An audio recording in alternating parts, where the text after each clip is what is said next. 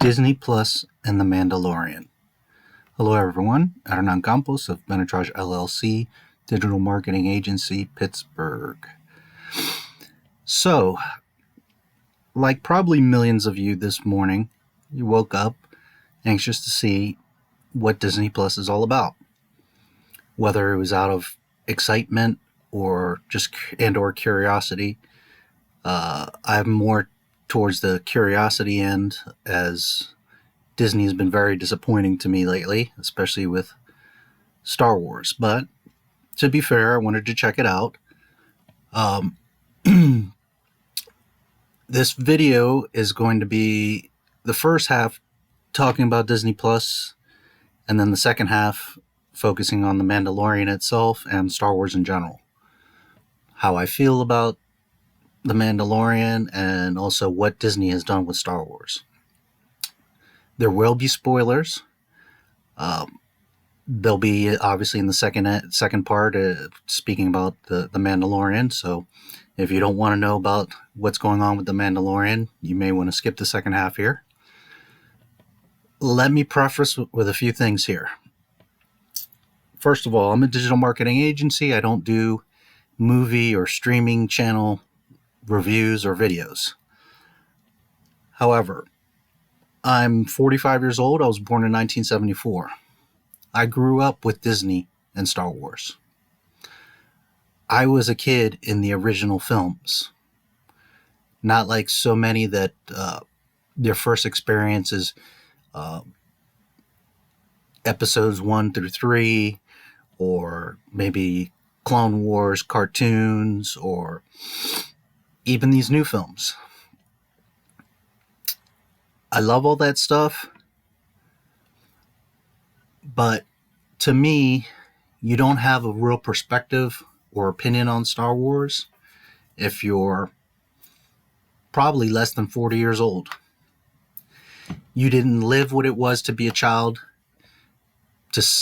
when those films came out, to see and feel the impact that it had on the world, not just the United States. The importance that Star Wars has to the film industry. I also want to mention that, again, I don't make this type of video, but these Star Wars and Disney are important to me, or at least were. And I felt like I need to put my 2 cents in. I also want to mention that I'm not necessarily a movie buff or a movie expert or a movie reviewer, but I've seen a lot of films in my day. I'm a big-time science fiction guy. I'm a huge Star Wars fan. I had the toys. I had all kinds of collectibles. I grew up with Star Wars. I also want to mention that I worked in audio video for 20 years as a custom tech. I did everything from fix the clock on your VCR to hanging plasmas on the wall. Yes, plasmas, not these new flat screens. Those as well, but to give you an idea, all the way up to custom $250,000 custom home theaters. So I know a little bit about movies and sound and video quality, and the dynamics of what a movie and movie experience are. Okay, so here we are, Disney Plus. It looks nice. It has a ton of content. It's laid out nicely. It has a lot of great things about it. You can see pretty much any old Disney film that you are in love with. The vaults have been opened up, so over the years they would, do the marketing of, the original Bambi. The vaults are opened up for, a limited time, buy the DVD or buy the videotapes. So you have access to really not all, but most of Disney's library. And of course, this will expand.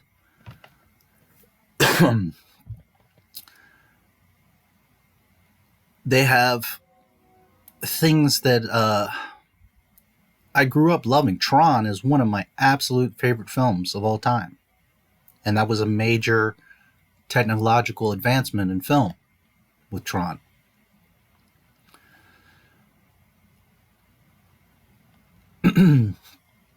There's things like they were kind of unexpected, like Avatar.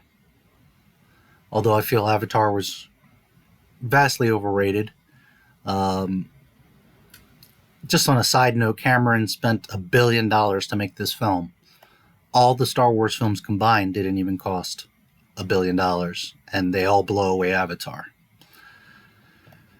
Avatar is great. I like the film. Don't get me wrong, but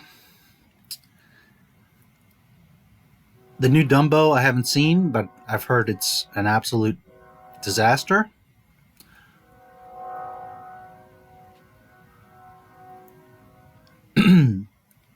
There is a lot of cool stuff on here. Captain Marvel I haven't seen, I heard is another disaster. This looks very cool. The World According to Jeff Goldblum. I haven't had the moment to check it out, but I'm sure this is probably going to be something pretty neat. Who knows? It might not be, but I would think National Geographic and Jeff Goldblum probably be pretty interesting.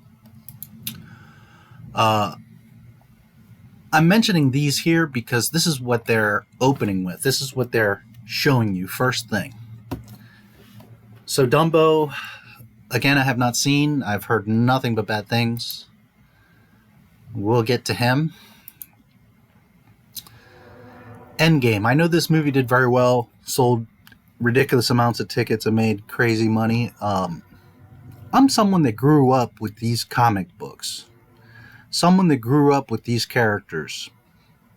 In my opinion, these Avenger movies are an absolute disaster. They are not consistent with the original stories, and, well,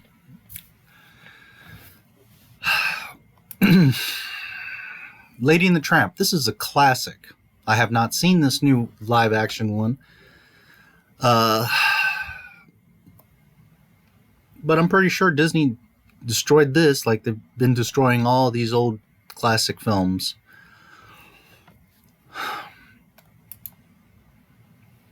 High School Musical, this is not my demographic. I've maybe seen one episode in my life. Nothing special, but if you're a kid, it's probably pretty cool. Honestly, I wouldn't think that little kids are drawn to this, and if you're in high school, you're probably like, oh, this is so lame. So I would assume that maybe 10 to 13-year-olds watch this show just out of the kind of admiration, when you're in elementary school and you're like, oh, I can't wait to be a big kid and be in high school. So I'm guessing that's the main demographic. I don't know. Don't quote me on that. But this is a pretty limited audience, I would think. I know it does well. I know it's been around. And again, I'm talking about these because this is what they're opening with. The Simpsons. This is really awesome. You can see all 30 years of the episodes of The Simpsons. That's fantastic. The Simpsons, as we all know, are amazing. The last time I checked, it's the longest running TV show. And, well, who doesn't like The Simpsons? I'm sure someone, but that's amazing. Avatar again, good, great film. Don't get me wrong, but I just feel very overrated. Encore, I don't know anything about, can't comment,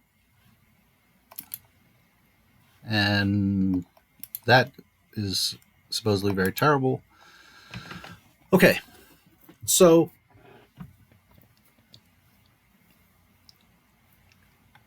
what I'm getting at here is they are opening with like all this new stuff, trying to give you the impression of, oh, we're going to have all this programming. uh, which is good. Don't get me wrong. But what most of you are coming here for is the classics. The fact that you can see Bambi and Snow White, and if you're a kid, you love Disney, and if you're a parent, you know that this is good for your kids. It's a good thing to be able to put your kids in front of the TV and distract them for 2 hours or 4 hours or what have you. I want to stress again that I grew up with Disney and love most of this stuff. Not all of it. This I could do without. This I haven't seen, but being a newer Disney, I can't imagine it's that great. Frozen is very good. It's not for me, but my daughter loves it, and it did very well, and it is a nice film.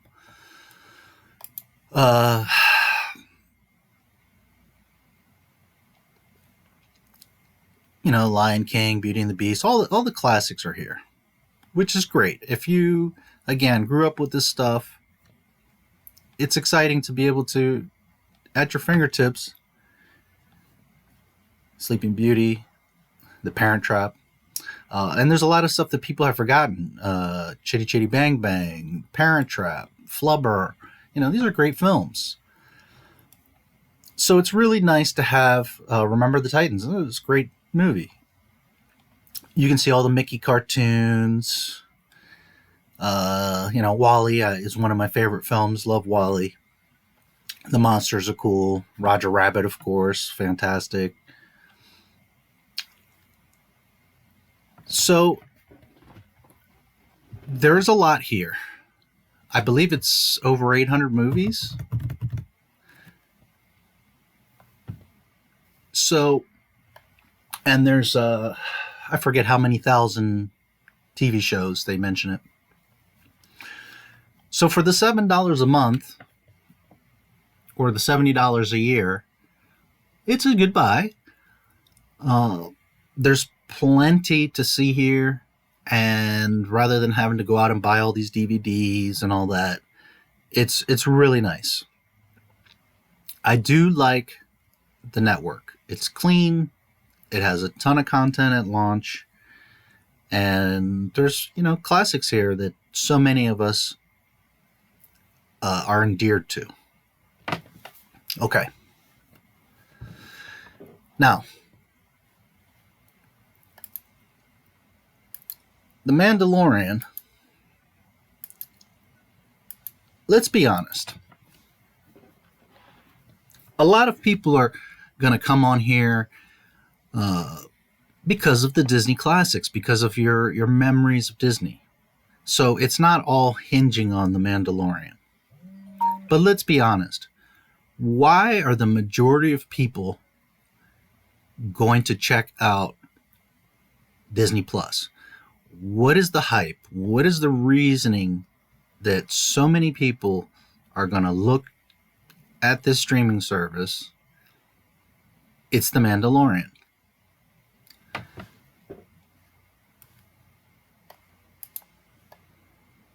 Good morning, Robin. Yeah, and you can't overstate the importance of this launch to the future of Disney, to CEO Bob Iger, to the thousands of employees who worked to make it happen, and to the millions of consumers who now have the entire world of Disney at their fingertips.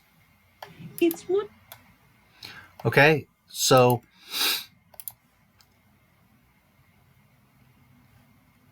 while the future of Disney hangs on the overall streaming service of Disney Plus, we all know that Star Wars, the success of Disney's Star Wars properties, and The Mandalorian are going to have a huge impact on the success or failure of Disney Plus. Now, there's a lot of you that don't care about Star Wars, and it won't make a difference. But there are millions of people out here that are going to really judge and make decisions about the future of Disney and Disney Plus based on this show. So let's look at The Mandalorian. Well, I can't.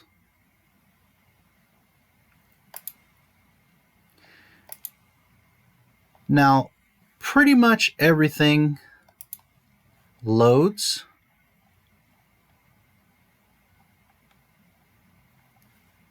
Let's come back here. Earlier, the home page wasn't even loading. And you see this? Now, I live in Pittsburgh, a major city. I have high-speed Comcast. I'm on an Ethernet cable. It is not because I'm recording, because this was happening all morning before I started recording. And I run a digital marketing agency. I'm not on a $5,000 PC right now, but I'm on a $1,000 laptop that's roughly 6 months old. And this laptop has a lot of video processing power. It was purchased on purpose because as Benetrage LLC, a digital marketing agency, I do a lot of videos, not only for Benetrage.com and Benetrage LLC, but for clients. So it's not my connection or where I live or my laptop. It's Disney Plus. Some of this stuff just won't load. Now, most of it does. And I've been noticing that as the day progresses, it's been getting a little bit better. And most of it is loading now. But I've only been able to watch The Mandalorian once when I first got on here hours ago, because it simply won't load. So there's 2 points I'm trying to make here. One is going back to what I said a few minutes ago, that the success of Disney Plus and the future of Disney really greatly clings on this show, The Mandalorian. They've already destroyed the movies. So this is their last saving grace of salvaging Star Wars and perhaps the future of Disney. Because when this last movie comes out in December, that's going to totally destroy, well, they already have destroyed Star Wars, but that's what's going to really put the nail in the coffin. And they know it. And they were really counting on The Mandalorian to kind of sway people's opinion, to bring you back in love with Star Wars. Well, it's not a good start when the damn show doesn't even load.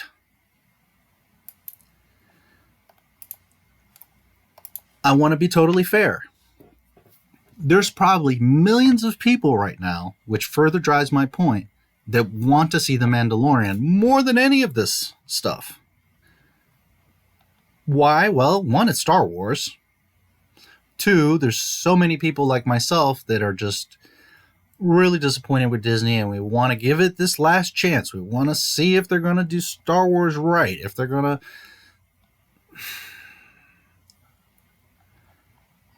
honor a legacy. So, to be fair, more than any other content on this entire streaming service, at least for today, what everyone is clicking and desperate to see is The Mandalorian. So with that said, there's probably massive traffic to this link, to this episode, people trying to access it. For example, the movies come right up.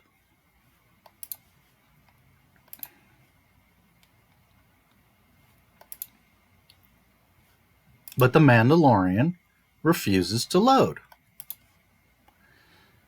Now, some of you may not be having this problem. as you can see, pretty much everything loads.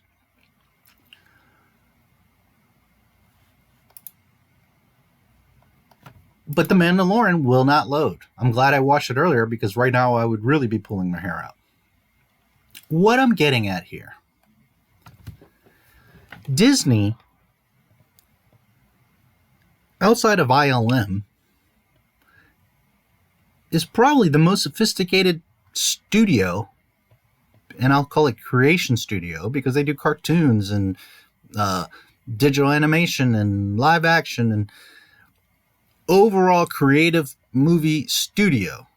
They have insane resources, thousands of employees, and literally like $1 trillion of budget to do whatever they need and want to do. I was not on Amazon Prime or Netflix the day they came out. But to my knowledge, they didn't have any issues. They came out, they worked fine, and they've been working fine. Have they ever had downtime or ever had any issues? Well, I'm sure. When you're taking something like this on, yeah, you're gonna, like any new tech, there's bugs, there's problems. And again, I don't think it's so much an issue of technical issues on the site as it is, there's just probably massive traffic. Millions of people clicking this link per second, like I am. However, when you're Disney and you have thousands of employees and trillions of dollars, and when I say trillions of dollars, I don't know what Disney's worth is or what they trade, how much they trade for on the stock market, but just do some simple math. Just with these, never mind all these individual, just between Disney properties, Pixar, Marvel, Star Wars, and National Geographic, not to mention other stuff that they have and are involved in, Disney has $1 trillion like that at their fingertips. They can do whatever. And you're going to tell me that you're going to launch a streaming network with some of the most beloved content in the world, with your entire future clinging on this show, that so many people are going to be clicking and anxious to see this, and it won't load. Well, this is a huge fail, because Disney, with all the resources that they have, should have had the best servers. They should have had multi-million-dollar servers dedicated just to The Mandalorian, never mind Disney Plus. There's no excuse. It doesn't mean I want my $7 back. It doesn't mean that the network is a total failure, but this is not good. And if you were new, like Netflix just coming out, okay. But you are Disney.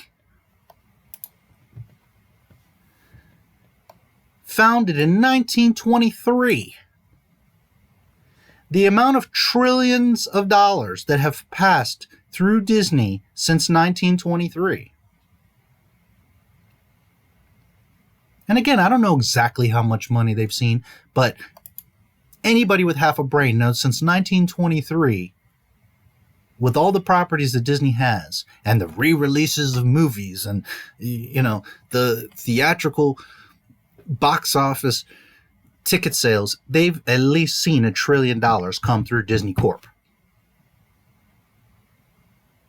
Lifetime, all time, but $1 trillion has come through Disney Corp. I don't think anybody's going to argue that with me. Now, Disney as we know it, because I don't think there's maybe a very small handful of people that are still on this earth from 1923 that would have seen the opening of Disney. The Disney as we know it, let's see if I can find it here.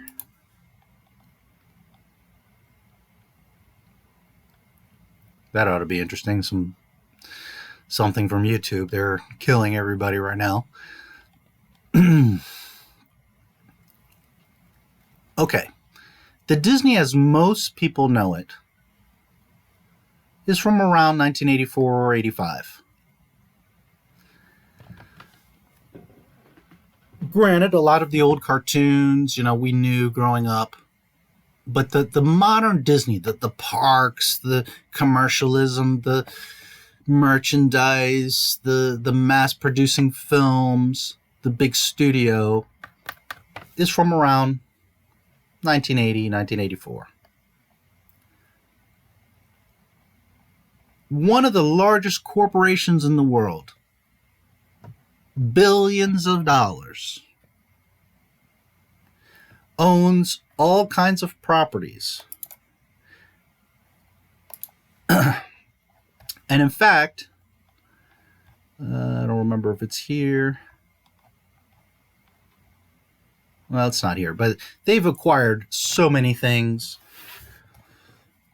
They have so much influence, power, resources, employees, cash to just do anything, miraculous things.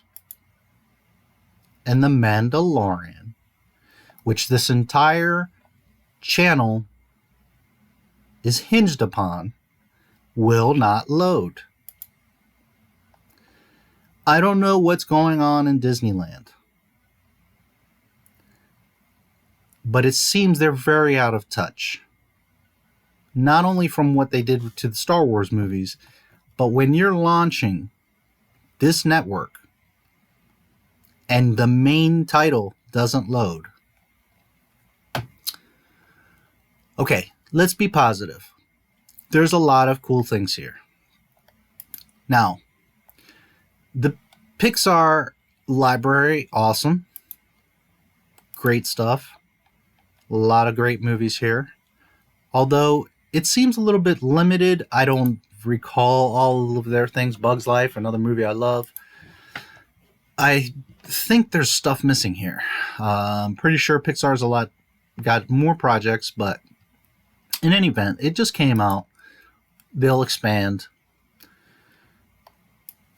Marvel, I wasn't very excited because these new Marvel movies to me are just not very good. I like the actors, I like the costumes, but the characters are just out of character of who they were. Iron Man was really good. The first one anyways. But I'm just very personally disappointed. This, I don't even want to go there. So I didn't come on here thinking so much about Marvel because I have a bad taste in my mouth with all the new stuff that they're doing. However, it didn't occur to me until I started looking around that, Marvel's been around a long time and has a lot of properties. So to come and find these gems, these amazing cartoons. God, I loved this as a kid. Spider-Woman even. The old X-Men. Hulk, Fantastic Four, Iron Man. This is really cool. I'm super happy to see this. Silver Surfer. Great stuff. What a great bonus. I'm so happy to see this stuff. Me personally, my favorite superhero of all time, Spider-Man. Read the comics, grew up with him, had collectibles. And my favorite villain and overall movie character of all time is Boba Fett. Granted, Boba's not really a villain. He's more neutral. He just wants to get paid and he does bounties. But my favorite movie character, Boba Fett. So, to see this is really great. I'm so happy to see the old Marvel stuff, especially these cartoons. They were just fantastic.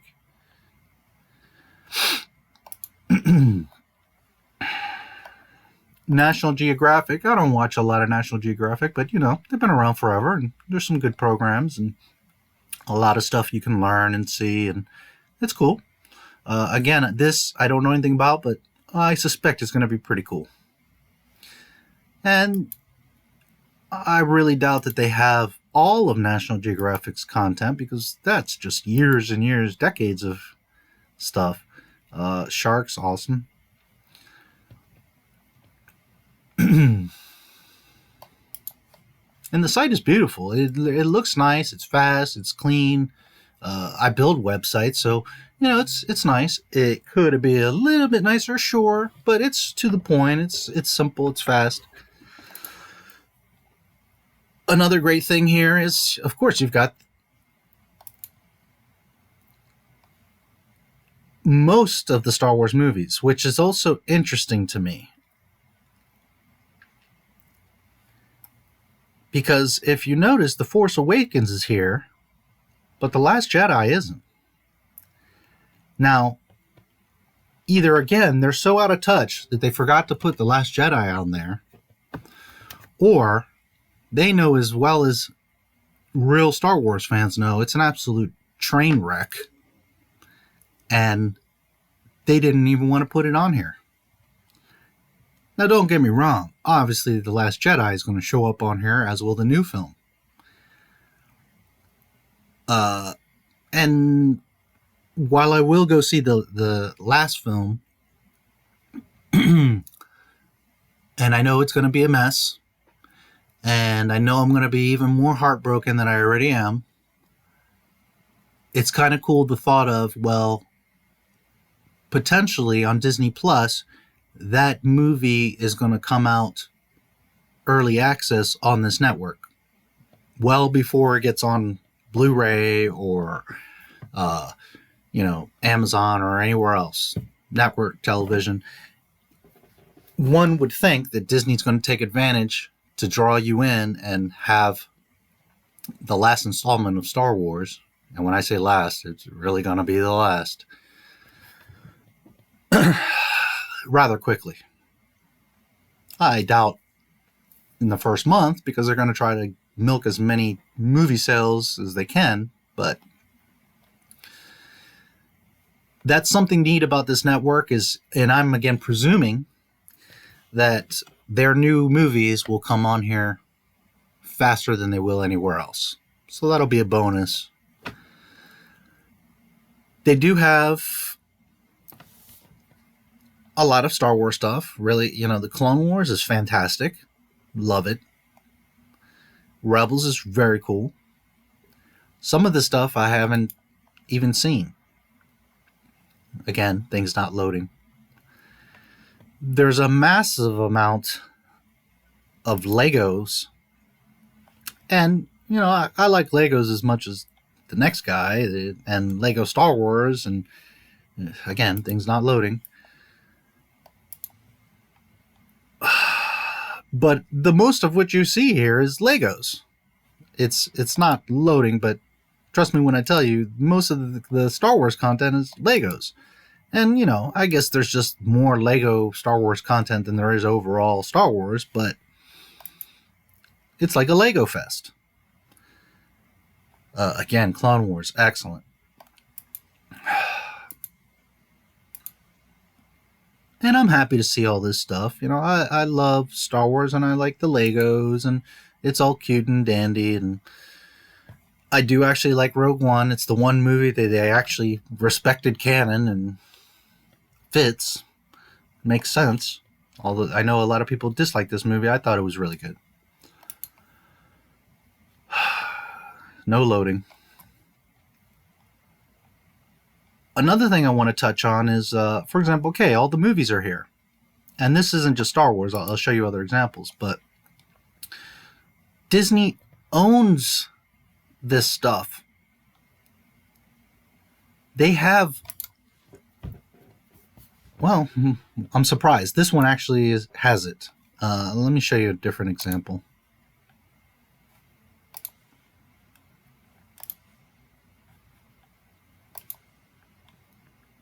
Okay. There's no extras. Well, let's see. Okay, I stand corrected. I was looking earlier. Maybe it just wasn't loading. But this was something that was frustrating me is the videotapes had extras. The DVDs had extras. The Laserdisc had tons of extras. And the Blu-rays obviously have tons of extras. And while now some of this is showing up, that's not a whole lot. There's hours of content on some of these bonuses on the DVDs and what have you. That's Empire. Let me see what else.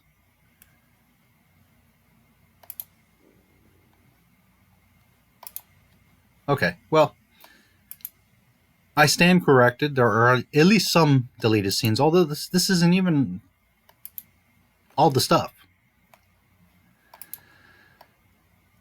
So, being as they own all these properties, they should be giving us all the content that they could possibly give us. And yet I'm seeing that it's limited. Let's take a look at, for example, here we go. Okay, I guess it had to update some. Earlier there was not all these extras. And again, I don't even like this film, and I don't own it, so I don't know what all extras are on the Blu-ray, but I'm pretty sure there's more than this. Okay. So, please don't take it wrong. I'm not trying to hate on Disney or this network. I want to stress again, I grew up with this stuff, and it is really cool that I can, watch Tron. Although I don't know that Tron 2 is here. I guess Legacy is here.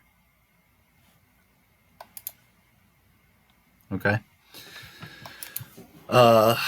Snow White, Bambi. All these classics that so many of us love. It's very cool. For the younger generation, things like Lizzie McGuire and That's a Raven and this Zombies and a lot of this stuff. I'm older, so I don't know them very well. But, Hannah Montana was very big.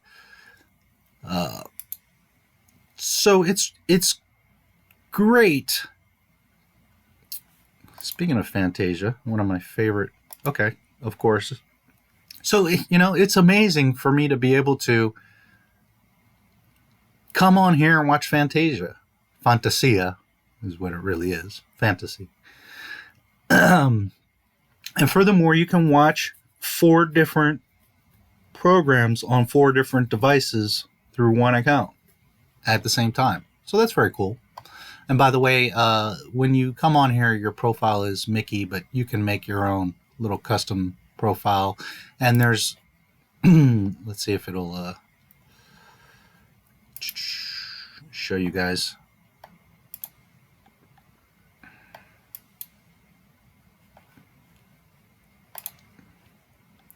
So they have a bunch of avatars here that you can choose from. A little gimmick, no big deal. But, if your kid loves, I don't know, Frozen or The Little Mermaid, yeah, it's cool. Okay.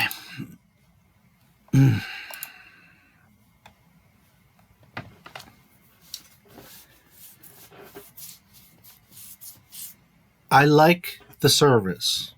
There's tons of great content here. I'm not trying to be negative or destroy or trash on Disney. But facts are facts. Disney has an insane catalog. And while there's appeal to adding more content, me personally, Disney should have been like, we have, 50,000 pieces of content at launch. We have the best technology and servers so that the most anticipated show of 2019 and what our entire Disney corporation is hanging on a thread at this point, would actually load.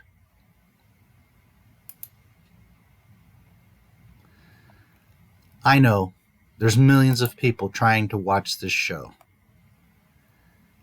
but it just, to me, is a huge failure when you're going to have all these people coming on here paying money and they can't watch the show. I have a feeling there's not that much reaction on the internet about it yet because nobody can watch the damn thing. Well, I was fortunate enough to watch it once earlier, and we're going to discuss that here in a moment, but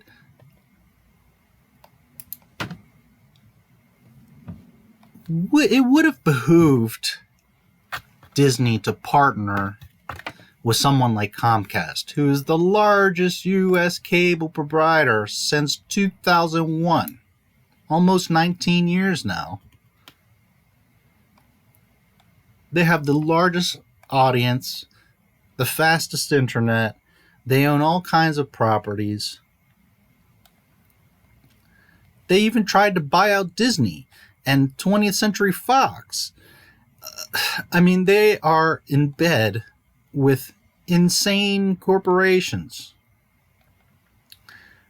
I'm almost kind of sad that they backed out of buying 20th Century Fox because maybe they wouldn't have destroyed Star Wars like Disney did. Maybe they would have been smart and really capitalized on the fact that they own Star Wars. And to be clear, 20th Century Fox doesn't own Star Wars. Lucas did, right? But those films were released on 20th Century Fox. So through the acquisition of 20th Century Fox, they probably could have gotten with Lucas and made the deal. It probably would have been years later. Well, here it was 2017 that they tried to do it. There was a chance that they could have gotten Star Wars. And I'm almost sad that they didn't. Now, I'm not a Comcast guy. They way overcharge. They lock you in contracts. There's a million horror stories with Comcast. I'm not trying to defend them or be on their team, but I'm just trying to be objective here. And I'm almost kind of sad that this deal didn't go through because maybe they wouldn't have totally destroyed Star Wars. I think they would have respected it. They have the money to back it. They could have done some cool promotional stuff by having the films and thus be able to then create the new films. Furthermore, I think Comcast has half a brain and would have said, hey, George, we'll back it, we'll produce it, but we need you on board. Mr. Creator of a 40-year franchise.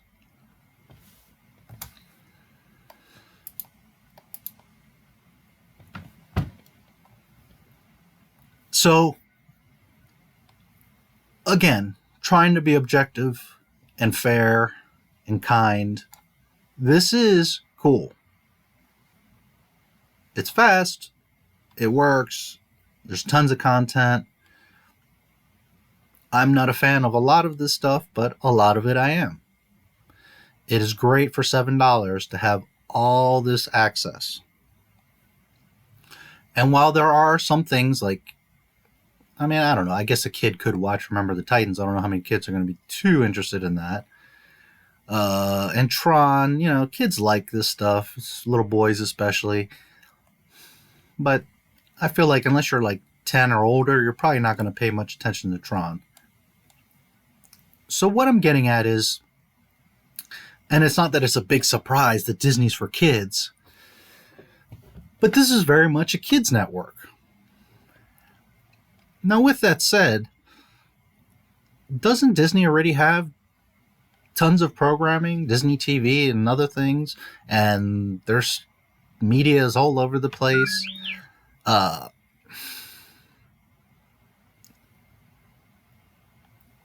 And while there's new programming here, really what Disney's capitalizing on is all this old content.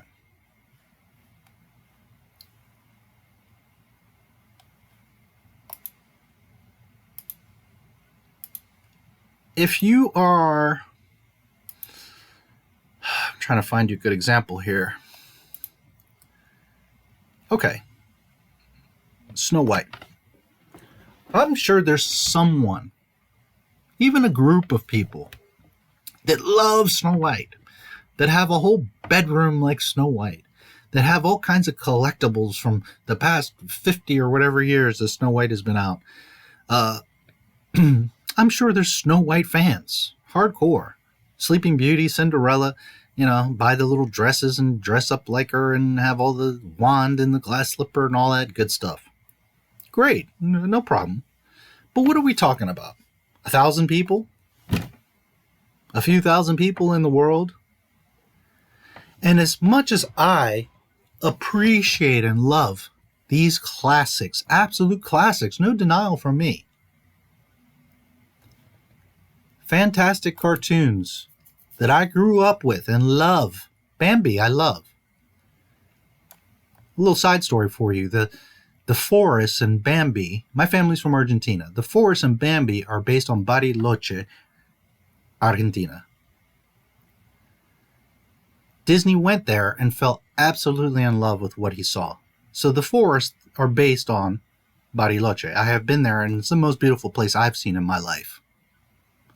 And Walt himself was inspired, and this is just a little fun fact for you. That's the forest that burns in Bambi.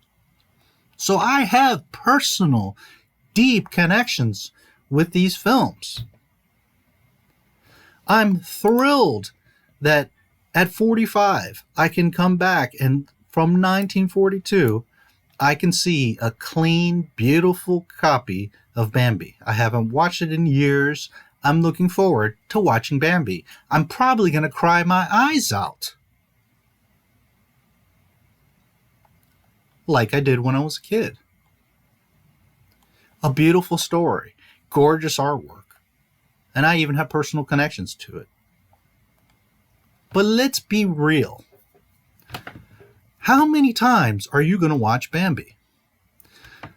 Well, again, there's hardcore fans out there, maybe all 1,000 of you, that have all kinds of Bambi collectibles and watch this film 100 times a week. And I'm not mad. I'm not criticizing. There's some of you out there. But realistically, how many of you are going to watch Bambi 20 times, never mind 100? So what I'm getting at is Disney is playing and counting on all this old content. Great stuff, classics. But how many times are you going to watch Hercules? I don't think I've ever seen that one, but I'm pretty sure once will be more than enough for me. If anything, I could see kids rewatching some of these TV shows. And don't get me wrong, there's kids, especially the little ones, that fall in love with the movie and the parents are like pulling their hair out because they've seen Frozen now for the 30th time this week. Don't get me wrong. But realistically, how many times are you going to watch the band concert? A few. It's good stuff.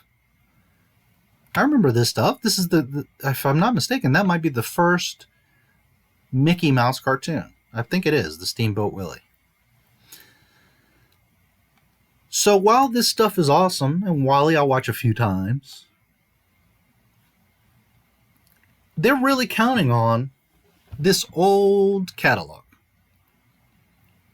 I'm not mad. I think it's great. It's fantastic for $7 a month to have all these old classics. But it's not a groundbreaking technological up-to-date gonna change streaming or movies or TV. Had they done this 5-10 years ago, had the second that they got a whiff of Netflix and Prime, they jumped on this, okay.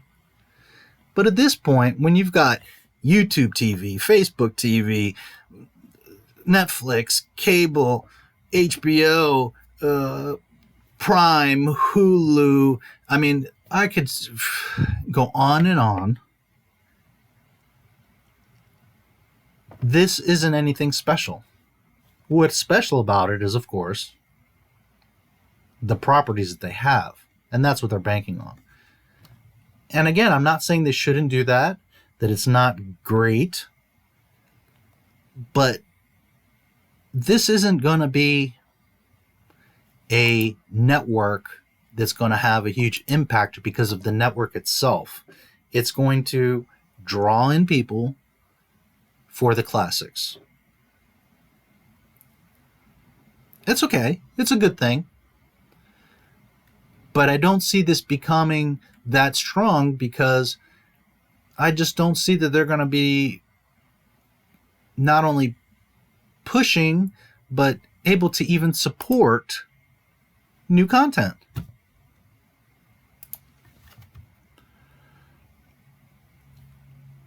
Overall, I do like it a lot. It's clean, it's thorough. You could spend years looking at all this stuff. But just keeping it real. It's about all their old content. And it's about kids.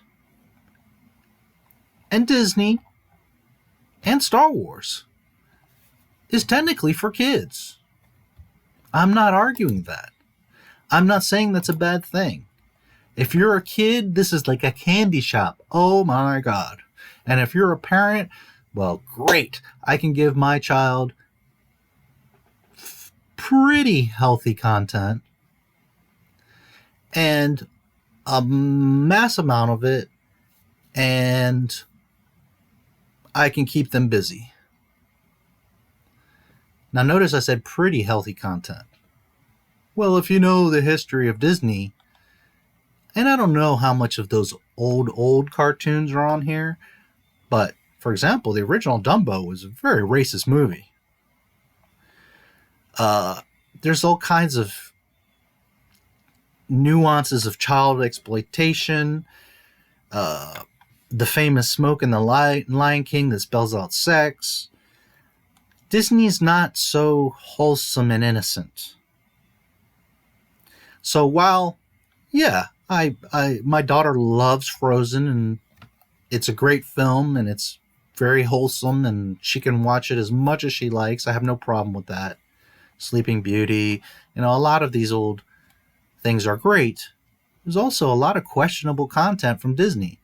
And I haven't had the time to look through all this stuff, but I'm curious how much they are going to really show of original Disney. Man, as a kid, I loved this cartoon. I'm going to have to watch this. The trailer. What a great little cartoon this is. What a bunch of antics they go through in this trailer. I haven't seen that in, who knows, 20, 30 years. So cool, though. So, again, I'm not trying to attack Disney, and I'm not trying to get into the whole, morality of Disney, but, Disney has its past, and there's a lot of very objectionable things that they've done in their cartoons in particular. So, it'll be interesting to see what actually all makes it on here. What they hide or don't. Furthermore, I don't remember seeing, let's see. I would think, yeah, it is here. Okay? So, if you watch this movie objectively, and I like Dumbo, I'm not hating, but it's a racist film. I mean, there's all kinds of stuff in there that it's like, wow. So it'll be interesting to see what they actually, what all programming is here. If I was Disney, I would probably put everything I've got on here, but we'll see. And again, how long have I been on this video? And this thing will not load. And it's interesting because it's earlier, by the way, like I mentioned, the homepage wasn't even loading. But this goes back to my first point in the beginning of this video.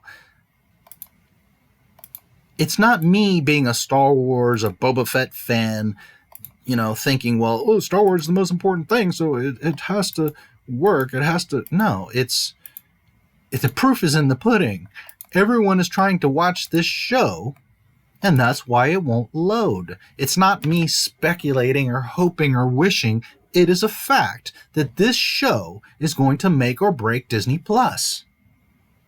And possibly the entire Disney franchise. Certainly the Star Wars franchise, because at this point the movies are completely destroyed, and this is their last saving grace.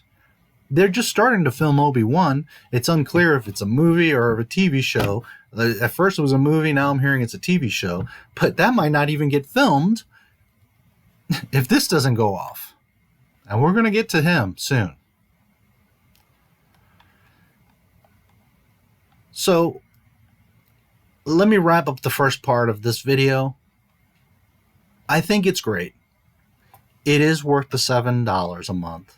Even better, $70 for the year. You save a couple months. You've got classics. This is a cool film. I like this as a kid. The twins. Well, it's really one. She's playing twins. But, or was it? Man, it's been so long, I don't remember if they were actual twins or... I'm pretty sure it was Haley Mills played... Haley Mills. She played both twins. And that was part of the magic of this movie, was that she played both the twins. Anyways, good stuff. There's tons of content. It's worth the $7. I'm not trying to be hateful or discourage you. On the contrary, this is really cool. If you're my age and you love these classics, get it. If you're a parent that wants to give a lot of great content to your child, get it. If you're somewhere in between, well, there's stuff like the Clone Wars and Tron and, I can't imagine a 20-year-old or 30-year-old wanting to watch That's So Raven. But obviously kids would. So, it's nice. There's tons of classics. It's very competitively priced. They'll expand and add more content. I think it's a good buy. Overall, it's clean and fast and functions. Except for, well, only the queen on the chessboard.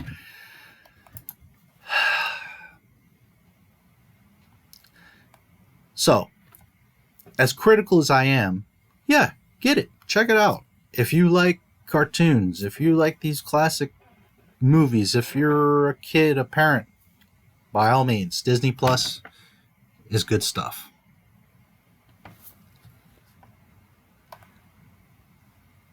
Let's talk about The Mandalorian and Star Wars.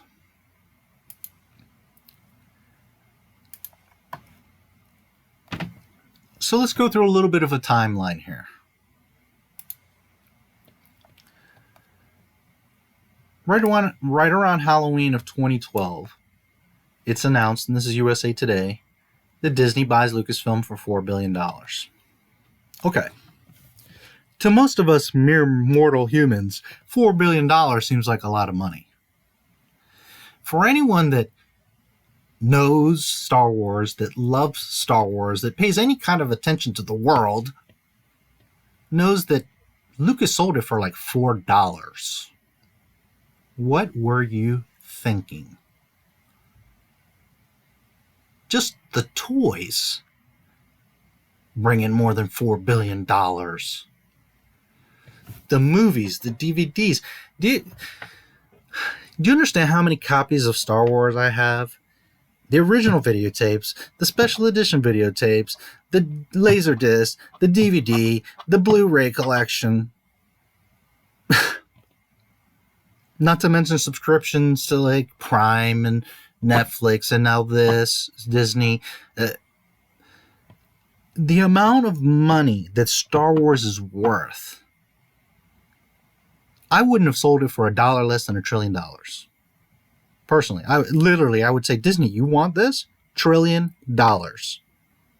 And anybody with half a brain and half a valuation of what really is Star Wars would be like, yeah, that's what it's worth. Not just all the stuff that has been out for the largest franchise in movie history for 40 years. that has sold more merchandise and more ticket sales than any other films that has... let's talk about Avatar. Okay, that movie made a lot of freaking money. It is a good movie. I like it a lot. But how many of you have a Avatar t-shirt or mug or action figure? Well, again, there's some of you out there, but what, all 1,000 of you? We're talking about a franchise that for the past 40 years, millions of people, 8 to 80 years old, love Star Wars. Have books and hats and lightsabers and action figures and 8 copies of the damn films and watched all the cartoons. That when the movies are coming out and McDonald's or Burger King has a C-3PO glass, you went out and got it. Millions of people for 40 years around the world. If aliens are watching us, they know what Star Wars is. And you sold it for $4 billion? Again, that sounds like a lot of money, but it really isn't in Hollywood. Especially not when you have the biggest film franchise of all history, and probably will be the biggest franchise of all the rest of the history of the earth. Well, maybe not now that Disney's completely dismantled it. So, Lucas was pretty foolish. He could have gotten so much more for it. And really, so many of us are disappointed with him because this was his baby. And even if he didn't want to directly have to deal with these films, well, it was just 9 more years of your life, dude. Just 9 more years. You could have taken your time. You could have hired anybody to help you and take the load. All you had to do was keep the rights, control the story, and guide whoever was going to produce, direct, act. It's all you had to do. You let it go for $4 billion, which is like 3 pennies in the scale. You put 4 pennies in your pocket. And you trusted that anyone, not just Disney, but that anybody was going to respect and maintain this saga. There are tons of interviews with you sitting with Kathleen Kennedy and her saying, oh, we love George. We're going to respect everything. And Luke Skywalker's so important.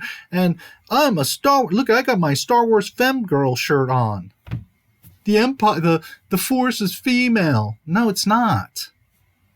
The Force is everything. The Force is life. The Force is good and evil. The Force is male, female, alien, asexual. The Force is babies or even embryos. And it's 800 plus year old beings. It's the rocks, it's the air, it's the water. It's our equivalent of maybe atoms. It's the makeup of the universe, or at least this galaxy. It's not about girls or boys or girl power or all this nonsense that Star Wars has become. $4 billion, a flash in the pan for the greatest franchise in all the history of movies. And again, I want to reiterate, there's a lot of people that don't give a damn about Star Wars. To you, you might be like, whatever, dude. Star Wars isn't that great. Oh, yeah? Star Wars changed every precedence in Hollywood. It was the reason that multi-film contracts exist. Star Wars. It was the reason that merchandising is what it is. That there's action figures and all these posters and mugs and all this stuff. Because before Star Wars, the biggest grossing film was Gone with the Wind. And how many of you have a Gone with the Wind mug or action figure? Well, I'm sure there's 100 of you in this earth that have stuff. But when you're talking about millions of people around the world that have entire rooms of Star Wars. Furthermore, when Lucas signed the contract to make the films, part of the stipulation was to keep all the rights to merchandise. And because of Star Wars' success, now, never in a million years, can a director, producer, screenwriter have the rights to merchandise. Not 100%. Yeah, you get a cut. And Luke probably makes a few cents or a dollar, Mark Hamill rather, off of a Luke Skywalker figure that sells. But Lucas owns 100%, or owned 100% of the rights to everything that was Star Wars. Just action figures alone are worth more than $4 billion, Georgie. Anyways,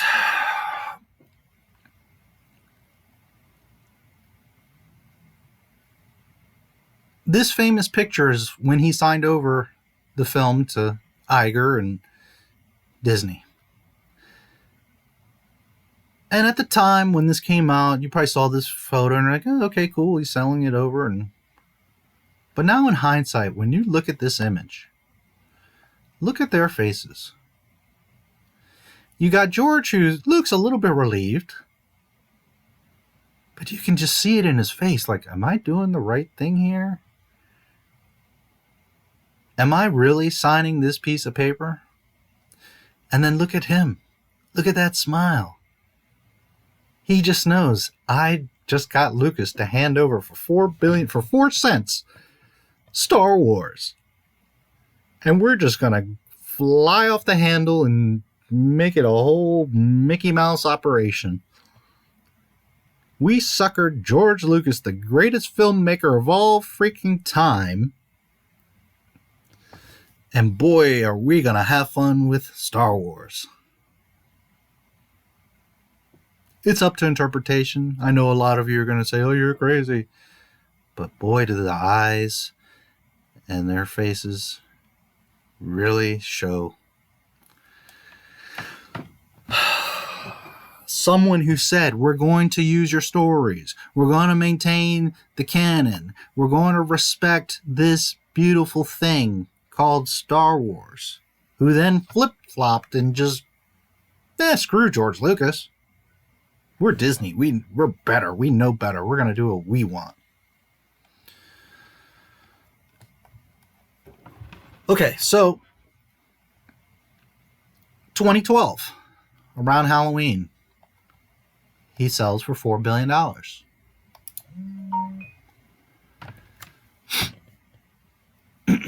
2015, The Force Awakens comes out. Now, I know there's a lot of you that like this film.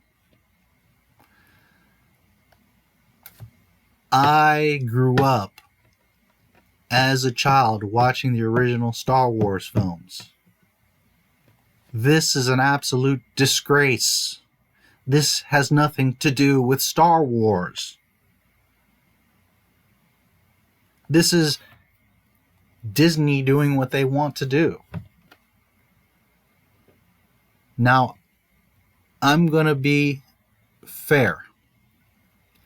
If the first 6 episodes of Star Wars never came out, if what we know of Star Wars was The Force Awakens and then The Last Jedi, they're half-decent films. Not great, but decent. Cool, lightsabers and vehicles and space, and it has the paint of what Star Wars looked like and is. But it's not Star Wars. Not only is it nowhere on the level of the story, the acting, but it's just a whole new whatever. It has no regard, respect, accuracy, anything to what Star Wars is. It's just a space fantasy. And a lot of you might say, well, but that's what Star Wars is. Well, no, it's not. Yes, Star Wars is a science fiction film. Yes, it's a space opera. Yes, it's spaceships and swords and blasters and ooh, look at all that. And that's part of the charm. But Star Wars is a deep thing. And I encourage anyone that has not seen the old movies or hasn't seen them in a while to go back and watch them, especially the first original trilogy, and forget that it's spaceships and lasers and droids. Just watch the story, the development of the characters, the messages. If you don't understand that Star Wars was showing you ancient Rome, the Nazis, the US government, what is it that Padme says? This is how democracy dies, with thunderous applause. If you're American and you've been paying any attention to what the US government has been since forever, that's what Star Wars is. Star Wars made you laugh, made you cry, made you get angry, made you feel proud. It stirred emotions. It became a part of you. You loved it, not just because it was so ahead of any other film, because it had space and vehicles and technology and aliens, and it was so farther effects-wise of anything else, groundbreaking, but because it had a solid story. You loved these characters. You didn't have to convince me that Rey was great, because Princess Leia, just being herself, was beloved, is beloved. The world's greatest princess. Every boy loved her and wanted to date her. Every girl wanted to be her.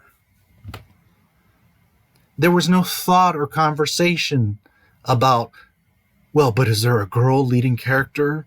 Is there enough women? Do you guys, have you really seen the old movies? There's all kinds of women. Important characters. Mon Mothma.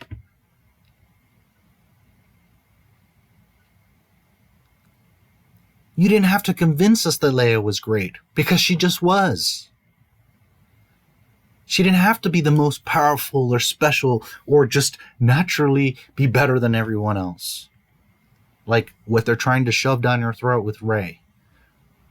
A desert girl with no family, no nothing, no training, no knowledge, that didn't even really believe in the Force, and all of a sudden just picks up a lightsaber and defeats a trained Sith, or sorry, First Order, same thing, dark side.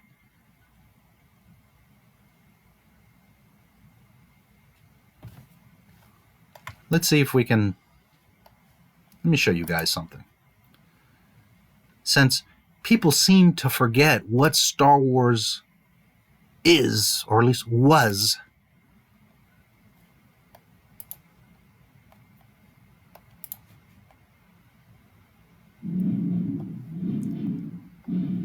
tobacco depictions, that's funny. I'm probably going to get a million copyright strikes on this video, but when you first saw Star Wars, this is what you saw. No other film ever did this. And this was something that Lucas took, I think, from Flash Gordon.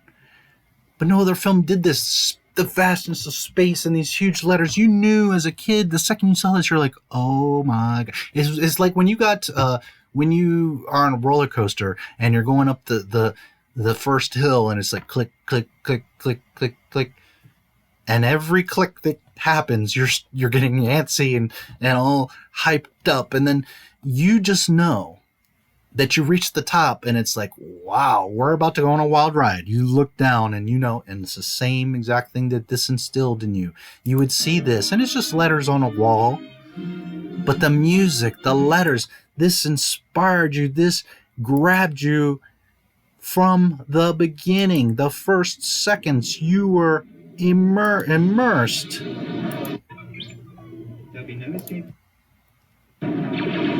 Okay, now let me see if I can. Unfortunately, because of all the copyright stuff, I can't really show you, but I'm going to try to. And as you can see, you see some humans here, rebel troops, and then you see the stormtroopers, although you don't really technically know in 1977 when you first see them. Are they droids? Are they clones? Are they humans? Or what are they? You can tell they're pretty much soldiers in white suits, but you don't really know. Okay, and the point here is the rebel troops and the stormtroopers are just generic soldiers. Not anybody of importance, not anything special. And then you see Vader. Okay, well, you know he's something. He's something important. But you, again, don't know. Is he like a robot? Is he human? What's going on with this guy?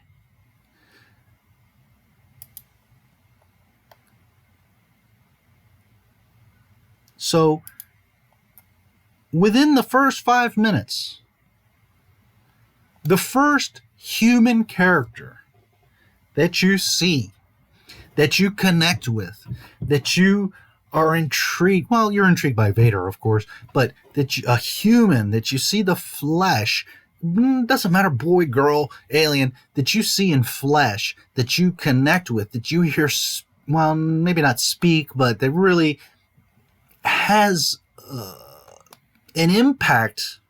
Again, Vader does have a huge impact, but he's a machine. You sense that.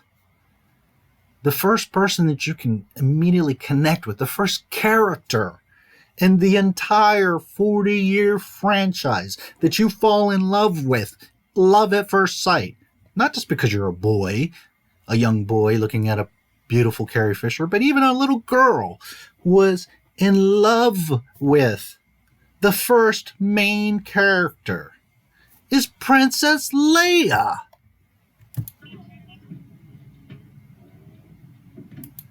She doesn't even speak, and right there, without even knowing, you get the impression that she's someone important. Whether she's a slave or a senator, but you get the sense that she's probably a princess.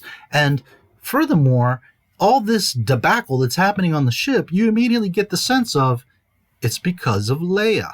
They're looking for Leia. This is why they came on the ship. That's the impression that you get. You just know it. So it really makes me crazy.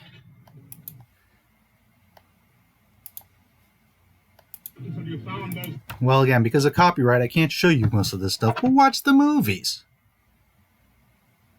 I can't tell you how many people I've come across in my life that say, I love Star Wars. I'm the biggest fan of Star Wars. I know all about Star Wars. And then I talk to them, and within 3 to 5 minutes, I see that you're totally clueless of what Star Wars even was. And when I hear people going on about Rey and girl power, and you're just hating because it's Rey, let me tell you something. Some of my favorite characters, and a lot of our favorite characters, are Mara Jade and Ahsoka Tano. And I could go on. Sabine Wren. It's not about girl power or that more women or different races. I mean, races? The damn cantina is full of all kinds of race of aliens. There's women all over the place. Women that we connected with and loved and cherished. And the first main character you see in this entire thing is Princess freaking Leia. So it agitates me that I have Rey, Mary Sue, Miss Perfect, who doesn't have any place, any story, any reason to even know about the Force, is picking up a lightsaber and wielding it like she's a Jedi Master. When Luke Skywalker, arguably the most powerful Jedi of all time, had to train with Yoda. Now it's unclear. Did you train for a day or a week or months? It's never really that clear. But he spent at least some time with Yoda.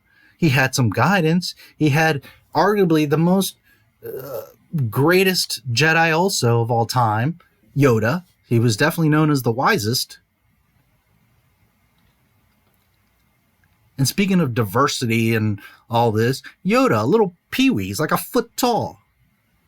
When you saw Yoda, he was like this little old green frog with a cane that could barely move. But if you were paying attention, the second that Luke is surprised by Yoda on Dagobah, you knew that was Yoda. A lot of people are like, well, that's just some alien, and I wonder when he's going to find Yoda. I knew the second that I saw Yoda, I was like, yeah, that's who he's looking for. That's Yoda. Don't be deceived by his little stature. And you knew, just like you knew with Boba Fett and you knew with Emperor Palpatine, that these guys were badasses. They didn't have to flip around and show you. It was implied. If you were paying attention, you knew that was Yoda and that he was a badass. All 1 foot of him, or however tall he is. It didn't have to be explained. It was great storytelling. And you knew it.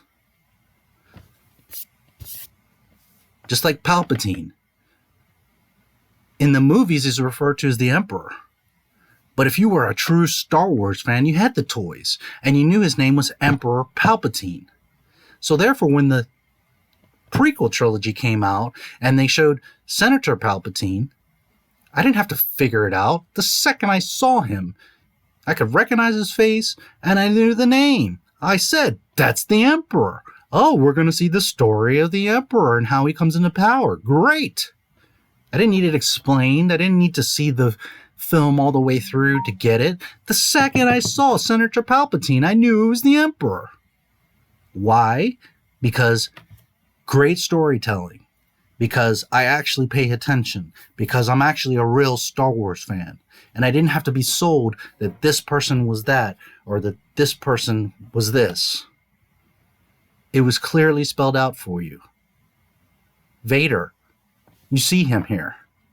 There's not a question that he's a badass and that he's the leader and that he immediately instills fear and that he's different from everyone else. Taller, bigger, darker, scarier. His voice, his breathing, his movement.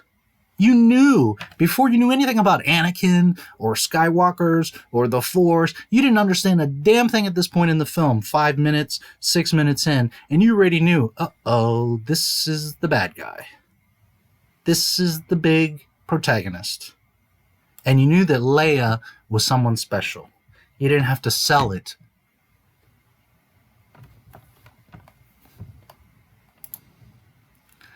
So this train wreck came out in 2015. So to remind you to keep back on topic, Lucas sold it in 2012, and then in 2015, The Force Awakens came out. Now granted, a lot of people like this film, it made a lot of money, so a lot of you are probably saying, oh, but that's a great movie, and blah, blah, blah. It ain't Star Wars, it has nothing to do with Star Wars. It's force-feeding you what's what, whereas the original movies, you experienced them. You understood them. You connected with them. This is them shoving stuff in your face. See, we put lightsabers. See, we put droids. See, we put the old cast in. But just because you paint it all pretty doesn't mean that it's the actual product. So it was sold in 2012. This nightmare comes out in 2015.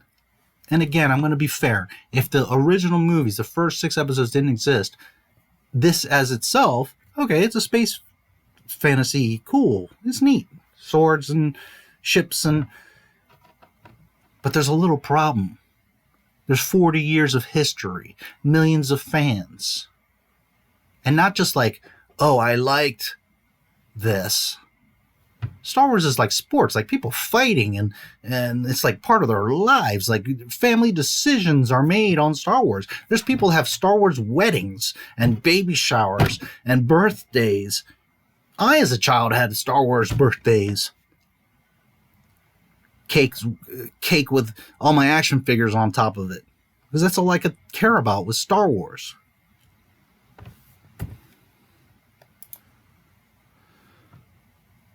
Okay, in August of 2016, Disney starts making moves, and this is Wikipedia if anybody wants to look it up, Disney Plus.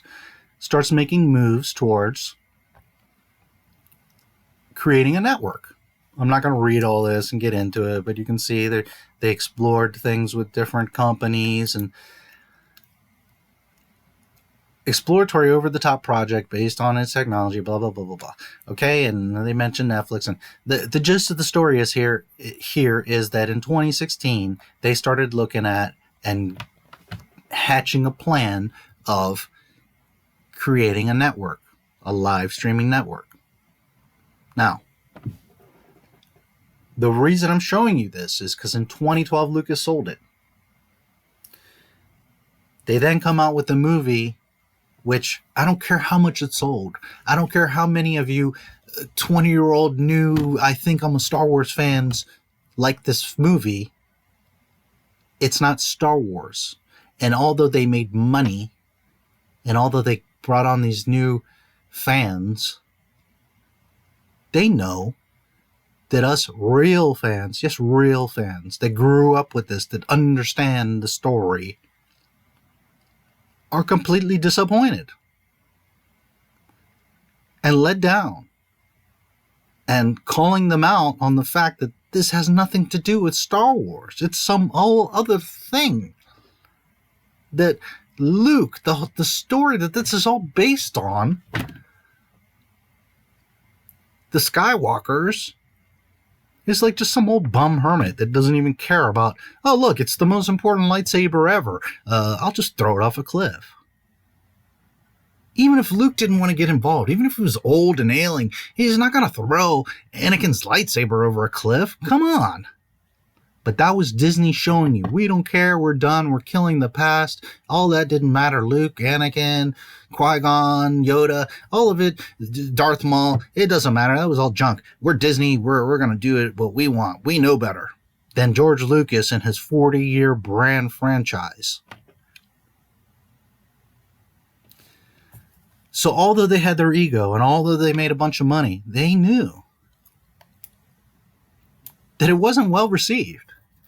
And they started hatching this plan. We need to save ourselves. They knew. They saw it back then. And they knew they were going to have to do something because the movie's already taking the wrong turn. And while they were going to make the other movies and while they knew they were going to make money off of it, they also sensed that they're going to lose a lot of old fans and not be able to go beyond this last trilogy. Yeah, they can make TV shows or worthless things like Solo, which is the worst selling and received franchise in all of Star Wars. The Lego Star Wars does better than freaking Solo.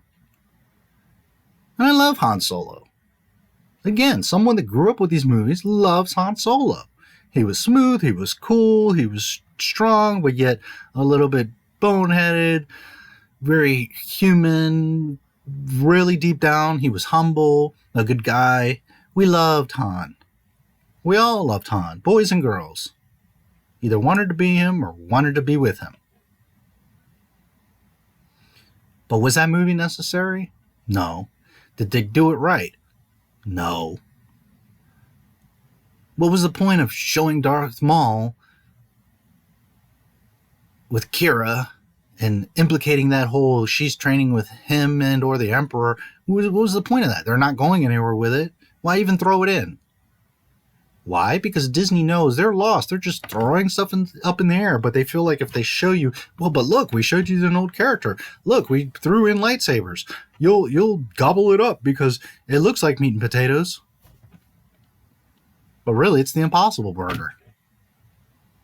As soon as you bite into it, you realize, oh, well, the McDonald's burger sure looked great on the TV commercial, and then you get this flat styrofoam thing when you go to McDonald's. It's the same thing. They wow you and woo you, and look at all the Star Wars stuff. We brought back the Millennium. Look, the Millennium Falcon. So they knew. They already started hatching this plan. Now, don't get me wrong. They have a ton of content. Why wouldn't Disney want to make their own network? Okay, fine. But they knew, they were smelling it. The blood was in the water already. And going back to the Comcast point real quick, they could have partnered with Comcast. They could have expanded the network tremendously, and they could have had the support for it to be working properly from launch. And it doesn't. I cannot watch The Mandalorian, which, by the way, please comment on this video if any of you are experiencing this.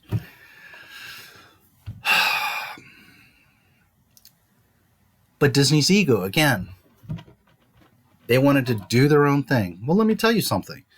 It wasn't until just a few hours ago that the app was even available, which, okay, it's launch day. They were keeping it.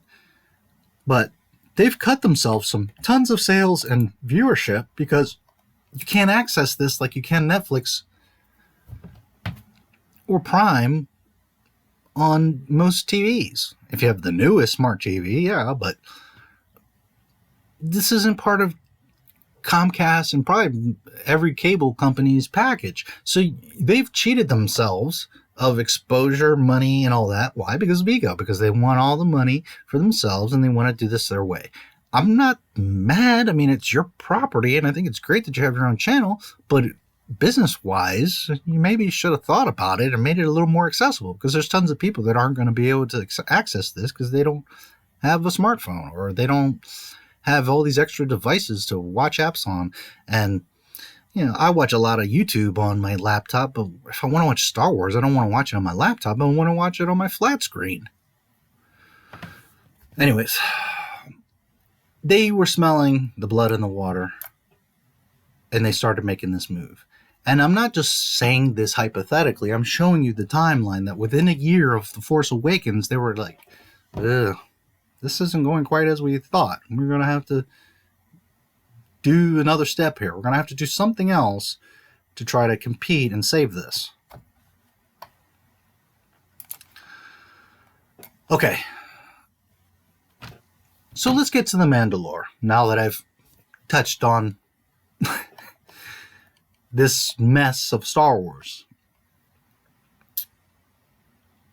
I, again, won't be able to show you much because I'm going to get 1,000 copyright strikes on this video, and I don't want it to get taken down, but let's talk about it. And what I'm going to do is kind of zip through the trailer, because that's, for one, I can't load it on the damn network. But I'm definitely going to get the video stricken if I'm showing The Mandalorian. Anyways, so right from the beginning, here, you see 00. Here's the beginning of the trailer. Now, let me preface that the trailer is for the show overall. So they're showing you clips, not just of episode 1, of the overall show, okay? Just to be fair. But my point here is they're showing you a lot of stuff in the trailer that's not even in the episode. And the trailer very much implies that, oh, it's all Star Wars-y. You're going to see all these remnants of the Empire and Star Wars stuff. And, I mean, from the very beginning, 00, this trailer, official trailer 2, you see Stormtrooper helmets. This is not anywhere in episode 1 of The Mandalorian. Now, granted, I saw it earlier. I had just woken up. I only got to see it once. Maybe I missed it, but I'm a pretty observant person, and I love Star Wars. And I can tell you with 99% certainty that this scene is not in the first episode. So let's keep... I'm going to zip through here a bit. Here they're riding these beasts. I can't remember the name. Again, I only got to see it once. So I can't tell you the name of those beasts. And while they're not like anything special, they're okay. They're cool. And we're going to get back to those beasts in a moment here. But that is in episode 1. And then here's kind of your first flash, at least in the second trailer, of The Mandalorian. Now, I want to point out a couple things here. One is, look at his helmet. It looks like it was just cast, and it's brand spanking new. This guy just went to the helmet shop and bought this. Second, you see here, there's no rangefinder like Boba Fett had. And furthermore, many Mandalorians have on their helmet, because this is a Mandalorian helmet. So, immediately, you realize a few things. One, well, it's obviously not Boba Fett, which that in itself is just a huge disappointment. It also implies that, well, okay, they're trying to show you that it's not him, so that they're showing you it's a story about someone else. Also, if you know Star Wars lore, Boba Fett isn't even Mandalorian, nor was Jango his father. Neither was born a Mandalorian, and they're not truly Mandalorians. They adopted the armor and through their exploits were,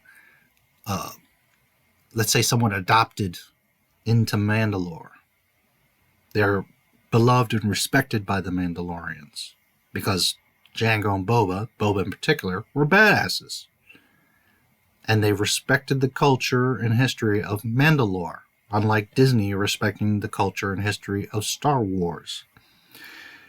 Anyways, so it's showing you that this is not Boba. That either he just picked up a new helmet, or what's painfully obvious is this guy is brand new. He's a rookie. His suit is all shiny and nice. Well, his helmet anyways.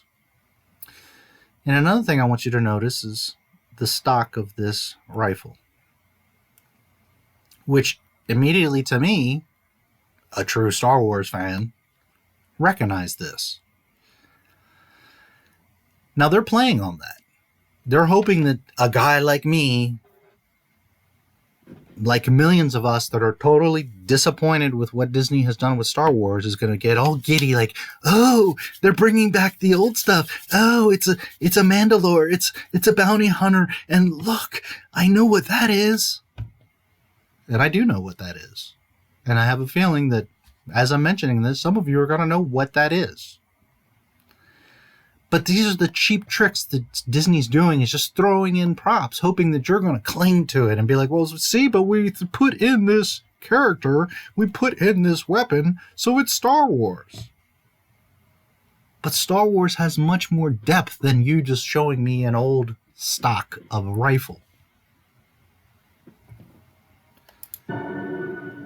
Okay, look how shiny and new he is. He doesn't have a rangefinder here either. Now, not all Mandalores necessarily have the rangefinder, but there's a scene in this very episode 1 where he comes around a bunch of other Mandalores, which is unclear what planet they're on or why all those Mandalores are there. But he goes to sort of like an armory or a blacksmith after he gets some Beskar, which is a metal, like a steel, in the Star Wars galaxy, which is very resilient. It resists lightsabers and laser bolts, and it's badass armor. And Mandalorian armor is made out of Beskar. So he gets a piece of Beskar from a bounty and takes it to the blacksmith to get it melted down. Partly to improve his armor, but also, sort of like a ornament on his suit, showing experience. For what it's worth, Mandalorians are somewhat like the Predators. They're not just handed like, here's all the stuff, go kill people. No, they, over time, earn things. Treasures and upgrades to their ships, to their armor, to their weaponry. And the point is that you earn these things, and that shows your salt as a bounty hunter, and more particularly as a Mandalore. So they show you in him melting down the Beskar, which later becomes a shoulder piece of armor here, on this shoulder. That, okay, he just gained he leveled up, let's say. Okay, fine, I don't have a problem with that. Any great warrior, like the Predators, they cherished their skulls, but they also had like old rifles and treasures from around the galaxy. Well, the same thing with the Mandalorians and any bounty hunter. They've got little treasures and trinkets of their exploits. Fine. I'm not hating on him that he's new. If they want to explore, okay, we're going to show you the growth of this kind of new green bounty hunter. Okay. I mean, he's not totally green. He's officially a bounty hunter, and he's got some skill to him. But just by the implication of his armor, his helmet, his actions, he's new. Maybe not a rookie, but, 2-3 seasons in. Not a 15-year veteran, so to speak. So anyways, as I was saying, he goes into this blacksmith and he comes across a lot of other Mandalores, and if not all of them, the vast majority of them all have the rangefinder. Now, to my knowledge, the rangefinder isn't really a trophy or signifies experience. It's just an add-on to the helmet.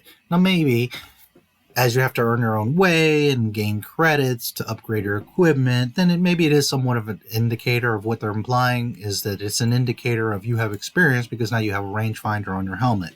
Well, he doesn't.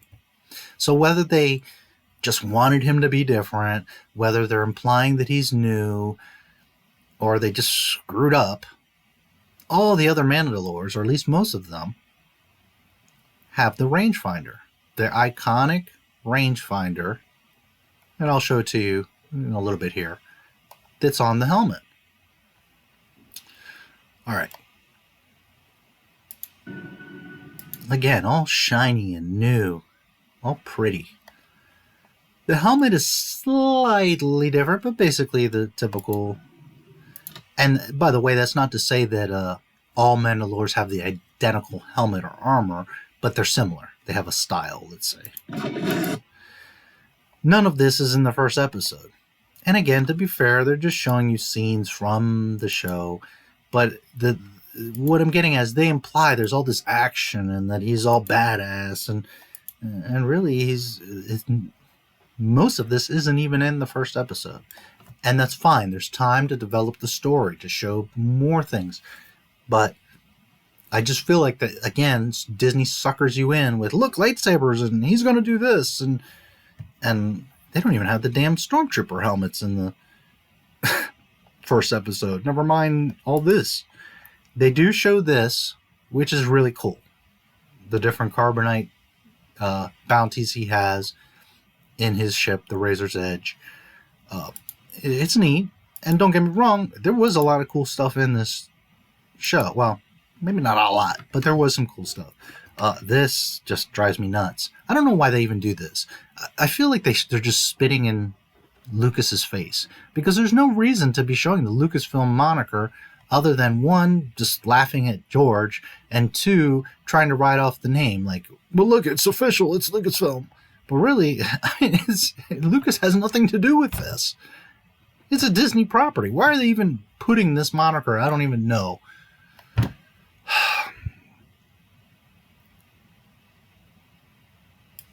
Okay, there's the first glimpse of his ship, which this isn't even in the first episode, but they show, the ship is in the first episode, but that scene, I mean,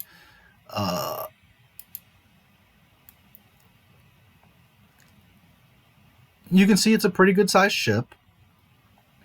It's cool looking. I don't think it's the coolest, but it's cool.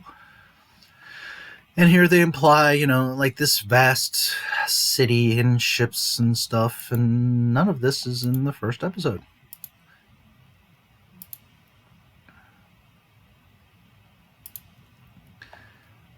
This is the only thing you see of the Empire.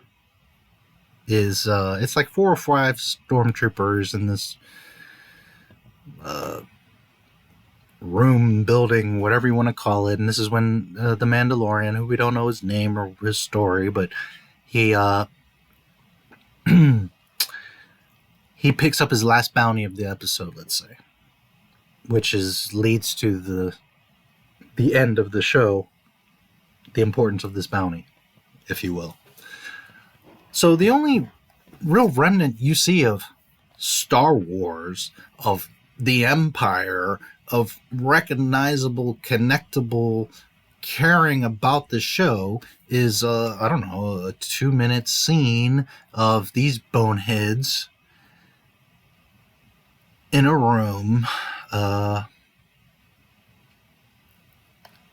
Here he's picking up his last bounty. Those stormtroopers are there.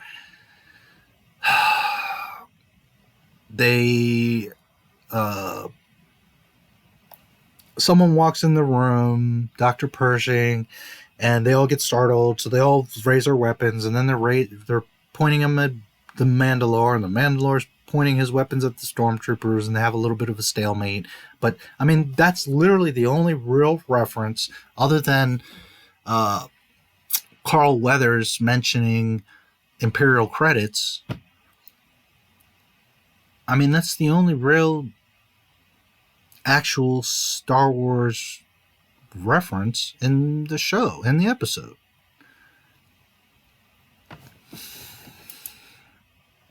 This scene isn't in the first episode. November 12th. Oh, really? Streaming November 12th? Wow, amazing. The Mandalorian is streaming on November 12th? Oh, look, it's November 12th.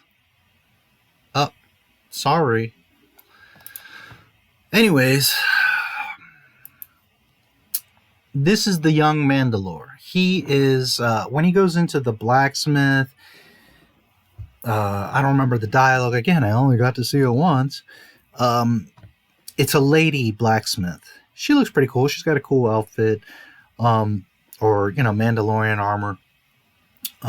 And while it's not like all girlified, you can tell she's feminine. Not just by her body shape, but and I'm not saying that her suit is pink, but it does have like a feminine touch, and it's okay. I'm not saying that they overdid it. I'm just saying she's it was kind of refreshing that she showed some femininity instead of just being like, I'm just a Mandalorian. Anyways, and not overly implied girl power. It was just a strong female Mandalorian, and that was cool. Anyways, the point here is that I don't remember the dialogue or exactly what happened, but he hands her the slab of Beskar that he gets from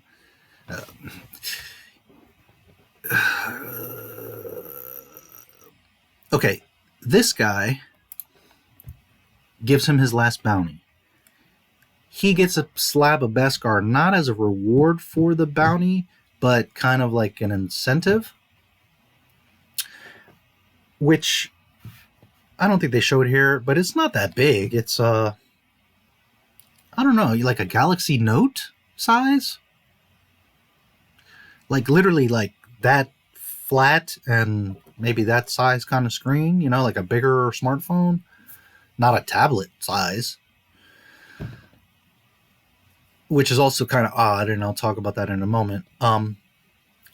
But this guy gives the Mandalore that, I guess, kind of as incentive. And by the way, he says, let me go back a little bit. He does some bounties. He goes to Carl Weathers and gets paid for it. Then he's like, you got more work for me? And Carl Weathers' hands is like showing him these like little, I forget what they call them, bounty chips or something to that effect. They're not holocrons, but I guess they're like these little data chips that contain the info for the bounty, I guess. And they're all not very valuable. So then he says, don't you have something like real for me? And he's like, well, there's one thing. It's a special job, whatever. And he's like, okay, give it to me. So then he gets that bounty chip and then goes to this guy. And then this guy says, oh, well, I heard you're very expensive and this and that, implying like you're so great. Although this guy has got a shiny helmet and apparently has been doing this for a few months or a year. He's not, doesn't seem like a very experienced bounty hunter, but I don't know. We'll see. So the point here is that this guy gives him the slab of Beskar and the bounty, and that the bounty is apparently very important, and that he needs the bounty alive. Also, it's important because Dr. Persian walks in.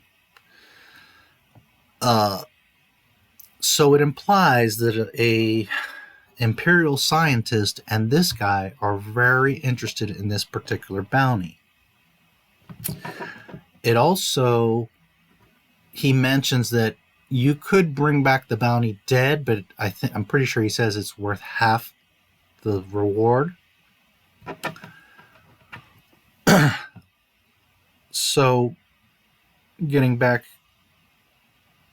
here, he goes to the blacksmith. He's talking with the blacksmith, gives her the Beskar for her to melt down. I don't remember the exact dialogue, but she says something like, did you get your, she doesn't say stamp, but your chip or your mark or something like that. And he says, no, not yet. And then she starts smelting it. And also he mentions, and this is like a flashback, that he's a foundling. Because she's mentioned something like, we're all kind of lost till we find ourselves kind of type of thing. And he says, well, I know I was a foundling. Now, basically, a foundling, the distinction, an orphan is like someone like, let's say, you're 6 years old and your parents die in a car accident and the police find you and they know what happened. They know who your parents are and whatever, but they've got nowhere to put you. So they send you to an orphanage or to foster parents. So you're an orphan. Whereas a foundling is someone that is abandoned, whether purposely or not. Ray, I guess, would kind of be a foundling, although nobody really raises her. But he's a foundling because he's somewhat abandoned, whether his parents left on purpose or they were killed, we don't know, but he's basically found and adopted by the Mandalorians and thus raised as a bounty hunter. Okay? So she melts that down, makes his little shoulder plate, and he goes on. And here you can see he's, we're presuming this is his parents. There's some battle going on. I don't know if it was because of the Empire or what. It's also fast. It's like a flashback. It looks like there's a super battle droid here. Who knows? But there's a battle, and you can see that, I guess they're implying he loses his parents. This scene is pretty neat with the door. They do actually show him, they don't necessarily like show him get chopped in half, but his legs fall, so it's kind of neat. And you definitely get the idea because the door is closing on him. There's some interesting beasts, but I want you to look at this. And instead of being like the typical young fan or the old fan that's like, oh, I'm so excited, Star Wars, and just getting suckered in by like, oh, look, new creatures and stuff. Please be objective and really look. And I know this isn't the greatest quality and it's a smaller picture, but really just be honest and objective and look at this. Does that look like real fur? Does this give you the sense of being a real creature, beast? Or does it look like, I don't know, paper mache?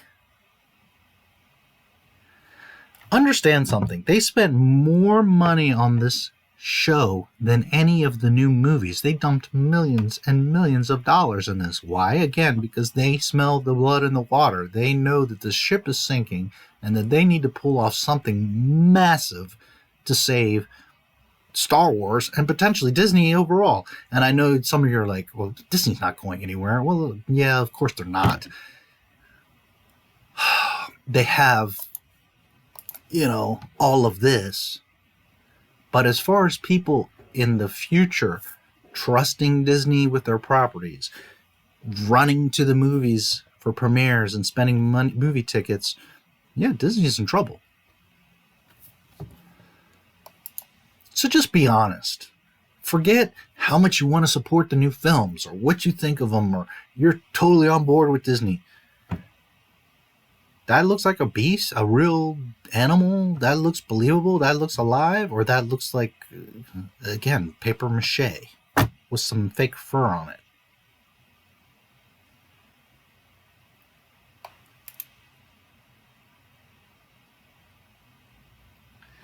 This is the thing that he's writing in that first scene that apparently is way too much for him to handle. I mean, this thing like tromps him all over the place, is chewing his arm. He tries to use his flamethrower, but has no success. I mean, he just is like in trouble. And then this little weirdo, and you'll get it when you see him, he's a little weirdo, shoots like a shock dart into the, and then another one comes and he shoots that one, and he basically saves him twice from this like goofy beast thing. Okay, here he's a little bit dirty because that was just after his tussle of getting rolled around by that thing.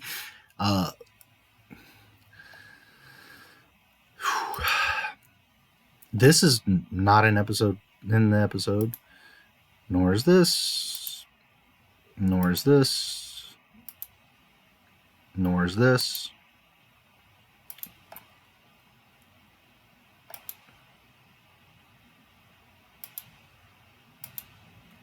Look how shiny and pretty his armor is. Understand something. If you're a stormtrooper, anyone in the military will relate to this. You have your uniform pressed and clean and ironed and starched and impeccable. But when you're a bounty hunter, you're not repairing your scratches and shining and buffing your stuff. The battle scars, the marks, are proof of your exploits, your experience, and how feared you should be.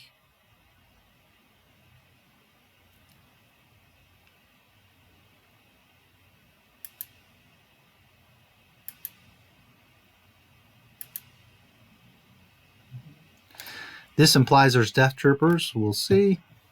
Death Troopers are pretty cool. I like them.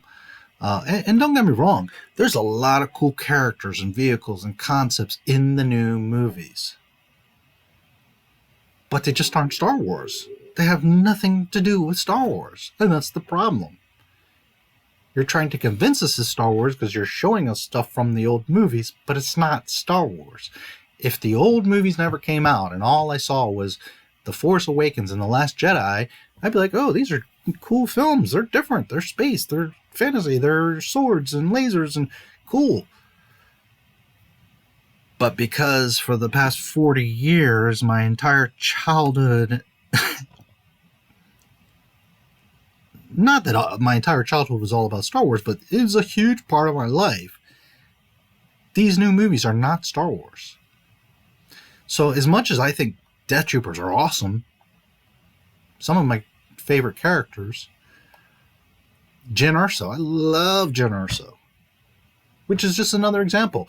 They're trying to convince us of how great Rey is, and she's nobody. No story, no training, no nothing. And we're supposed to believe that she's so great. Whereas Jyn Erso is fantastic. Just a humble girl, tough. She's basically a modern Princess Leia. Didn't take trash from nobody, but she was pretty human and feminine, and just, went along to get along and did what she could and ended up having a very significant role, the Death Star plans. But she didn't have to sell me on her greatness. She showed me. She did something significant in the galaxy. As opposed to you convincing me that Rey is so fantastic. Anyways, Death Troopers are implied.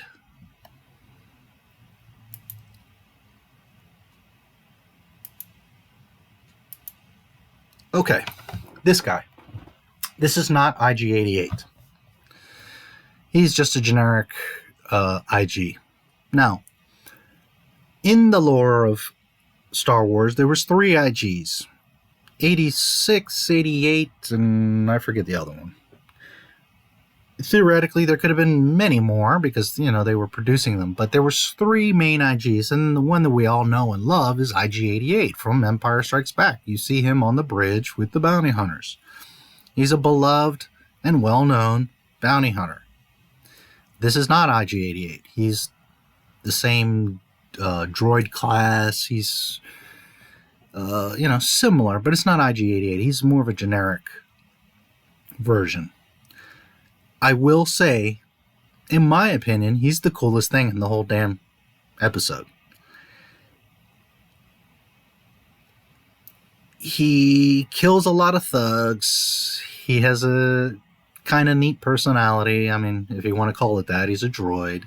There's a little humor where he kind of keeps wanting to self-destruct, and the Mandalorian's like, no, wait, we still got a chance here. Let's fight.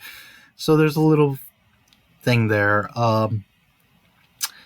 And he's cool. But the main reason I think he's cool is because they really show, like, the point of this droid class and why these droids are assassin droids. They were known as IG-88 and in 86 were known as very vicious. They even, in the lore, in the books, in the expanded universe, they end up killing each other because they didn't even want to compete with each other. That's how vicious they were. So, IG-88 emerges, and he's the one that we see in Empire. Anyways, what's very cool about him, there's a few things that are cool about him, but what's really neat about him is that his waist, his head, and his arms and everything swivel, right? So imagine like an action figure, like you could swivel his arm all the way around, right? And you could swivel his waist round and round and round. Same thing with his head, as opposed to a human, right, that's constricted by bones. Well, this guy, he swivels all over the place, which is really cool. It's hard to describe, and I don't believe they don't really show you. And apparently he's got a girlfriend or something going on. It's not in this episode, but anyway, this isn't there. This, I have no idea. That's not in the first episode. Anyways, that IG droid is really pretty cool because he swivels all over the place. So he does some really fancy battle tactics, swiveling around and taking out these thugs at different angles and different, spinning around, shooting. He does that spinning behind his back is just one time, and of course the highlighting that. But he does some neat stuff. And you're okay with it because he's a droid, so he's got these movable joints. And it's really pretty neat. And it's very fluid, like the way he walks through the battle and is swiveling and targeting. It doesn't look overplayed. It's actually really cool. I think it's the coolest part of the entire episode. To me, it was the best action and the best, most interesting thing to see, as opposed to this guy who we don't know anything about. He's all clean and pretty.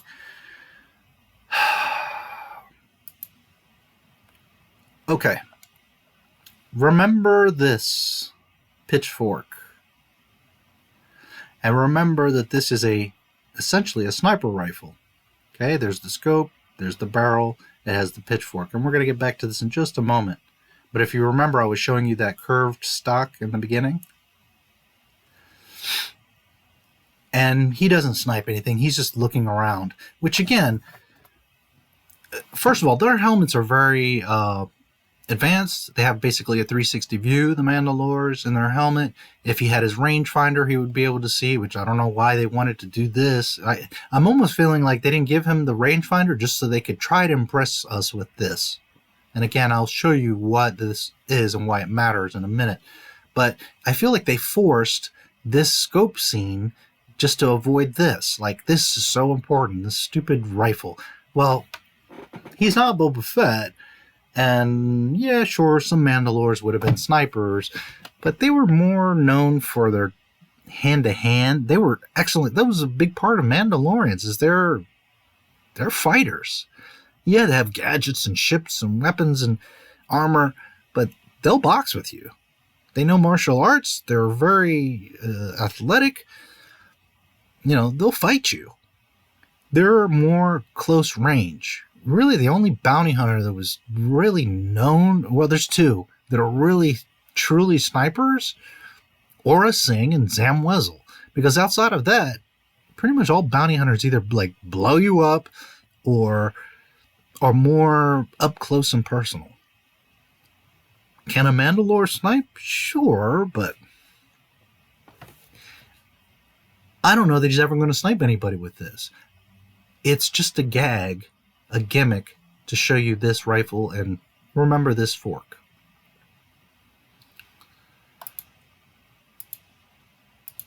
And again, as Disney's screwing everything up, they have to cover their tracks. One change mistake, they got to cover it up some other way. So again, he doesn't have a rangefinder, and this is how they're explaining it. Well, because we had to put this in. Okay, so between my explanation and what you saw in the trailer, that's the first episode for the most part. There's not a whole lot else that's interesting. There is the Razor's Edge, which I'll talk about in a moment, and then there's the end of the show, which, I don't know, I think some people are going to be all crazy about it, but we'll talk about it.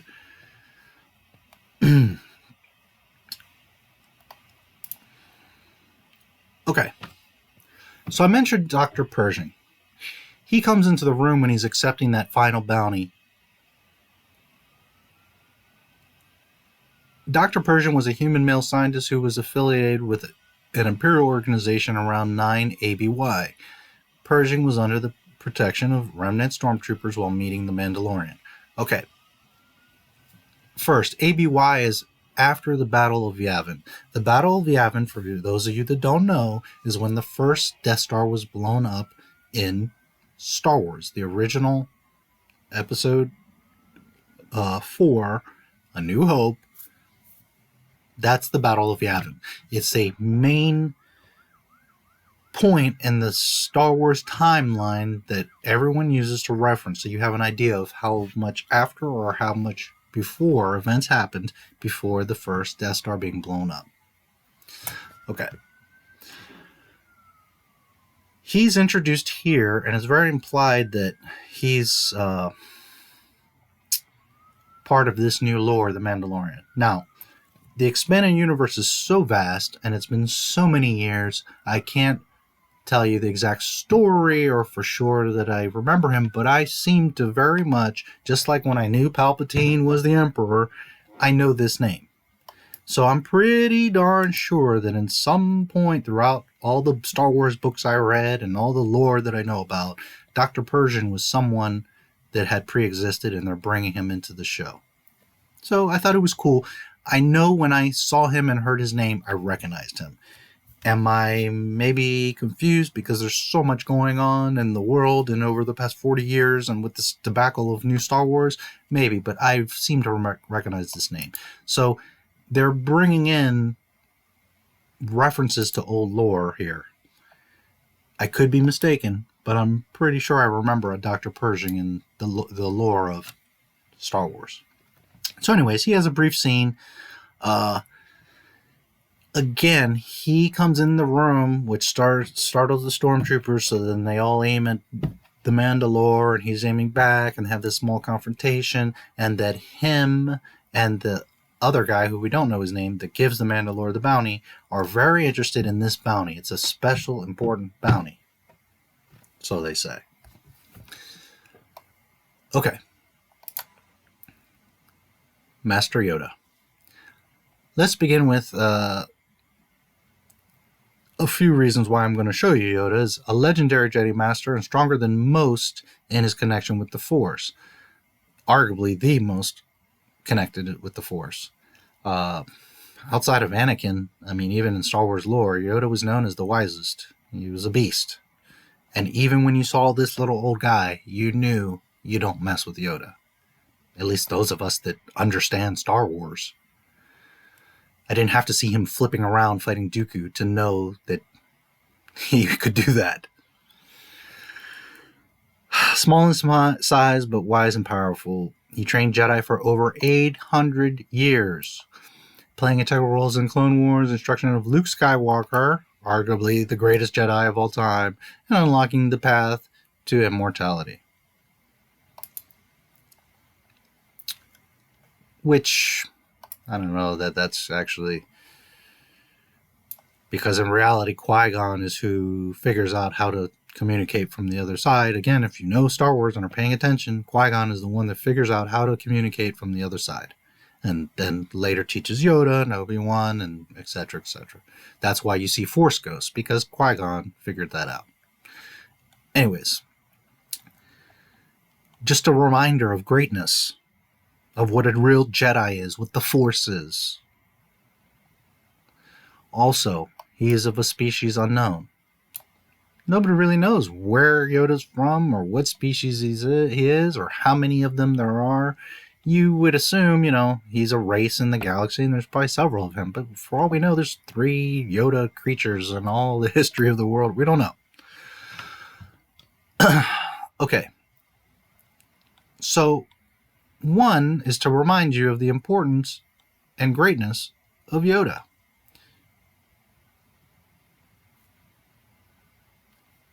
A tiny little guy who, by the way, couldn't beat the Emperor. Did he really lose? Did he have to exile himself? I always thought that was kind of funny because he didn't really lose. But yeah, he got beat down some and he needed a breather and he decided to flee. Really, I think if Yoda would have stuck it out. But then again, he was pretty old at this point. Although not long before that, he did whip the crap out of Dooku. Dooku ran, because if it was for another few moments, Yoda was going to finish that fool. Anyways, so it's important to, one, remember how important Yoda is and his race and that he's unknown. Also that he's a little guy and that it was understood of his greatness. You didn't have to... before we saw this, we knew that. And it's also an important point that he couldn't... Yoda, Master Yoda, could not beat the Emperor. Furthermore, Mace... Yoda is known as the wisest Jedi. Mace Windu was known as the most powerful Jedi. Neither one of them could take out Palpatine. Now granted, Mace was on top of Palpatine. He was shocking him back with his lightsaber. He was about to strike him down. I don't know why he was even bothering explaining to Anakin and hesitate. He should have just struck him down and finished this whole mess. But then we wouldn't have the movies, right? So, of course, he opens himself to Anakin, screwing him over, and he gets tossed out a window like a rag doll, and so much for the great Mace Windu. Anyways, which, how many times have we seen a Jedi, fall out of a building or something and grab a cliff and edge or something? I just always thought, Mace, with all the traffic in Coruscant, should have grabbed onto, I don't know, a pylon, a building edge, a vehicle. Anyways, so much for Mace Windu. Point here is that Mace nor Yoda could defeat Emperor Palpatine, which he's pretty old and all shocked up and stuff. I was kind of surprised that he was able to hold off Yoda, of all people. But remember that Yoda could not beat Emperor Palpatine. All right, well, again, look, training. Wow, imagine that. A Jedi actually needs training. And they go through trials and they have to build their own lightsaber. And it's kind of hard, if not impossible, 1 in a trillion, that you could even become a real Jedi. Yeah, there's people with some Force affinity and some Force power and potentially could, pick up a lightsaber.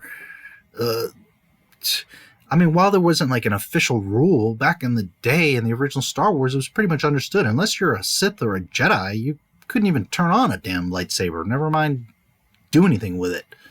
There's not a specific rule to that, but it was implied. And Luke had to learn. He had to go into the swamp and face the dark cave and have Yoda on his back and have him in his ear teaching him. Okay. So there's the whole battle with the IG droid. they end up beating all the thugs, who, by the way, they go through this whole thing. Let me go back a little bit. They go through this whole thing. That beast that was beating up the Mandalore, they go through this whole thing of that he has to tame this beast so that he can ride it to where the thug little base is at. Now, he's got the Razor's Edge, his ship. He could have just picked up the guy that decides to be his guide, who decides to be his guide because these guys, the thugs, have been kind of like harassing people on the planet, and he just wants them out of there. And all kinds of people have come to the planet to try to take out these thugs, but apparently they can't. They all get killed. So he's hoping that the Mandalore, because he's heard of Mandalores and they're so badass, that he'll be able to get rid of these thugs. So he decides he's going to guide him. The weird looking guy. Remember I told you the funny guy that you'll see in the show and you'll know why he's funny? Okay, well. So he convinces the Mandalore that you have to ride this goofy beast that's whooping your butt all over the place to be able to get to this thug headquarters. Well, he's got the Razor's Edge. I don't know why they didn't just get in his ship, fly over there, and just deal with it. Instead, they made this whole thing about he's got to fight and tame this beast so that he could just hop skip across the desert to get to this thug outpost.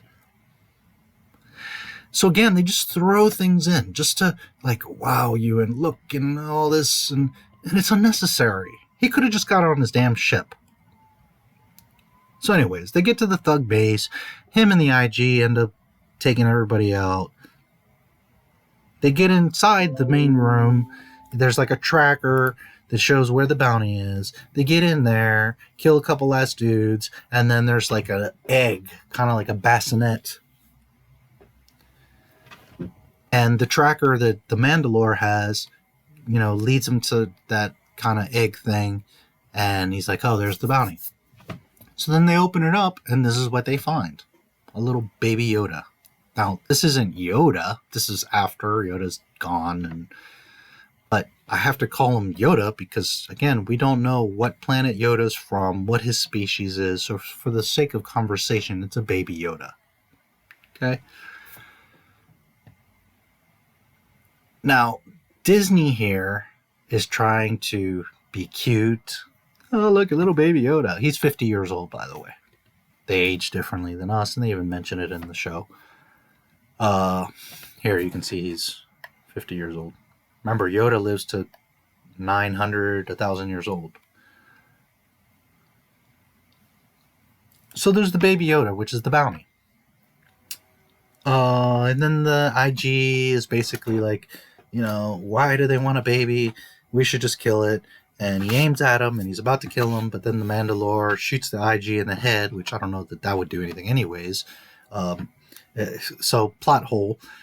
Earlier in the episode, they have this big intense fight. IG gets all shot up, and the Mandalore's like, are you okay? And he's like, yeah, they managed to miss my circuits. And they imply and kind of show that, like, his main circuits are in his body.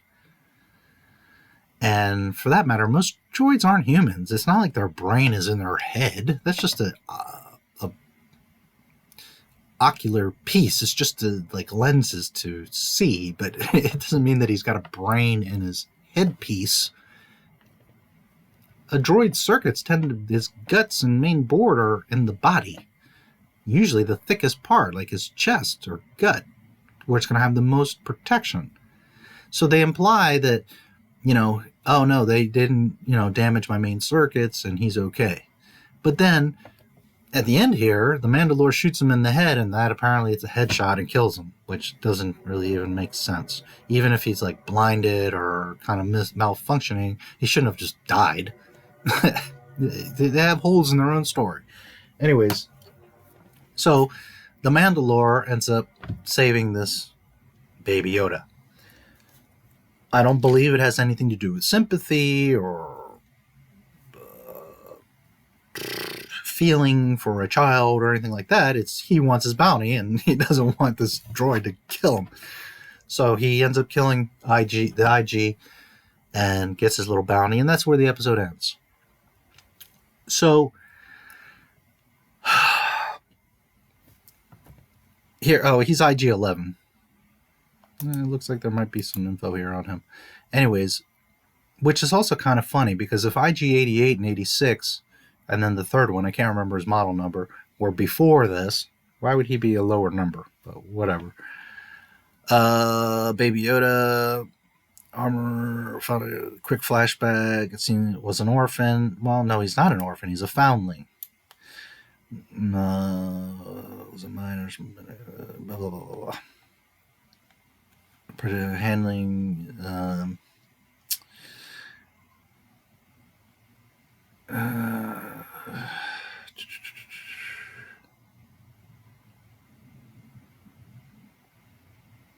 Dr. Pershing is interested in him for his midichlorians, which, again, I think in the expanded universe, Dr. Pershing, it totally rings a bell. I just can't put my finger on him right now. Anyways, maybe it wasn't this article.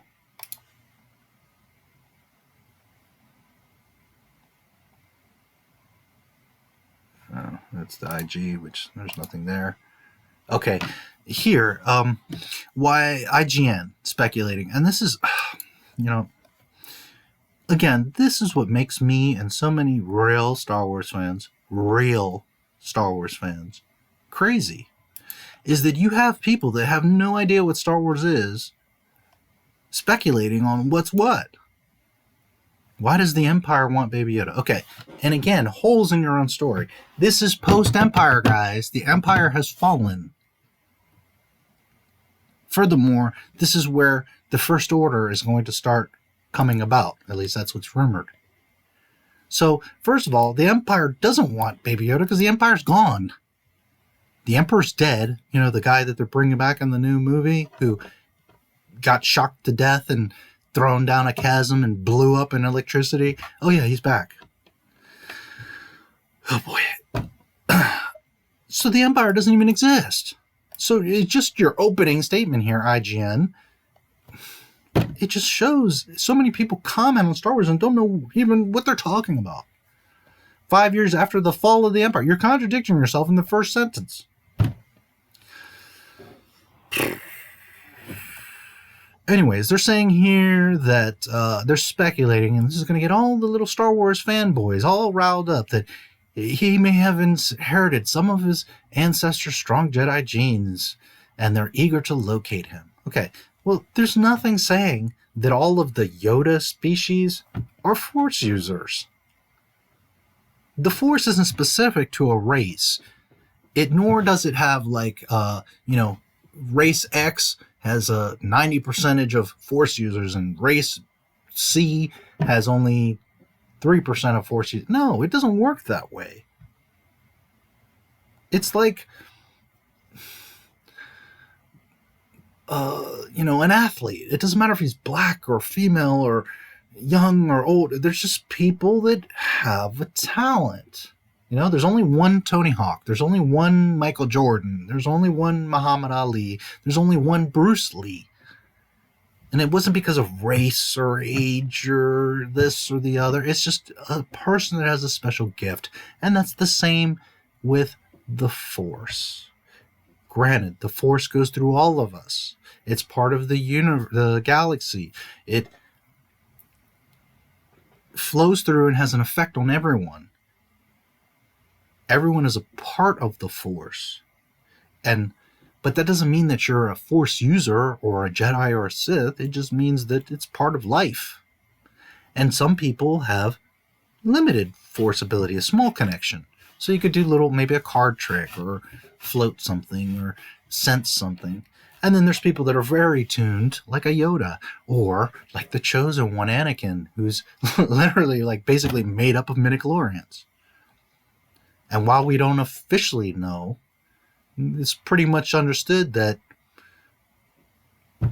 Darth Sidious, Emperor Palpatine, learned from his master, Darth Plagueis, how to manipulate midichlorians. He went to Tatooine, got a hold of Shmi Skywalker, impregnated Shmi through the Force to create the Chosen One. Immaculate conception, no father, he was just born. And that's pretty much the story.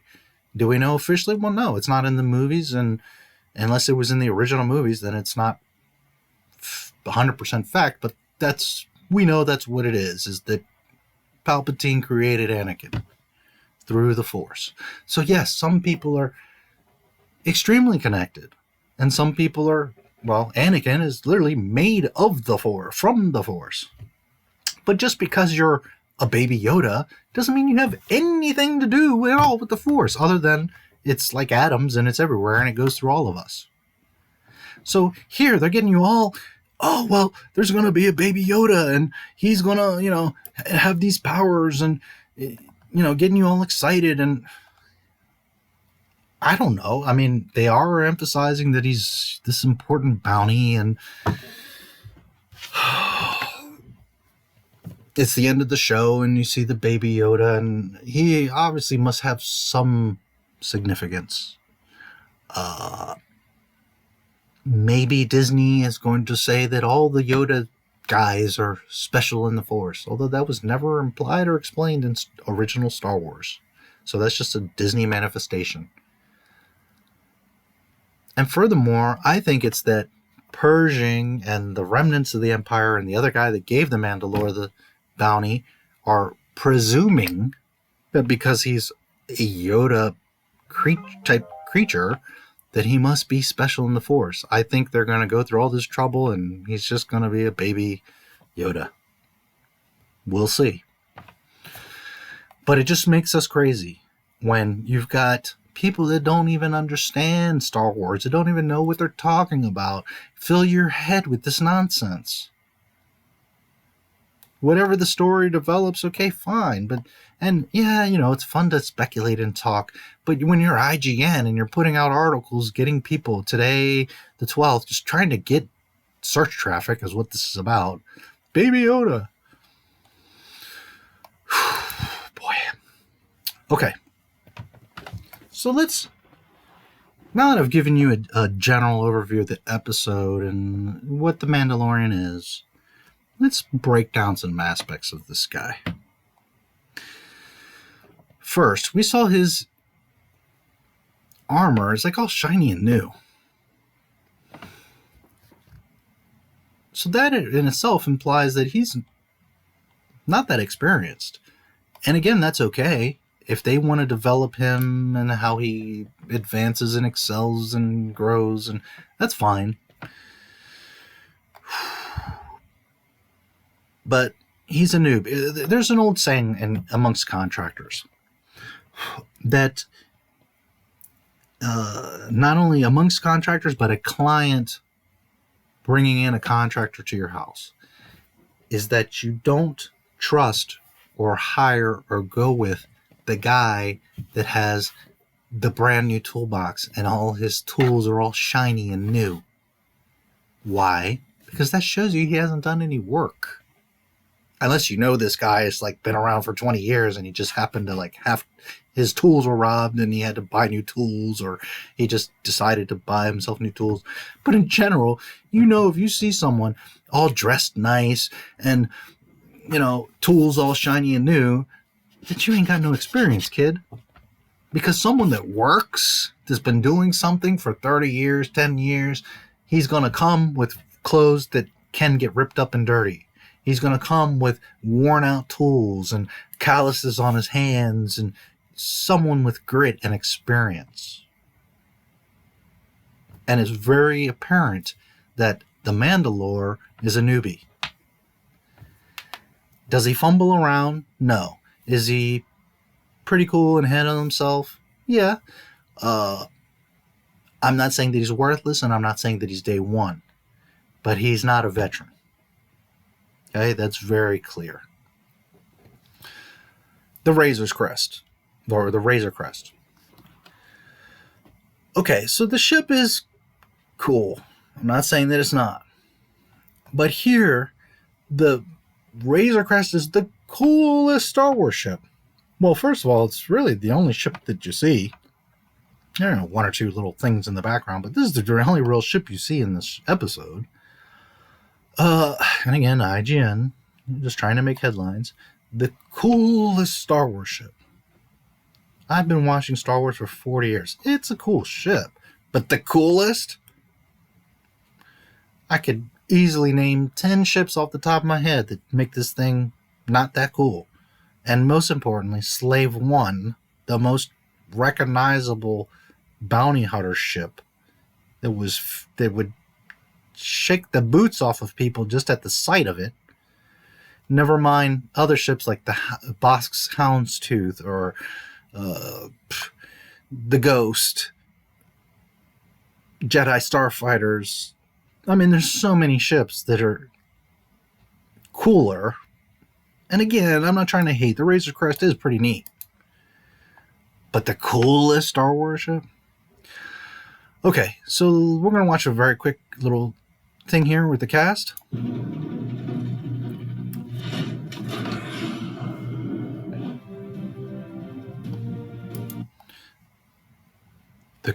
Is the coolest ship in the galaxy.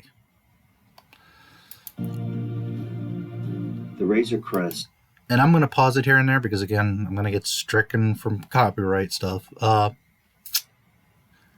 also want to mention, it's really cool to see Carl Weathers. Although he really just kind of like barters, gives out bounties. He doesn't really do much. We'll see in the future, but her, we don't really know much about her. It is implied that she's a Mandalore. We'll see.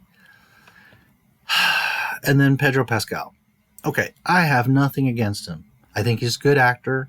He's played some villains. I'm not saying he doesn't do a good job. But is this who you would picture under that helmet? Is he really like a badass? Is his voice intimidating? I'm not hating. I got nothing against him. I think he's a good actor. But is this what you imagine? If I saw him without his helmet in this, or I saw Jango Fett or Boba Fett who looked just like Jango Fett with his helmet off, I'm much more worried about Jango and Boba than I am this guy. Just saying.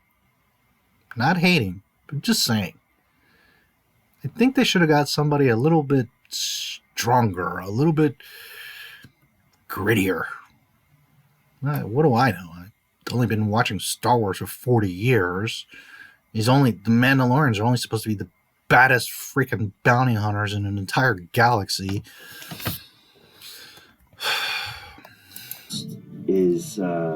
Listen to his voice, and I'm not implying that he's feminine or weak, but is this a strong character, physically, vocally? I mean, I was just shooting yesterday, and I won't say obviously what we were doing, but that's going to scare you. That's going to make you shake in your boots. Never mind. I have. I don't know. This show is such a mess. I don't even know what to say. I'm too afraid. I feel like each ship. Yes, I know. He can't talk about the show. Get over yourselves. It kind of takes on its own personality. Yeah. And so for the show, the Razor Crest, and I have good hopes for her. We'll see. And please don't take this the wrong way. She's a curvy girl. She's a bigger girl. No problem. I think she's attractive. She's cool. She seems like she's going to be a cool character. But again, this is Disney just like throwing in the diversity thing. You know, the big girl, the Persian, Iranian looking guy, the black guy. I have nothing against any of these people. Carl Weathers, speaking of Predator, love Carl. I think she's pretty. She's going to probably be cool. But would a Mandalorian be this big-boned? Just saying. Just be real. for the Mandalorian having that be his ship, I think it takes on his personality. I think you were reading my mind. Yeah. And so and it takes on its own personality. You can hear, and even the way they talk, that like Disney's just winging things, just making things up, and the characters and the ships and the web, everything will just kind of take on its own personality. No! There's 40 years of history. There's established stories and characters. It doesn't need to take on a personality. It needs to respect what it is. Again, the curved stock, the pitchfork. So I feel like I agree. it's mysterious, it's badass, it's maybe not as big, but It's not as big. Big compared to what? A Star Destroyer? I don't know why she said that. It's a pretty good sized ship. it's definitely like gonna get the job done. And I think that Which is yet to be seen, because in the first episode you don't see really any kind of capabilities. You do see inside of it, which is pretty neat. It has quite a bit of space. There's a toilet and some carbonite prisoners, and there's like a weapons case. But outside of that, you don't really... it'll take on its own character. But we also, It'll take on its own character. It's just... Mandalorian. we have an episode coming up that we're going to be shooting where your by the way, I'm seeing a lot of this. The sun behind the Mandalore. Which I'm not sure why they're doing that. Are they implying that he's Jesus? I mean, what's going on with that? We don't know where he's from, but he's a foundling, and he grew up on Mandalore. Well, Mandalore isn't known as a desert planet like Tatooine. So, is he on Tatooine? Why are they showing... Like, if you pay attention, you're going to see a lot of the trailers and pictures. There's the sun, like, right behind him, like he's Jesus. example is a perfect example of how the Razor Crest becomes the baddest thing that's ever been in a Star Wars movie. Okay, you heard that. The baddest thing that's ever been in a Star Wars movie. This ship better just do some amazing stuff, because for them, I have seen just maybe a minute or two in this whole episode, a minute or two of the Razor Crest. It is a cool ship. It does look a bit intimidating. Assuming it's a Mandalore's, it should be special. But it ain't Slave One. It most certainly is not Slave One. I got Obi-Wan and his Jedi Starfighter taking that thing out. It just is bulky and big, and this is a steep claim. There's a lot of ships in Star Wars. Plo Koon, Jedi pilot in his Starfighter. I don't know. The baddest ship, Star Destroyers, and I don't know. I mean, Poe in Black One, I got over. Anyways. And it's because the Mandalorian is behind the wheel and what he manages to do. Okay. And then he kind of recorrects himself. Oh, because the Mandalorian is behind the wheel. Well, again, there's time. We'll see what happens in the other episodes. But in episode 1, he doesn't really display a whole lot. And even less as a pilot. He's just kind of cruising along. He's probably on autopilot. He doesn't do any maneuvers or anything. And furthermore, he didn't, like I told you, get in a ship with the guide and just fly over to the damn thug base. They got to ride these goofy beasts. So much for the great Razor Crest. How he figures this thing out. And by the way, some of you are going to say, well, but they didn't want to take that big ship that was going to be noisy and, it's silver and be seen, and they wanted to sneak up on the thugs. Okay, well, but at least fly close to the base, park it, and then walk up the last mile or whatever. Why do you have to go through a whole scene of taming a goofy beast to, get to the base? When you've got the Razor Crest, the baddest ship in Star Wars. It's like... Doesn't have cloaking, doesn't have silencing for the motors, anything? For me, Once we got that in place, I thought, oh yeah. You're right. The Razor Crest is a very And of course, it's his ship, so he's gonna be like, "It's amazing, dude." Doesn't know a damn thing about Star Wars, but yeah, it's amazing. very much a reflection or an extension of Mando. Yeah. A reflection of Mando. No, it's not. It's a creation by Disney. And by the way, I say he doesn't know anything about... Understand something, guys. Just because you're my age, like Carl Weathers, love the guy. But does he really know Star Wars? Well, I don't know. I've never spoken to him about it. I can't imagine Carl Weathers really is a Star Wars aficionado. This guy, she's just happy. She's working. She's in a new Star Wars Disney show, so she's all excited. Does she know anything about... No, doubt it. And then him... again, nothing against him, but does he really, truly love and know Star Wars? I promise you he doesn't. So to be coming out of your mouth, like Daisy Ridley does, well, but the Force works this way, and this is that. Have you even seen the old movies? Or do you just kind of know what Star Wars is because it's so popular, and you've seen action figures, and you know that everybody talks about it, and you caught it on TV one time, and you have an idea? Or do you really know Star Wars? Well, guess what? They don't know Star Wars. And obviously Disney doesn't either, because they're just... Okay. So, you saw some glimpses there. It's a cool ship. I'm not saying that it's not. But its salt is very much yet to be seen. And to be claiming that it's the baddest, coolest... Oh boy.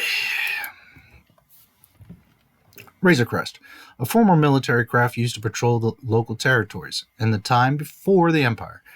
The Razor Crest is the Mandalorian's trusty transport and living quarters as he scours the outer rim for fugitives to catch. And by the way, know that the Mandalorians, not Mandalorians as the race, the Mandalorians. It's the Mandalorian, this guy that's in the Disney show, his ship.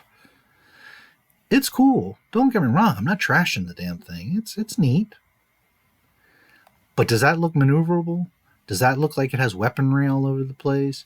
What if it gets attacked from behind or above? Or it flies like a normal ship's profile, so he doesn't have a vantage point of view or angle. Or I don't know if these swivel and what other tricks it may have, but it pretty much is like a straight-on, shoot-at-you ship.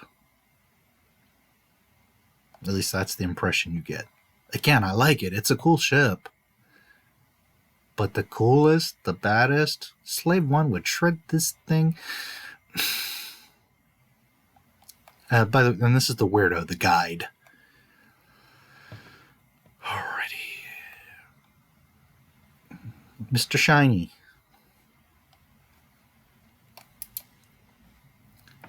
Now let's talk about a real ship. Probably the coolest ship. The Deadly.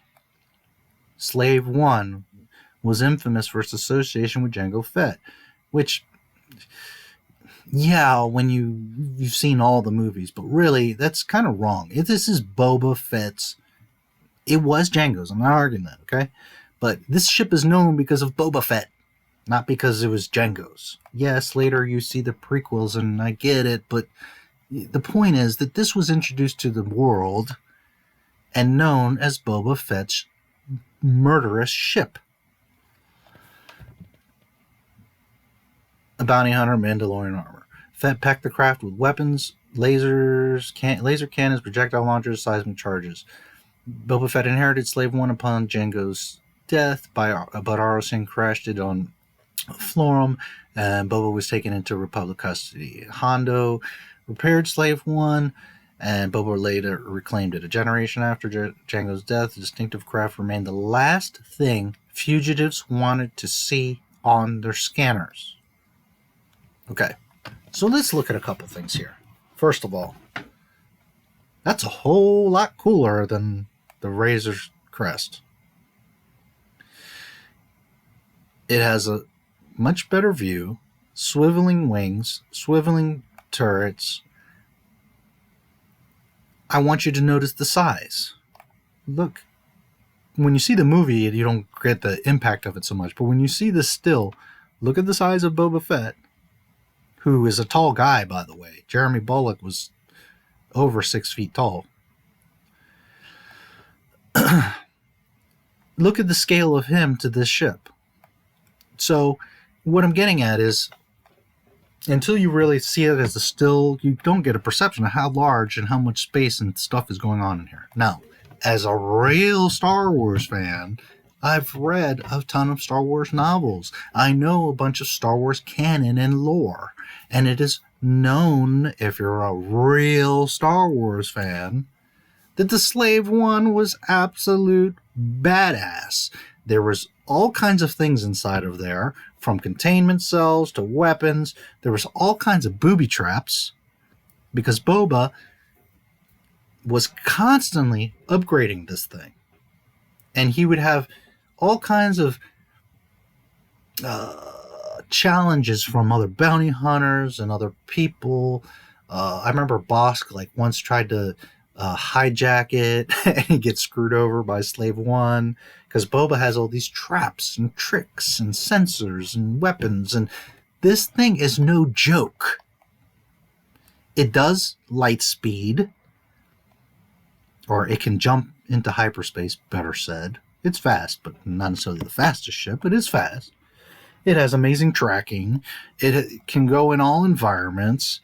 The profile, it can fly like this, although if you remember, and you'll probably see a picture, it tends to fly kind of standing up, which gives it a more of a front-on view.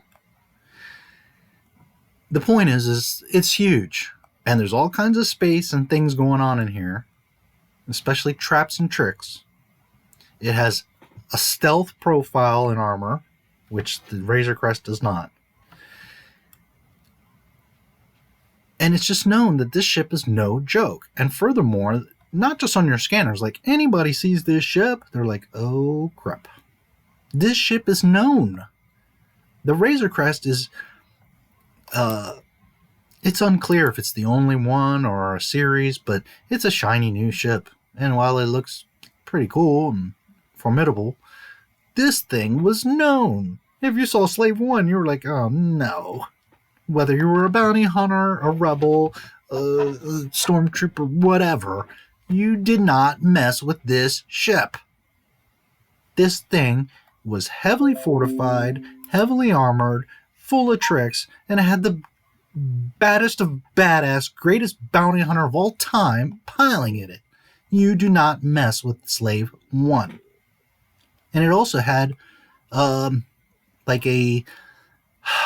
automated self-pilot, if you remember Knight Rider, how he could call Kit to come to him. Well, this does that for Boba too. It would come pick him up, and not to say this is the only ship that does that, but just saying. Okay. You can see it's got a pretty good cargo bay. It's a good size. Here's chasing down Obi-Wan and his Jedi Starfighter. There's not many ships that are going to have the maneuverability nor pilots with the skill to do this in an asteroid field. You think that big Razor Crest is going to be chasing Obi-Wan and his personal Starfighter through an asteroid field with your shiny new armor? No.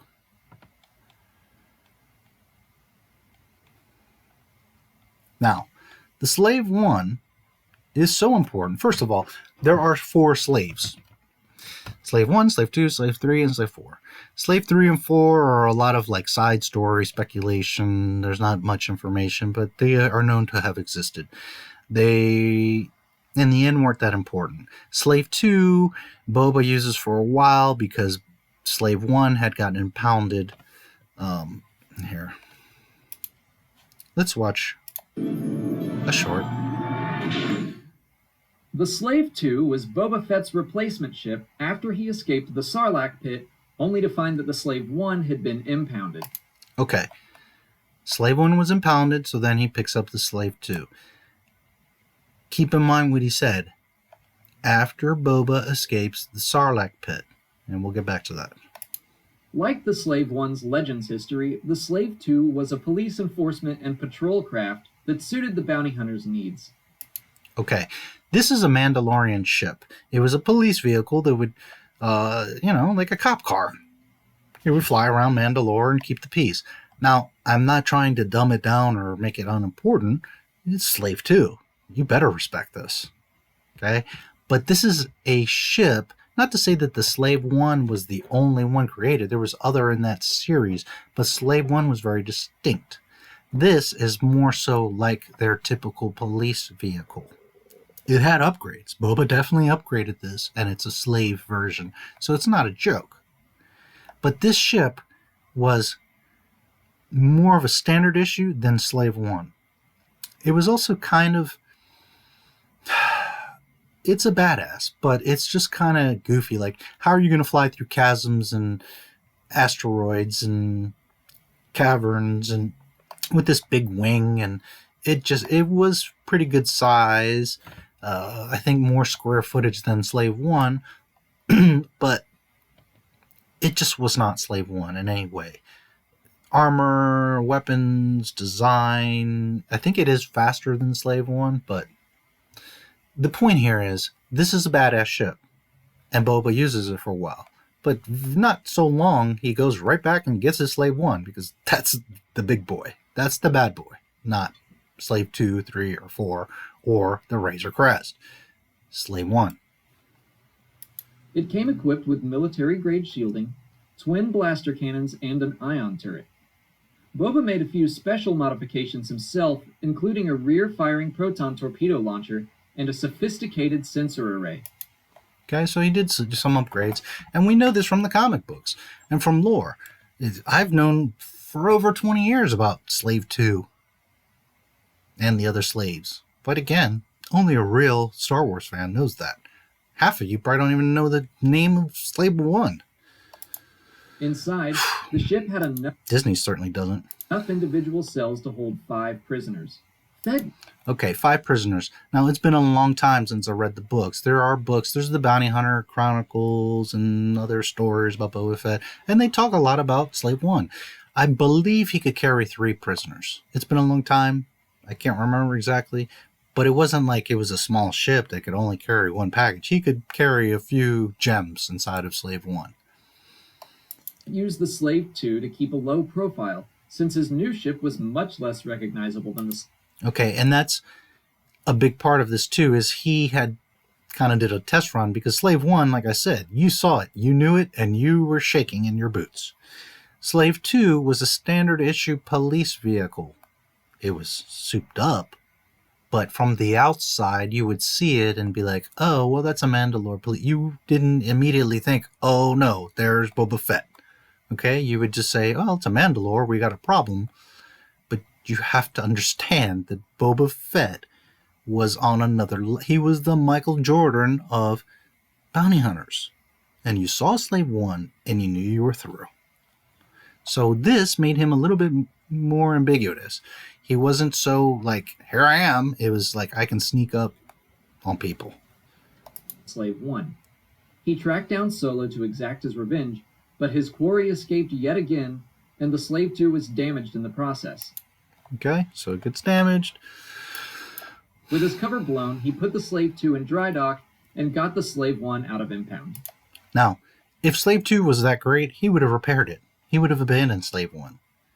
But Boba the whole time wanted Slave 1 back, and as soon as he could get his hands on it, he was going to get it. The Slave 2 was stolen shortly afterwards. That's it. Okay.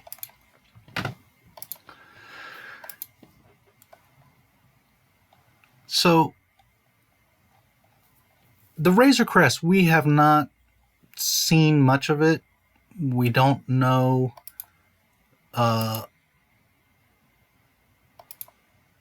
quite exactly.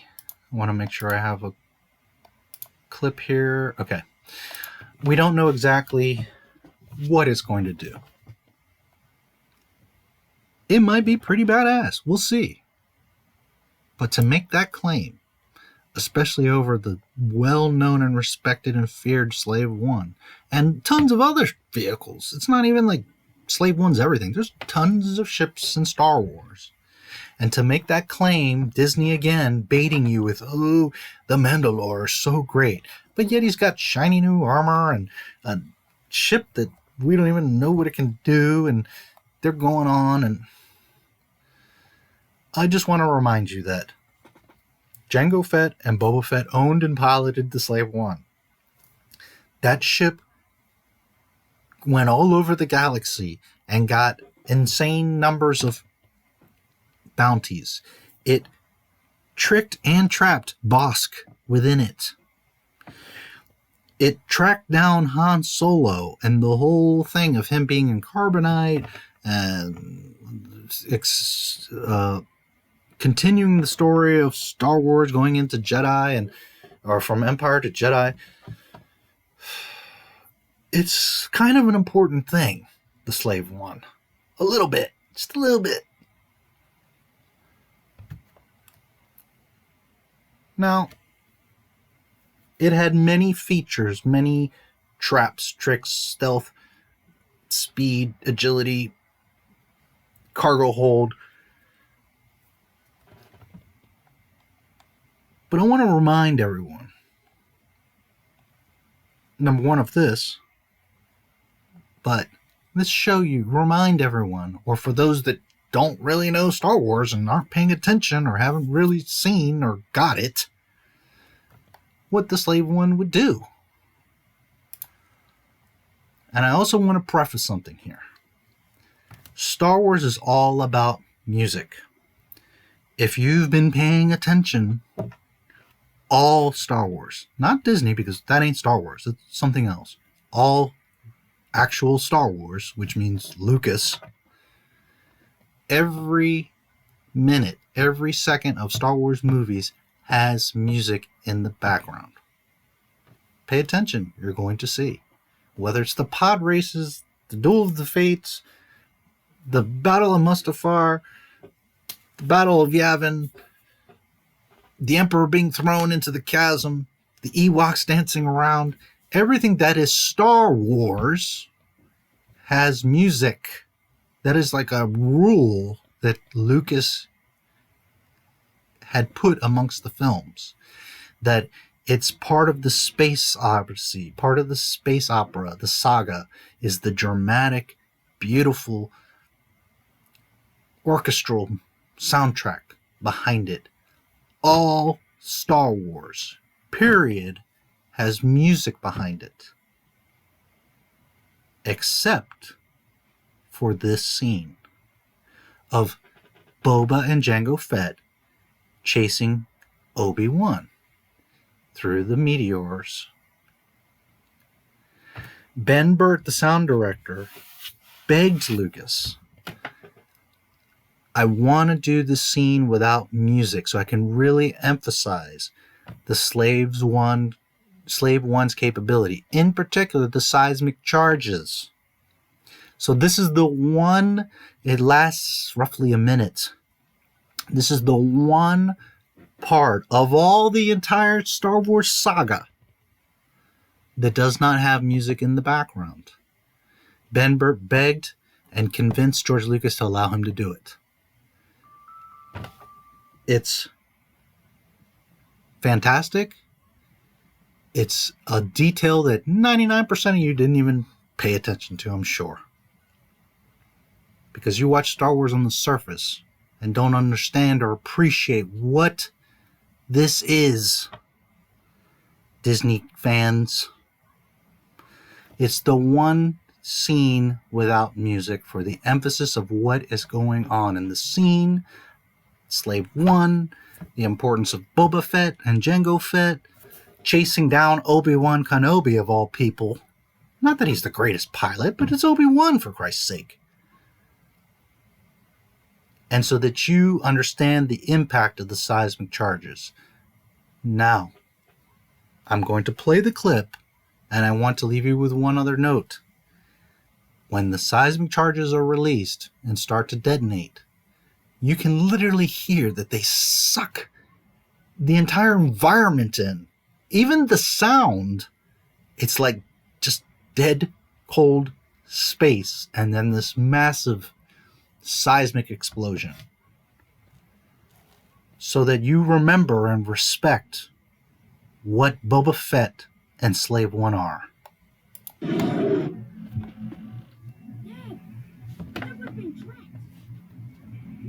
homing device on our hull. Hang on, son, we'll move into the asteroid field. And we'll have a couple of surprises for you. Oh, he's got more than a couple surprises. Unfortunately, the films we only see so much, but as someone that has read the books, that knows Star Wars, this ship is no joke. It's every square inch is a surprise.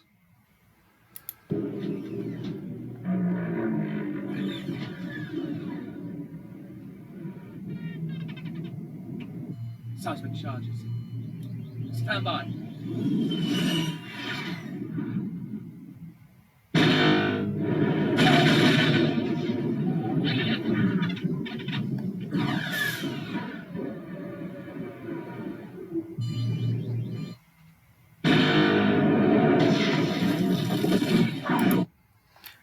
Now, is that a Death Star that's vaporizing planets? No.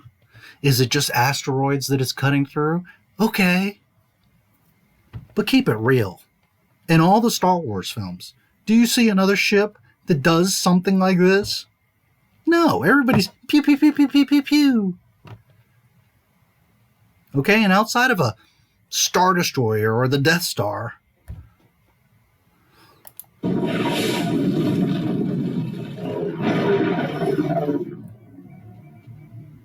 doesn't seem to take a hint, this guy.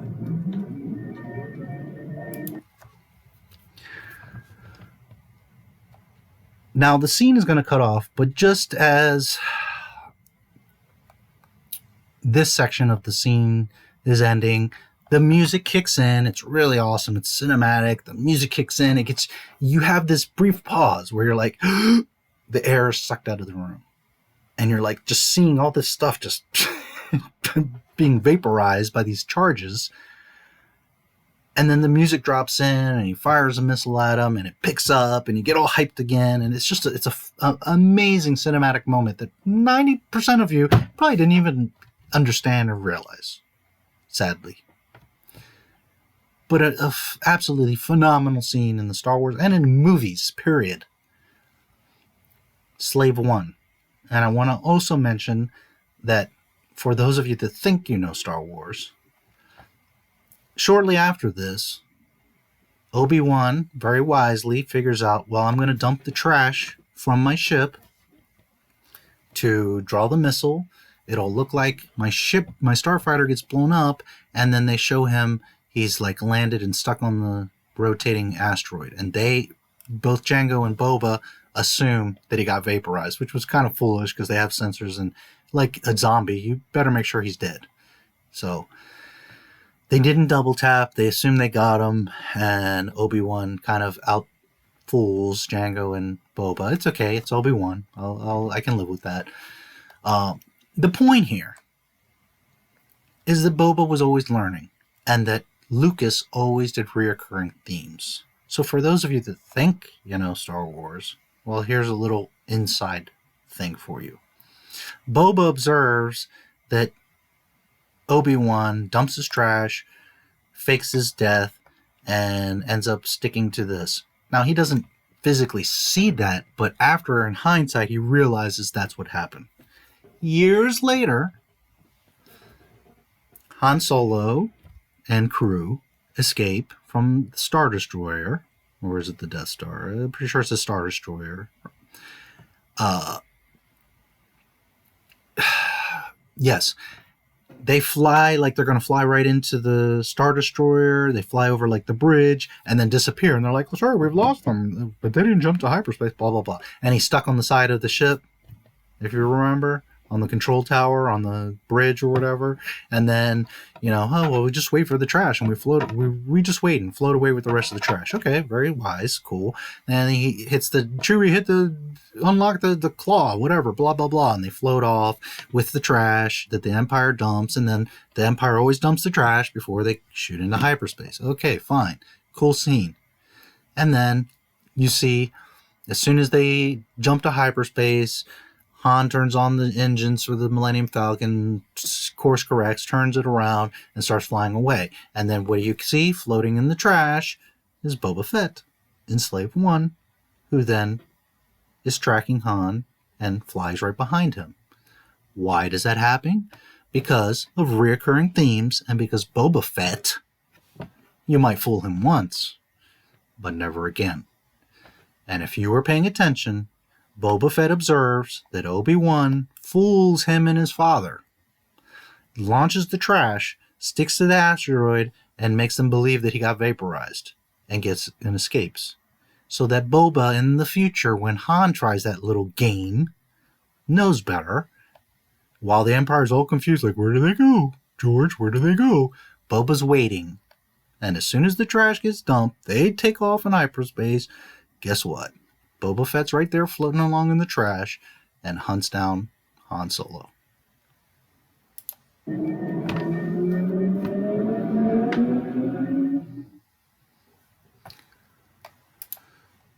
Okay, so I've been talking about the Mandalorian's rifle, the curved stock, and the pitchfork. Real Star Wars fans know that in 1978, there was a Star Wars Christmas special. It had live action, and it was also cartoons. By the way, if you want to search on YouTube, this actually is a very good copy of it. It's nice to see it.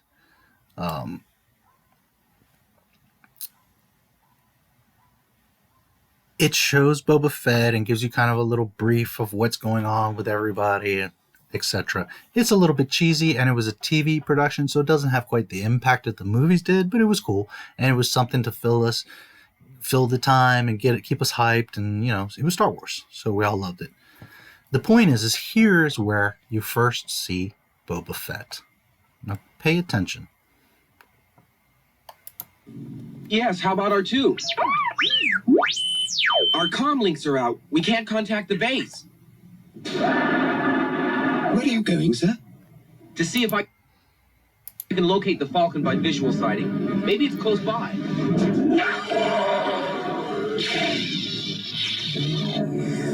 R2.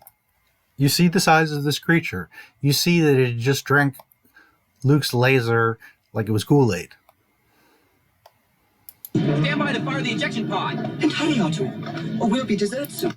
You see that it's chewing on his Y-wing like it's a bite of a sandwich.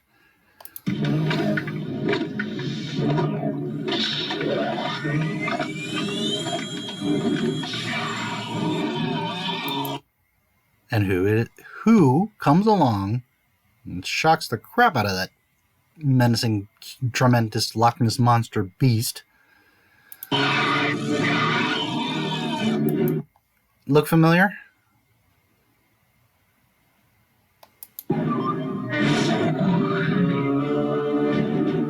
What is it, Master Luke? I'm not sure. And look at the size of the monster that he's on, just riding it like it's a horse, a pony. You saved my life. Now this creature looks at least a lot more docile, friendly. We don't know. I mean, it could have been just tamed because Boba Fett's Boba Fett. We don't really know anything about this creature, but it appears friendlier. But regardless, look at the size of that thing, and Boba's just riding it like. Thank you. You are alone? I have 2 droids. We've come in search of a ship that crashed near here. Maybe I can. It's also interesting that if you look at his helmet, it's very much Jango Fett. And, by the way, the rangefinder. Now, granted, this is, long time ago, kind of a prototype, and there's the dent. Boba Fett was originally all white, like a stormtrooper. So, there was iterations of him, but it's just kind of neat. He was kind of like Jango there. Which, by the way, Jango loses his head, pun intended, and Boba, of course, recovers his helmet and then paints it so that it's his own. Later in I believe it's the Clone Wars cartoons, we see that he sets it up as a trap, but there's a bomb in it to try to kill Mace Windu, which doesn't work out. So the story is that his original helmet gets blown to bits, and then he gets or makes a new helmet. So the helmet that we see in the Star Wars movies is a newer version, which doesn't totally fit because the dent is here. But it is canon. It is expanded universe. So that's the story, is that he blew it up. But the idea is the original helmet was Jango's. Boba inherits it, obviously, and repaints it. Can help you. I am Boba Fett. The ship you seek is nearby. Now you hear his voice. Is that the most menacing voice ever? No, but sounds like a tough guy, Clint Eastwood or something. Already, you've seen him for what, all of 20 seconds? He shocked the crap out of a huge beast that was eating your ship like a wafer. Made it run off. He's riding, Loch Ness Monster like it's a pony. And he's like, I'm Boba Fett. You instantly have respect for the dude. You instantly know, you don't mess with this guy. Are the Imperial troops near this planet? They are here, friend, and growing more powerful. How far away? So again, that beast seems kind of docile because it's licking stuff and, it looks friendly. But we don't know. Settle down. Oh. Okay, and again, you see the pitchfork. You also see this, which we'll talk about. They do is eat. This is all we have, but he's welcome to. You are foolish to waste your kindness on this dumb creature. Yeah, it's just a kind of a boneheaded thing, but whatever. No lower life form is worth going hungry for, friend. I take it you have no love of the Empire. Again, the pitchfork. Fire. Which I guess it's not technically a pitchfork. Is a pitchfork 3 prongs? Maybe. You get what I'm saying. I don't. Well, neither do I. A tuning fork is maybe what I'm trying to say. Is what it looks like, a tuning fork. It will be easy to find the ship you seek. Follow me, friend. Okay, so you see the curved stock. Now, this is a cattle prod. It's not a sniper rifle. It's not a missile or a weapon. I mean, I guess you could use it as a weapon, but it's a cattle prod. All right? For intents and purposes, that's what it is. It's a galactic bounty hunter cattle prod. Don't you think it might be imprudent to trust him so quickly, sir? What you saw, he whacked the creature to make it move like a horse, and he also shocked the other creature. So it's a cattle prod. He's our only chance. And besides, he seems like a friend. That's a little naive. Indeed. Friend is merely a term that is Spoiler alert, Boba Fett betrays them. often misused. Did R2 say that? Words to that effect. The Falcon, I don't know. Okay, the Millennium Falcon has to use some sort of emergency floaters because it's submerged in this water, goop, jello, whatever this is. Yet in the new movie that's about to come out, apparently the Millennium Falcon becomes a submarine and is swimming around underwater, and so are Star Destroyers. This is the problem with Disney Star Wars. They didn't even bother to watch the old films. They didn't even say, well, wait a minute, if the Falcon needed floaters, well, we can't put it underwater. Whether it's airtight or not, whether it can go into space, and you can argue that it should be able to go underwater. Think about that. One thing is having propulsion like in an atmosphere or in the vacuum of space. Another thing is laser engines functioning in underwater. And again, well, screw the history. Screw what you guys have known since 1977, where it had to be on floaters. We're going to make it a submarine because we're Disney and we'll do what we want. Who cares about the fans? Who cares about George Lucas? Who cares about a franchise, brand, anything? It's a submarine.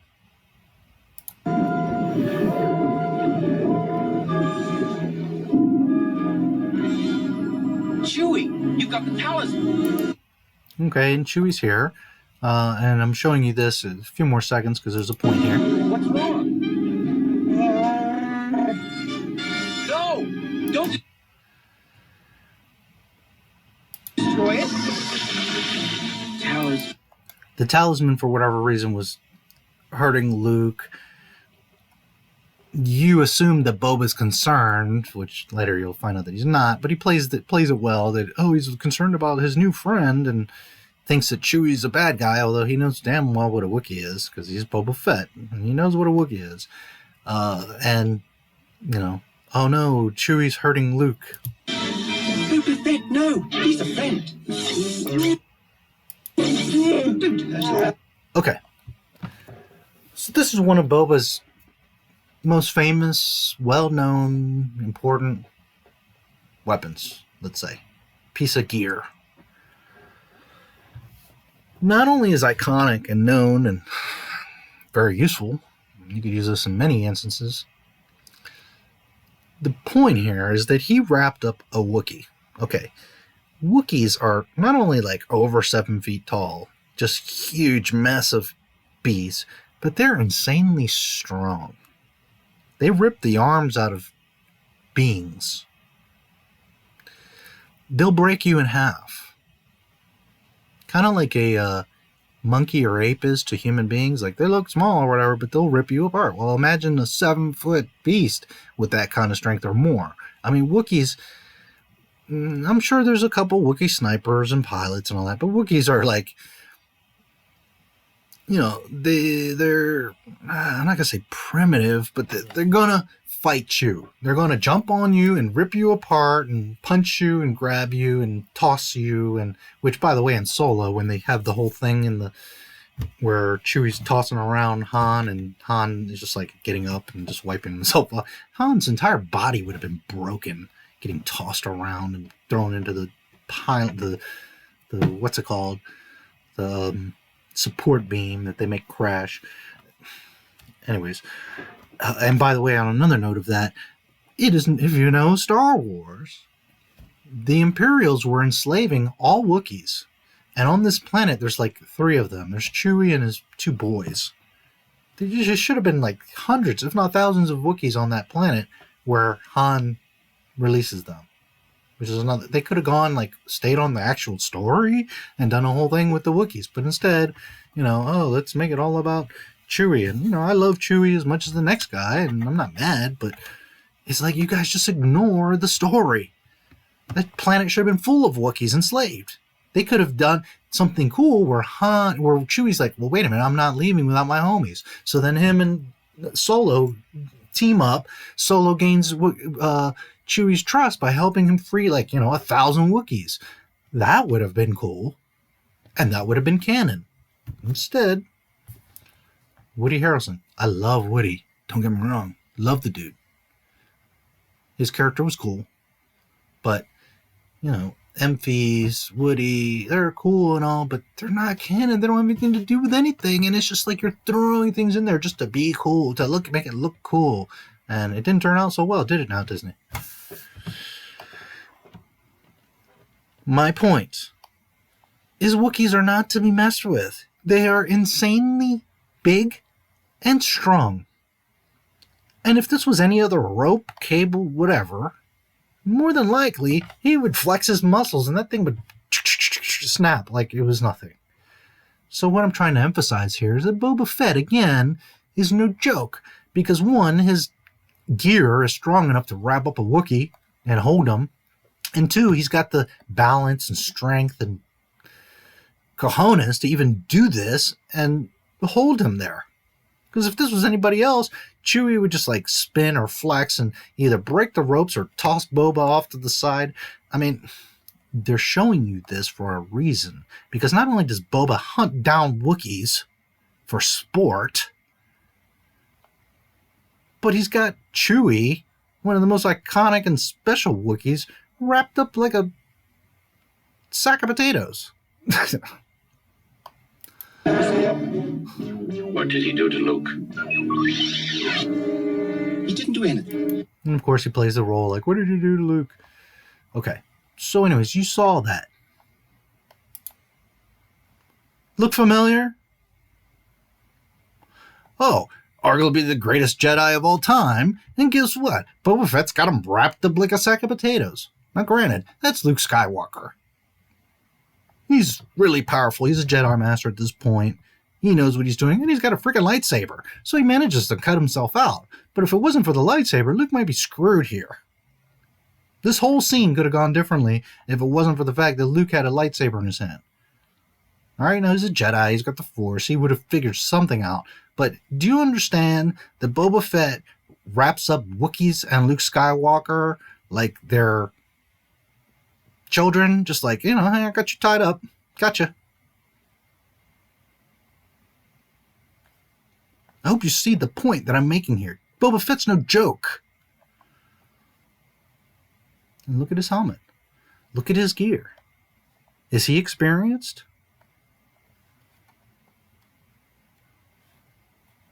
Does he look experienced to you? Look at his... Has he been through a scuffle or two? Has he earned Mandalorian insignias? Do you see this here? Let me see if there's another picture that will maybe show it.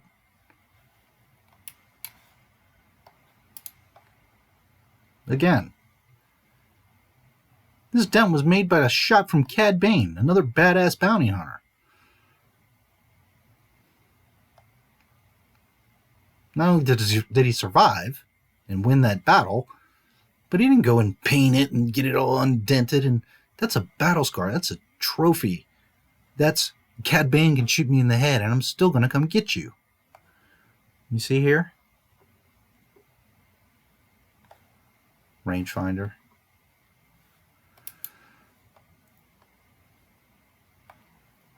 So while I'm here, the Mandalorian's got his little tuning fork sniper rifle.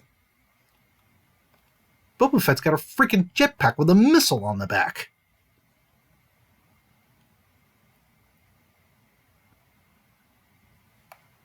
My point here is, let's see if I can find him now.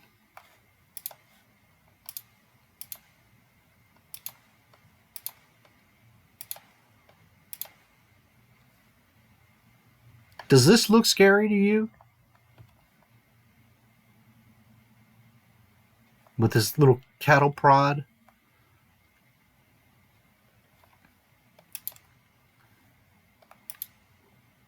Or are you going to be worried about a jetpack and a huge missile with dents all over the place,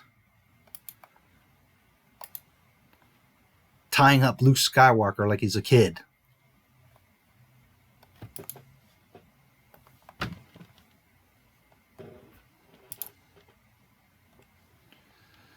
Please understand, I am a huge Boba Fett fan. I'll be the first to admit that.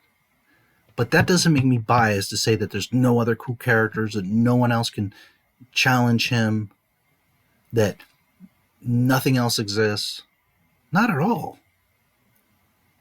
But what you quote-unquote Star Wars fans seem to fail to understand, Boba Fett has a duel with Darth Vader, for Christ's sake. Boba Fett has got Chewbacca and Luke Skywalker wrapped up in his cable. And I meant to show you this. Those are Wookiee pelts. That's like the Predator collects his skulls and trophies. Well, any bounty hunter does that. These are Wookiee braids. Now, he's not wearing that to specifically put it in Chewbacca's face or any Wookiee's face. But it's a trophy of, look at me, dude. I take out Wookiees. And in the Star Wars galaxy, taking out a Wookiee is pretty impressive. It's not something that the average person can do. Can Darth Vader toss them around with the Force? Sure. Could the Emperor shock them? Sure. Could you come in with a clone army and gun them down? Sure. But one-on-one, you're not carrying around Wookiee trophies because you're nobody. This guy doesn't have nothing. Now maybe he's new, and he'll gain stuff, and he'll do stuff. And like I said, they smelt down the Beskar, and he gets a new shiny plate. So they're showing him upgrading, leveling up. See, it's... No, maybe not there. Maybe. But understand that Boba Fett is the greatest bounty hunter in the galaxy. Not because I like him, because they tell you that. Because Darth Vader himself, while talking to a whole room of bounty hunters and giving a general message to everybody. We don't need that scum. Yes, sir. I love this scene. This is one of the best scenes in all of Star Wars. And that's Bosk, who gets trapped inside of Slave One. Because Boba is over all these guys. Even if these are the Bulls, there's Scottie Pippen, there's Steve Kerr. That's Michael Jordan, guys. Hello. We have a priority signal from the Star Destroyer engine. Right. There will be Okay, now listen carefully. a substantial reward for the one who finds the Millennium Falcon. Okay? In general, he's talking to everyone. But why does he single someone out? You are free to use any methods necessary. Any methods necessary. But I want them alive. No disintegration. Who does Darth Vader, the Lord of the Sith, Anakin Skywalker, the Balance, more midichlorians than Yoda, pause, face, and have a personal comment to? As you wish. Lord Vader. Boba Fett. Why? Because you don't mess with Boba Fett. Because he's the greatest bounty hunter of all time.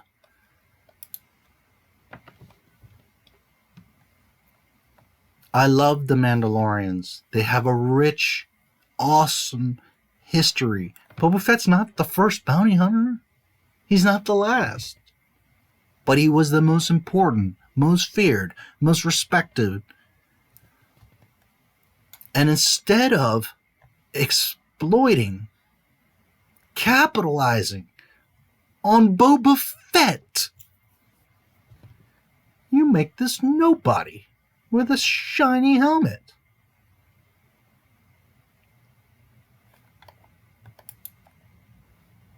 Let's finish up with Boba Fett. You remember the voice I was playing of the Mandalorian. Okay, watch this short scene. Does the Mandalorian instill anything in you? Now watch this. Put Captain Solo. The music, his voice, his movement, the scale of the ship, the importance of the carbonite Han Solo that he tracked down and is putting in his ship. Does the Mandalorian have any impact or connection to you? Or is this Star Wars? And although Boba Fett has like 3 lines in all the Star Wars films, you see him for a total of, 3 minutes? Yet, he's probably the most sought out action figure, character, anything of Star Wars. Why? Because with few words, with proper story development and character development, he shakes people out of their boots. Put Captain Solo in the cargo hold.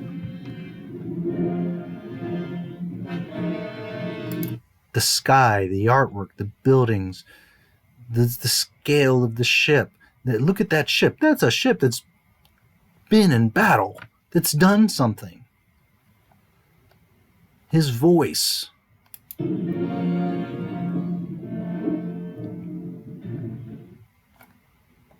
That little, whatever it was, 10 seconds, puts an impression on you.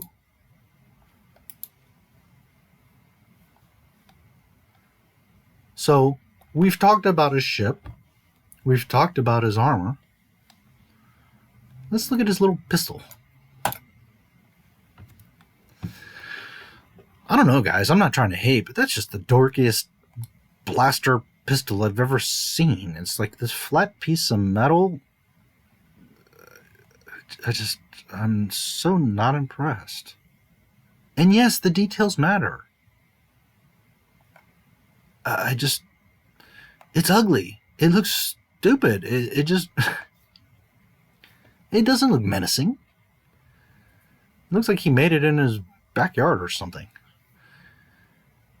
And this is a multi-million-dollar 2019. Oh boy. So there's a big old fail. Now let's look here.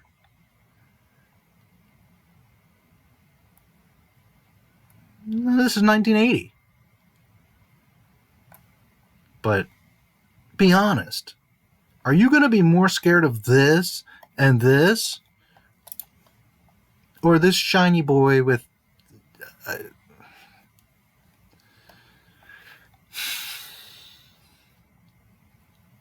the curved stock, the tuning fork, the curved stock. Now you see what they were trying to do? Again, Disney with their little bait. Oh, well, but the guys that are real Star Wars fans are going to freak out when they see Boba's weapon from the Christmas special. Well, first of all, it wasn't even a freaking rifle. It's a cattle prong. And they turned it into, well, this guy's a sniper now. And it's fine if he wants to be a sniper. But in nowhere in canon is it inherent that this is a Mandalorian. What they're trying to do is play off of our memories and be like, well, see, we got it right. We got the holiday special. Look. If he was a skilled bounty hunter and his helmet is what they're supposed to be, he doesn't even need this. And he doesn't even use it. I don't know if he's even going to ever snipe anybody in the whole show. It's just a gimmick. This is what Disney does. A little gimmick. See, it's Star Wars. There it is. The tuning fork. Shiny armor. Yeah, he's got a little dent. That's not even in the damn show. Again, the sun. Who knows what this is all about? I mean, that's... It doesn't even look like it would fire. Like, that's supposed to scare me? It's not an intimidating looking pistol. Here's the scene where the stormtroopers get rattled. Like, this is the most you see of anything Empire or Star Wars in this episode, is these knuckleheads. And here's the creature. Okay, so in the Christmas special, you see that Boba Fett's riding this massive beast. Shocks the crap out of another massive beast. He's riding it like a pony, and he's just chilling. In this, the Mandalorian's getting his butt whooped all over the place by this thing. Getting his arm chewed and knocked over. He's probably about to get eaten until weirdo here comes and shocks it, and then another one comes running at him and he shocks the second one, because otherwise the Mandalorian's finished for this thing. Now, I actually kind of like him. He doesn't look so fake like the other beast and other things you see, but it's not really anything special. It's a little two-legged thing. I mean, it's okay. I'm not hating. It's kind of cool, but not anything special. So they tried to be, clever. And again, they're conflicting on their own stories. This is not a rifle. It's a cattle prong. And Boba Fett a real bounty hunter, and really any Mandalore, which he even mentions. Well, the Mandalores are known to ride, and I don't know the creature, because again, I can't see the damn episode again, and I don't recognize the name. But my presumption is they were making a reference to what's in the Star Wars special of Boba Fett on the back of this massive Loch Ness monster and riding it like it's My Little Pony. So he even mentions, well, you guys are Mandalores are known for riding X, but you can't handle this, which makes him look pretty dumb. And then it's this whole little couple-minute story about, well, we need these so that we can ride across we have to use this to get to the base. We can't just get in your fancy, coolest, baddest Star Wars ship ever and fly over to the base, and furthermore, from the air, gun them all down. No, you gotta wrestle around, get your ass whooped by this thing, almost get eaten alive. Then there's a whole scene of you taming it, finally after you get bucked off of it once or twice, then you finally can ride it, and you guys take this long, hoppity, 2-leg trip to get to the Thug base, instead of just getting on the Razor Crest and going over there with firepower. It just doesn't make sense. So now they got all this convoluted, you've got a ship, but you have to be on this thing. This thing is too much for you to handle, yet Boba Fett and Mandalores ride these massive beasts. And this is their cattle prong that they shock them with. And yet you've turned it into a rifle, which then makes the scope, which then negates the rangefinder and makes you completely different and a noob. Then it makes you dependent on having to ride this thing, yet real guys in your tribe are riding massive beasts, and you can't even get on this silly little thing. Granted, it's got a big mouth, there's a lot of big teeth. If you're just a person, this thing could mess you up. But you're the Mandalorian. Boy, oh boy. And this is a future episode. Here again, do you actually shoot someone? Because you seem to be like, is that scary? Ooh, you're looking in your scope. Here's the thing, guys. When you're trying to look cool, when you're trying to look scary, and look, I'm looking at you in my scope, be scared. That's not scary. But when you look like this, and you're cool and you're calm, and you're chilling, and you don't talk, but yet you're wrapping up Luke Skywalker and vaporizing people, that's scary. When you've got a freaking rocket on your back, which is coming out of a jetpack, no less, so there's all this combustion and flame, and you could blow your whole damn self up, that's scary. Not, look at me, I'm going to point my rifle at you. Trying to be cool. Trying to look scary. And that's what Disney does. That's what the new Star Wars is. Trying to be Star Wars. But just because you have the names and a helmet and titles and you show little references and, oh my god, it's the old gun from the holiday special, it doesn't mean it's Star Wars. It's gimmicks. It's flash. It's trying. George Lucas didn't have to try. He did. Do or do not. There is no try. Basic Star Wars lesson that Disney just chose to totally ignore. This paper mache thing, I still don't know what this is. Kind of like a rhinoceros. And, well, hell, we got horses coming, so why not? There was one other thing. That's really cool, actually. That's kind of a famous Boba Fett thing, that reflection. I actually have it on my phone. Not this exactly, but the reflection of when they get caught in Cloud City. Anywho's,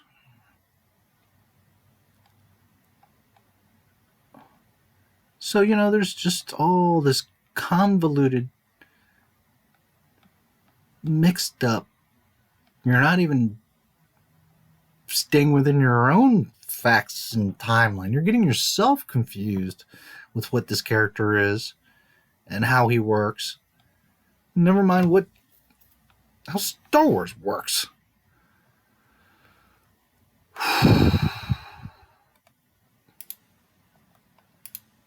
And by the way, this is the Sarlacc pit.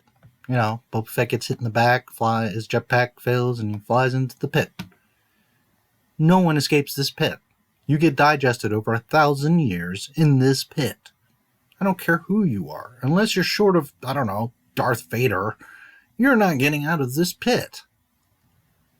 Boba Fett does. And no, we don't see it in the movies. But if you know Star Wars and you know the canon, Boba Fett escapes.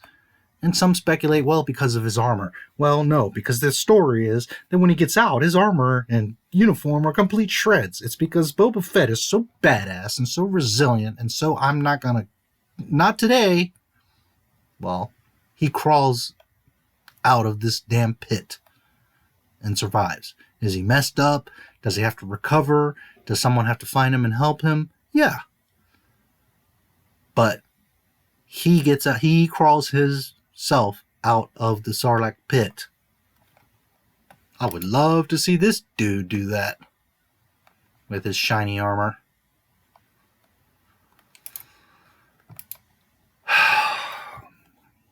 This article isn't quite 100% correct, but it has enough to show you. First of all, that's intimidation. That's scary.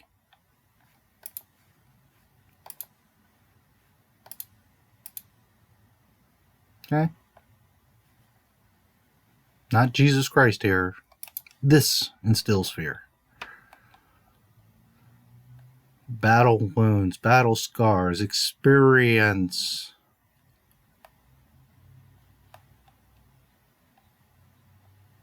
We'll get back to that. Even Django was kind of clean. Why? Because Boba was a whole other level. His dad was great, but he wasn't Boba. Little rocket. You see? He does escape from the Sarlacc pit. Good luck, anybody else. Vader. Having personal conversations with Boba. Why? Because he respects him. I'm not going to say that he so much as fears him, but he respects Boba Fett. How many people does Darth Vader respect? The Emperor and Boba Fett. Tarkin, you could argue. And that's just him being nice because the Emperor gave him a ship and a fleet, so he's being kind to let Tarkin have his little power. And at the end of the day, Vader would stomp Tarkin's old skeleton wrinkled butt. I love Tarkin. I'm just saying. Who does Vader respect? Who does Vader even concede to or listen to or talk to? Emperor, Tarkin, Boba Fett.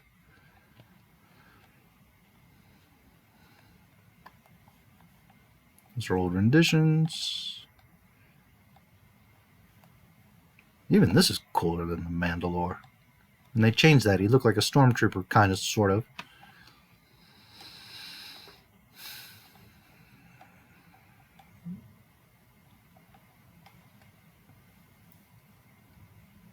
He had all kinds of little trophies and treasures all over. His suit was nothing but weaponry. And we'll get to that in a moment.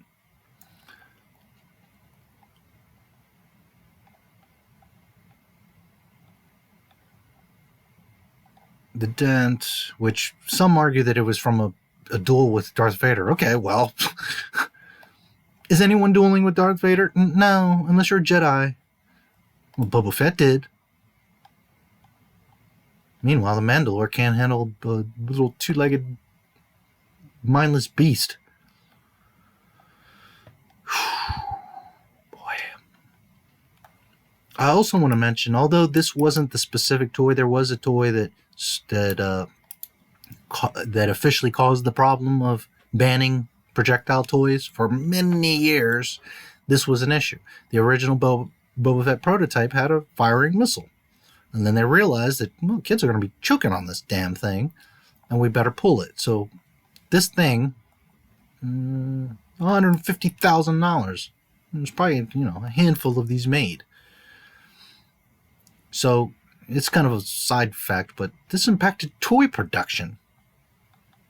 It wasn't until, I don't remember when, but just years ago, maybe 1-2 decades ago, where now, toys do have firing missiles and stuff again. But there was a time back in the 70s and 80s where there was no toys with stuff shooting. In great part because of Boba Fett. Even his toy was causing problems and menacing people. For Christ's sake.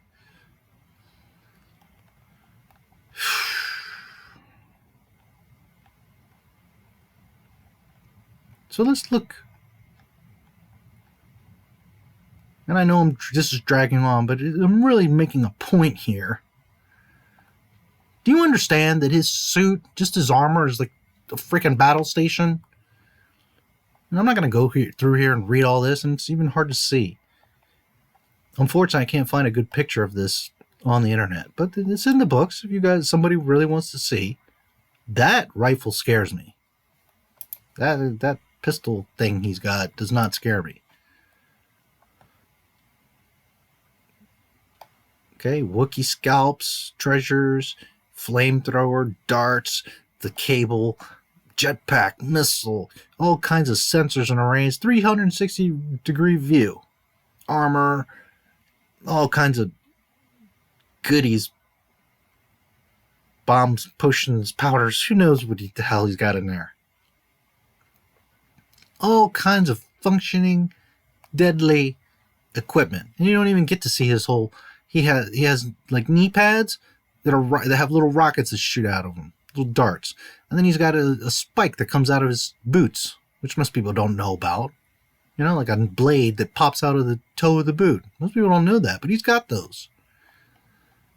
He's just death. Like literally, he's the Grim Reaper. The Grim Reaper would be like, oh man, Boba Fett. I'm out of here. Now understand something.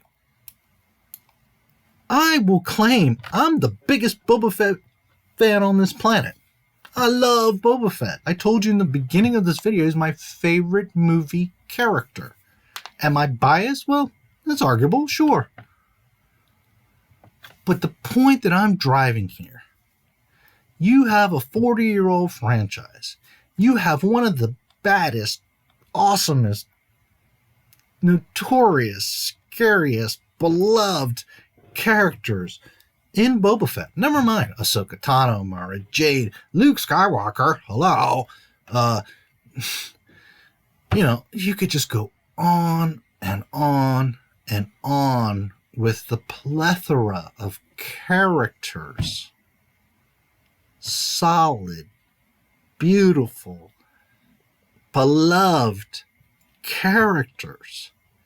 But because the Mandalorian is what Disney's hinging on right now, this is why I'm talking so much about Boba Fett. Because instead of taking the badass of all badasses in the film history, in my opinion, and just making a show about him, you've got his history, you've got his weapons, his ships, his respect, his fear, his everything. Just make a Boba Fett movie or show. Nope. We're going to just reinvent. Screw Boba Fett. Screw Lucas. Screw the fans. Screw Star Wars. We're just going to do what we want. Mandalorian. I love the Mandalorians. They're fantastic. And if it was Mandalorians or Mandaloria or, all about the Mandalorians, well, that could be actually pretty exciting too. That's a vast story. But when you're going to put emphasis on this shiny suit rookie who can't even ride a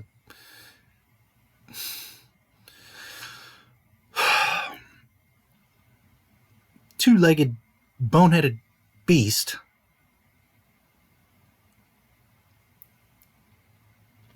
create a whole new story, convolute all the canon, and even take things from Boba Fett to get us hyped up. Mix it all up. Start this whole thing. We're going to develop a whole new character. Here we go with Rey again. We got another Mary Sue, guys. This guy, I can already tell you, he's a new rookie. He's just getting his stripes. He's starting to upgrade his suit, and he'll do some modifications to his ship. And guess what? Mary Sue, he's going to be all powerful. And he's going to be the badass now. And just like start taking everybody out just because he was the foundling and he's special. And he's going to do all this. Yet, when you're the direct clone of the greatest bounty hunter at the time, and you're Boba Fett, and you duel with Darth Vader, and you capture Luke and Han, and you're doing all this stuff. But now, let's put this soft-voiced, shiny suit, nothing to do with Star Wars at all in the entire episode, except for a couple of stormtroopers. And this is where they sell you. Look, the Tatooine sun and the Sandcrawler, and which, by the way, why are they even on Tatooine? If he's not Boba Fett, why is he even on Tatooine? Because he should be on Mandalore or some other planet doing stuff. Why is he even on? You see how they don't even know Star Wars? Why are they on Tatooine? Boba Fett, as a teen, has his own suit and creates his own bounty hunter syndicate. Okay? And some of the most famous bounty hunters are involved with him at that time. So it makes sense to be on Tatooine. He also, starts working for Jabba and doing all kinds of stuff for Jabba for years. So it makes sense for Boba Fett to be on Tatooine. But why is the Mandalorian and all these Mandalores on Tatooine? Assuming this is Tatooine, unless all desert planets have Jawa sandcrawlers, but this is what they're implying. I don't see the other sun unless that's supposed to be it. It's not clear. But you see the sandcrawlers, so they're sucking you in with, oh, look, it's Star Wars. The curved thing, the tuning fork, the sandcrawlers. It's official. And yet, it has nothing to do with Star Wars. Literally, this episode, look, and it will not load. Has nothing to do with Star Wars, except for the 30 seconds that they show you 5 knuckle-headed stormtroopers that do nothing, talk some smack. I'm wondering if any of you can even see this, or is everybody going through this today? I'll have to check the news. I've been blabbering on for who knows how long. Here's how I'm going to finish. 40 years, the greatest, biggest, most complete and thorough franchise, story, saga known to the history of man. You have characters and ships and weapons and planets and story. You have background. You have connections, canonical history that intertwines and fits all kinds of relationships that most of you are clueless about, like Ezra and Bosk, or Mara Jade and Luke Skywalker, who Mara Jade was a Sith and he turns her to the light side and they get married and have kids. That's what the new Star Wars movies are supposed to be. Luke and Mara Jade bringing back the Jedi Order. Not Luke being a hermit somewhere, not giving a damn about anything. And here comes Mary Sue. She's just great. Just born that way. Just picks up a lightsaber and just defeats a Sith. Even Snoke talks crap to Kylo about it. That's how embarrassing the thing is. Snoke calls out Kylo that a girl picks up a lightsaber and beats him. She's never even held a lightsaber. Unbelievable. And instead of Mara Jade and Luke, what a gorgeous story it was and could have been. Luke, Han and Leia's twins. Bringing back the Jedi Order. Luke training them, Luke being very active and positive and bringing back the light. Nope, I'm a grumpy old man who just tosses my father's lightsaber, the most important lightsaber ever, over a cliff, because,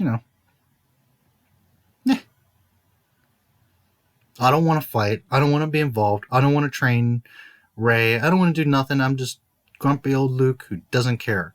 Meanwhile, Luke is the most optimistic, one of the most powerful. He saved the goddamn universe. Galaxy, whatever. Yes, I know Anakin's the chosen one, but who really brings balance to the Force? Luke! Luke is the one that goes and talks Vader out of being dark. Finally, after how much time, destruction, menace, he talks Vader back into Anakin, turns him, and convinces him to turn on the Emperor and kills the Emperor. At the end of the day, physically, who brings balance? Well, it's Anakin, because he picks up the Emperor and tosses him over. But who, arguably, brings balance to the Force? Luke Skywalker, because he stayed positive. He didn't turn to the dark side. He fought. He cared. He followed through. And to the end, getting the crap shocked out of him, he says, no, I'm not going to fight you. I'm not going to turn to the dark side. Do what you will, but you lose. I'm not going to turn. Which in turn turns Darth Vader back to Anakin.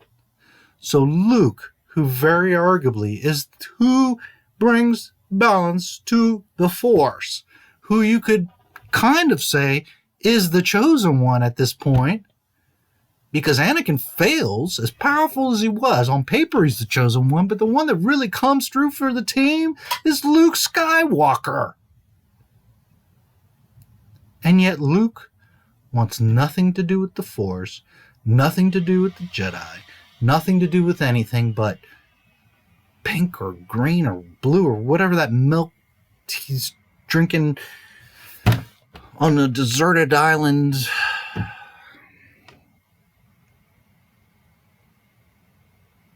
I love Star Wars. But as far as I'm concerned, and I know a lot of you are with me, it ended with Episode 6. These movies are not Star Wars. Disney, The Mandalorian, The Last Jedi, not my Star Wars.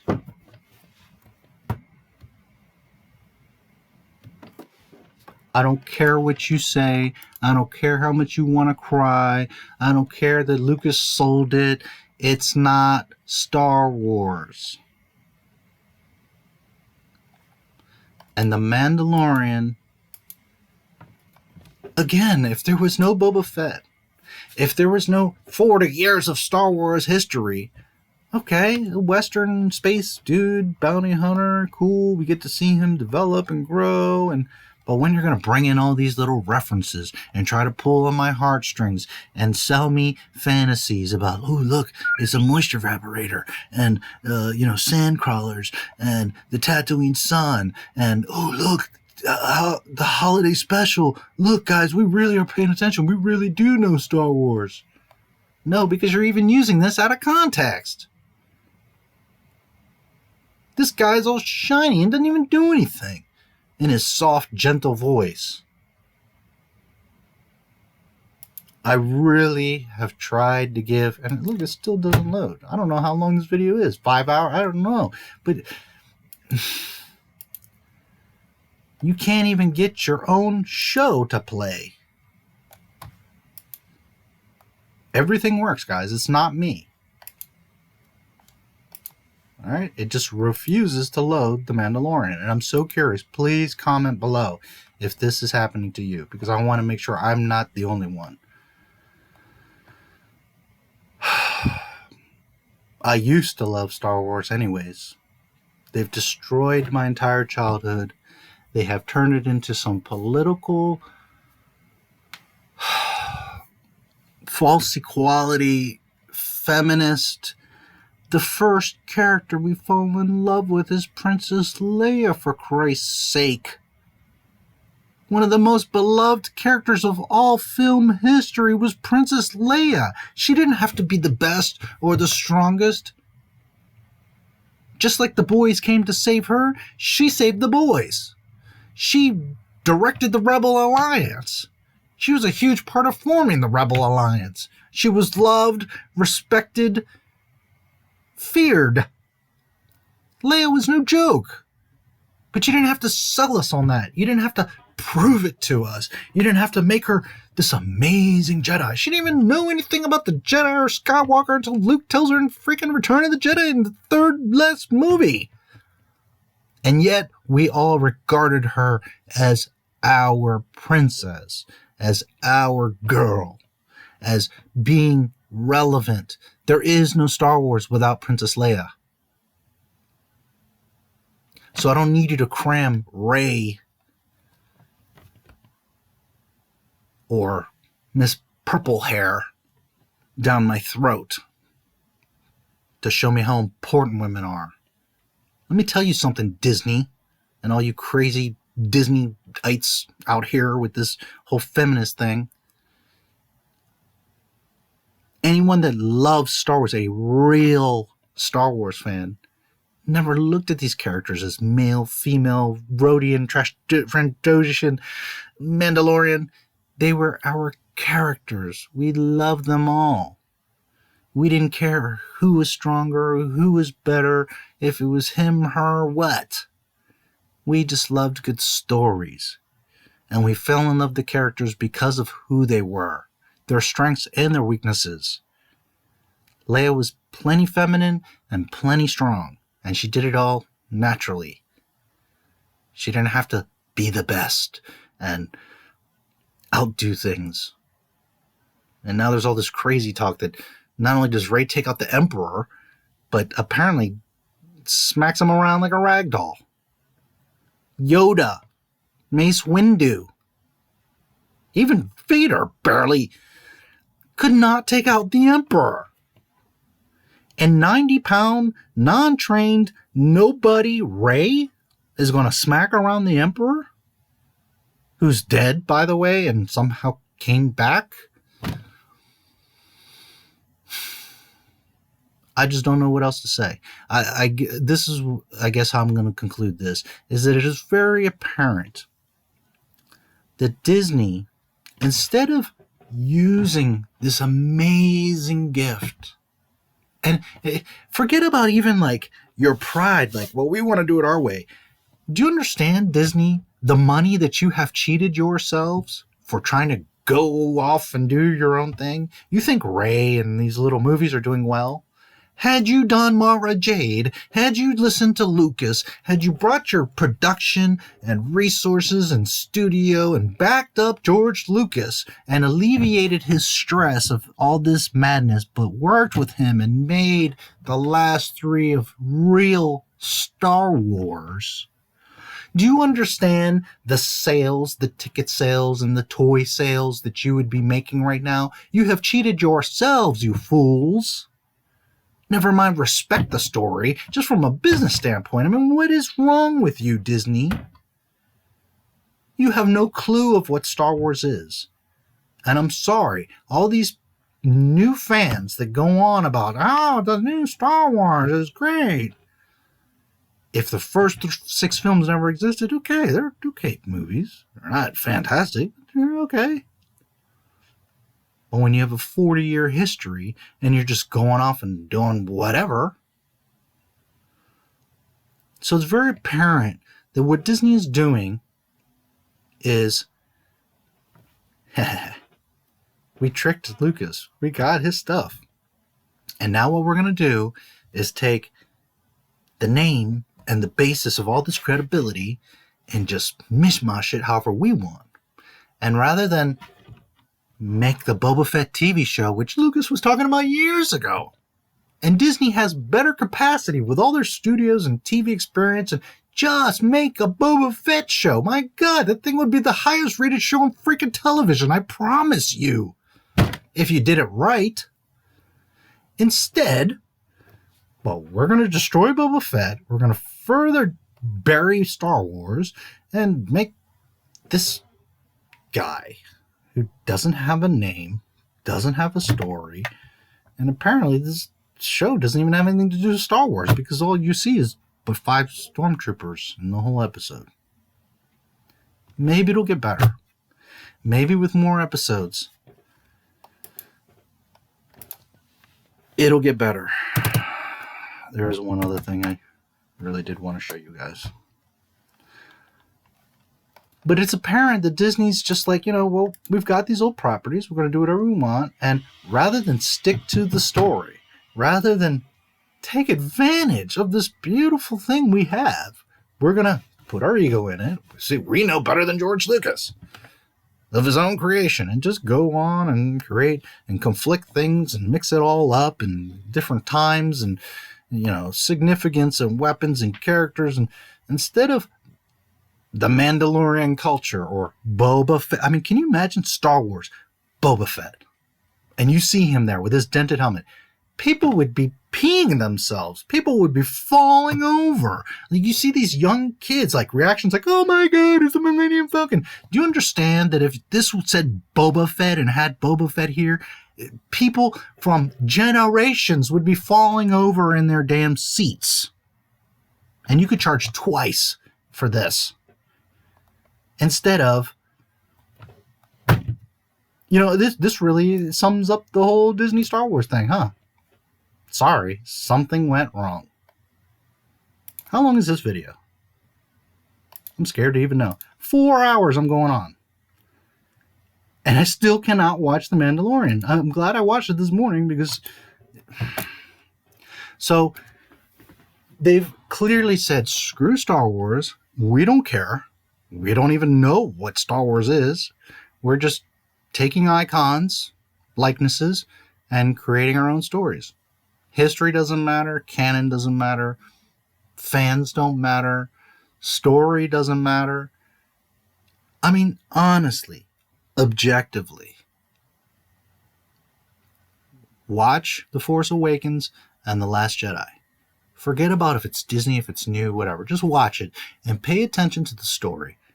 And at the end of those 2 films, and oh boy, I can't even wait to see what they do with this 3rd one, there's nothing there.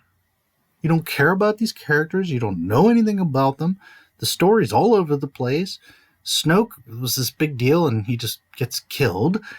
I mean, and then go back. And yes, I love the prequels, by the way. That's what a real Star Wars fan. Were they perfect? No. But if you don't love the pod races, the Clone Wars, the Battle of Mustafar, I mean, you just don't know or love Star Wars. Sorry. Darth Maul. I mean, come on.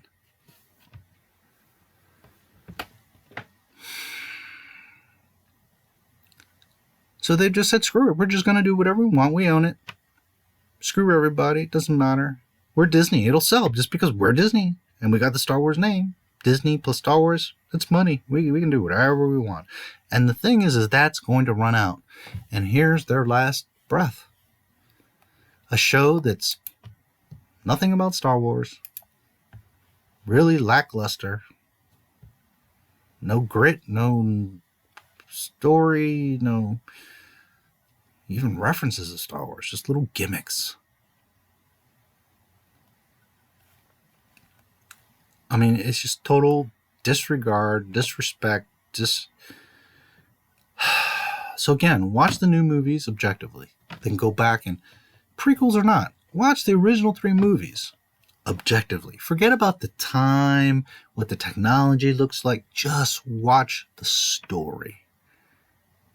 And I promise you, if you with an open heart and mind watch the first ones, you're going to be like, I'm confused. The new Disney ones. And if you go back and watch the original trilogy, you're going to laugh, you're going to cry, you're going to get mad, you're going to get glad, you're going to feel something. And you're going to come out of that movie caring. Because it had a story. Because it had real characters that you cared about.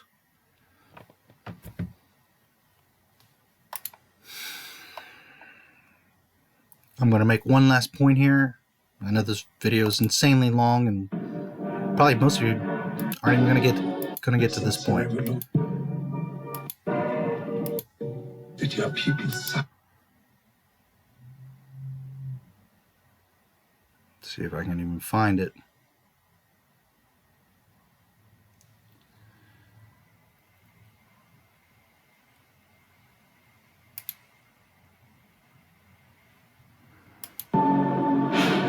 They said you were the best in the parsec.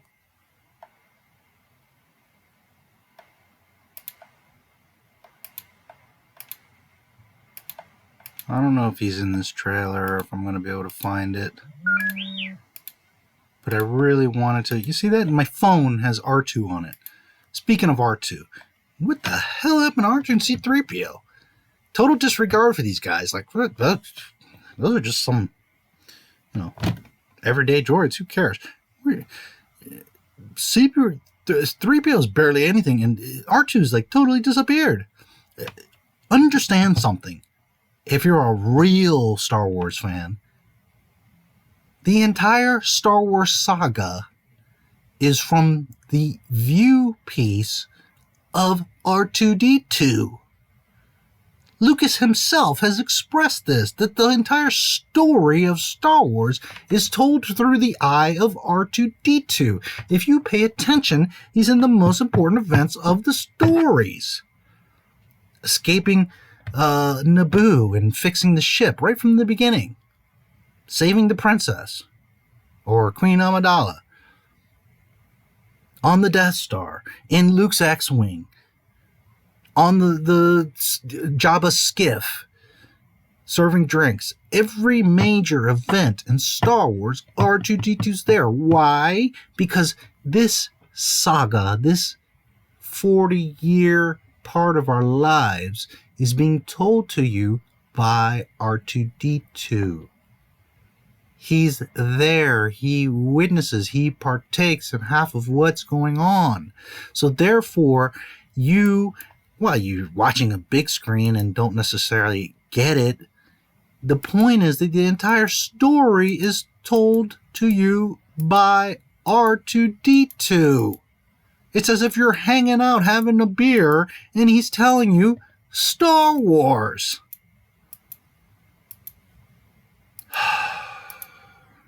I really want to find this. I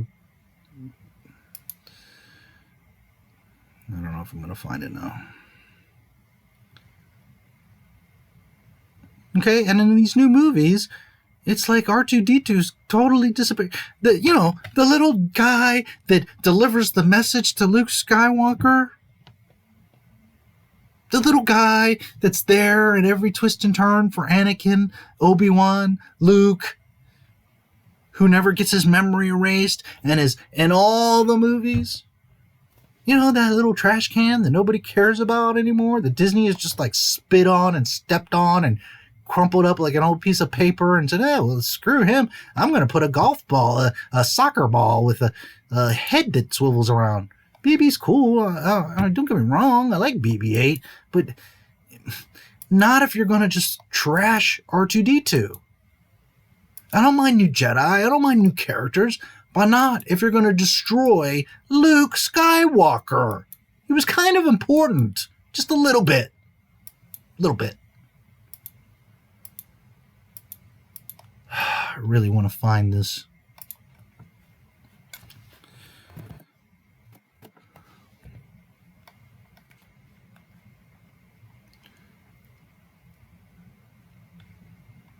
Okay, I think he's here. Yeah. So, not only have they... Not only have they just, like, gone totally off, done whatever, destroyed, the most important franchise. And by the way, and I've said this several times, again, multi-picture contracts because of Star Wars. Merchandising rights because of Star Wars. Lines around the block because of Star Wars. 95 or better percent of major technological advances in the film industry because of Star Wars. Name any movie, your favorite movie, any big movie. Jaws, Terminator, Jurassic Park, Avatar. Those are all John Williams music, although Terminator may not be, but... And ILM, Industrial Light and Magic, created by George Lucas through Star Wars, is what made Avatar. Okay? Star Wars is Avatar's daddy. Jurassic Park's daddy.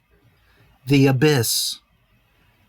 Any big film that made your jaw drop, visually, musically, story, was because of Star Wars.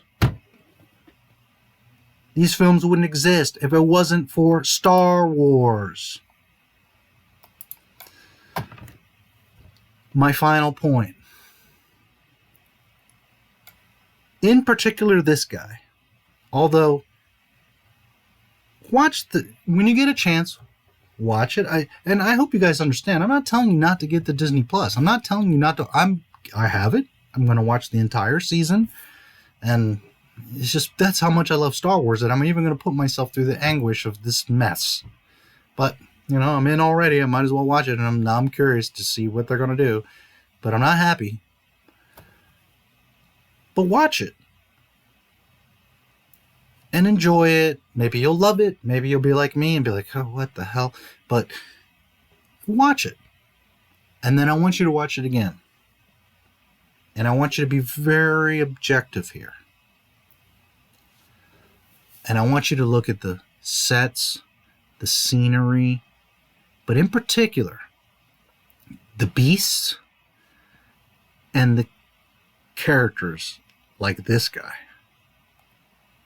I don't know if we're going to get a good view of him right now.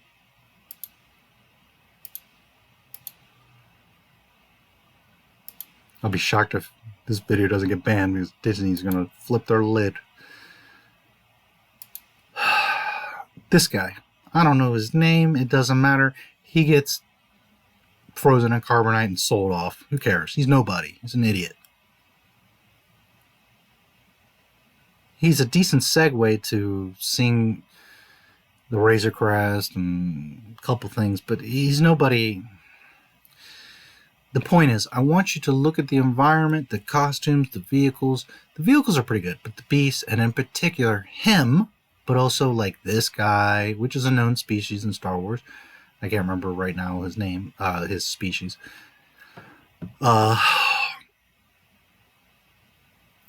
This guy in particular, but look at the creatures and the different species. And I'm sorry, and I'm being totally honest, totally objective. I'm not hating. It's really poorly done. This guy looks like, a plastic mask is on his face. That, or he's wearing like a mud mask. It's really poorly. The makeup is really poorly done.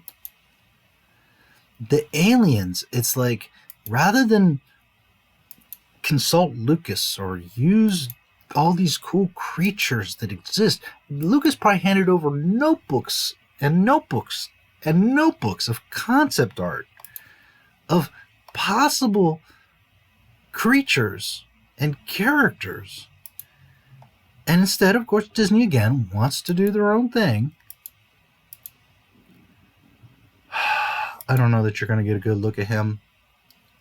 But not only is he like a weasel and worthless, but outside of that, just being objective, this show is not going to be winning any awards for music, although the sound was decent. The music was decent. Sets, costume design. There's nothing special or new here. There's nothing creative or unique. And all the characters just look like cheap, like somebody made them in somebody's garage. Honestly, a lot of this show looks like a fan film. And I love the Star Wars fan films. I think it's amazing that a guy with like $2,000 can make a Star Wars film. But when you're Disney and you have $1 trillion freaking dollars and you have people that are just poorly acting,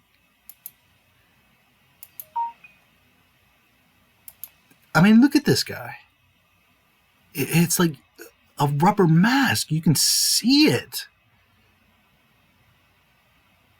Look at the makeup around his eye. I mean, it's just like junior grade makeup artistry. And you'll see it when you watch the show. Be objective. Whether you love Disney or not, just be objective, and you're going to see that it's just freaking lousy. It's B grade, subpar, and these guys spent more millions of dollars on this show than the actual movies. They've stated that. They have dumped a massive amount of money and faith in this show. And, you know, it's hard to see here. But when you watch the show, look, and you're going to see that it doesn't look natural. It doesn't look real. Now, was Star Wars always perfect, especially the originals in 1977? No. But let me tell you something. The Wampa was pretty convincing. Jabba the Hutt was pretty convincing. Plo Koon is pretty convincing. Darth Maul was pretty damn convincing. Yoda? Who didn't separate reality and fall in love with and believe Yoda? Whether it's the old decrepit fading away in Dagobah or the young flipping around off of walls, whooping up on Dooku. Believable. CGI or Muppet. You could suspend yourself. Like Dark Crystal. By the way, if any of you have not seen the new show, it's amazing. Fantastic. Better than the movie, and the movie's amazing. Definitely. Dark Crystal, side note, I know it's out of nowhere, but great. Fantastic, the Dark Crystal. Beautiful. And they did something was so cute of the puppets do a puppet show. I just watched the Dark Crystal. It's fantastic. Anyways, you watch that show, and it's puppets. You look at it, and you're like, oh, well, you know it's little Muppets, but they're so believable. The acting, the voice, the movement, the makeup, the design. You literally suspend and think, wow, these are like little people. You fall in love with these little dudes. The Gelflings. And Mark Hamill's one of the Skeksis, by the way, the bird-like creatures. Definitely check out the Dark Crystal. It's fantastic. So you see, Disney can do that, but yet you can't get Star Wars right, where you have a vault of books and pictures and story. Hey, George, you could text, call, fax, send a private jet and be like, George, come on over. We need you on the set. Can you please guide us? No. Anyways, the final point that I'm making here is that the costumes, the aliens, their masks just don't look good. The Mandalorian, his suit is cool. You can tell he's a noob. He's got it's metal, but it looks leathery. He gets a metal plate, so it's implied that he's going to be upgrading. But it's not bad. I mean, he's cool. He's not Boba Fett, but he's all right. These Carbonites are really cool. I mean, they got some stuff nice. The Razor Crest, it's neat. The ships are good, but the beasts, look at her, okay? Do you remember the blue girl in Return of the Jedi? I mean, yeah, it's a girl in blue makeup, but, you believe that she's this slave girl from another planet. This girl is like, it just feels so human. She's just got white powder on her face and this goofy hat on. And I know a lot of you are going to be like, well, you're nitpicking. But please, be objective. And when you watch the show, you're going to see that the special effects, explosions, ships, that kind of kind of big production, he's really cool. IG-11, he's neat. He spins around and he does some wicked stuff. This, we'll see what happens. But I mean, what is this? You know what this looks like? I grew up in the Washington D.C. area, so all my life as a kid, I would go to the Smithsonian. Not all the time, but I've been there many times. It's a free museum, the most important museum in the United States. And this is what the prehistoric, caveman and the woolly mammoth and saber-toothed tiger. That's what this looks like. A furry Muppet model skeleton with fake fur on it. That's what this looks like. This is the stuff at the Smithsonian. And this is Star Wars made by Disney with $1 trillion backing it?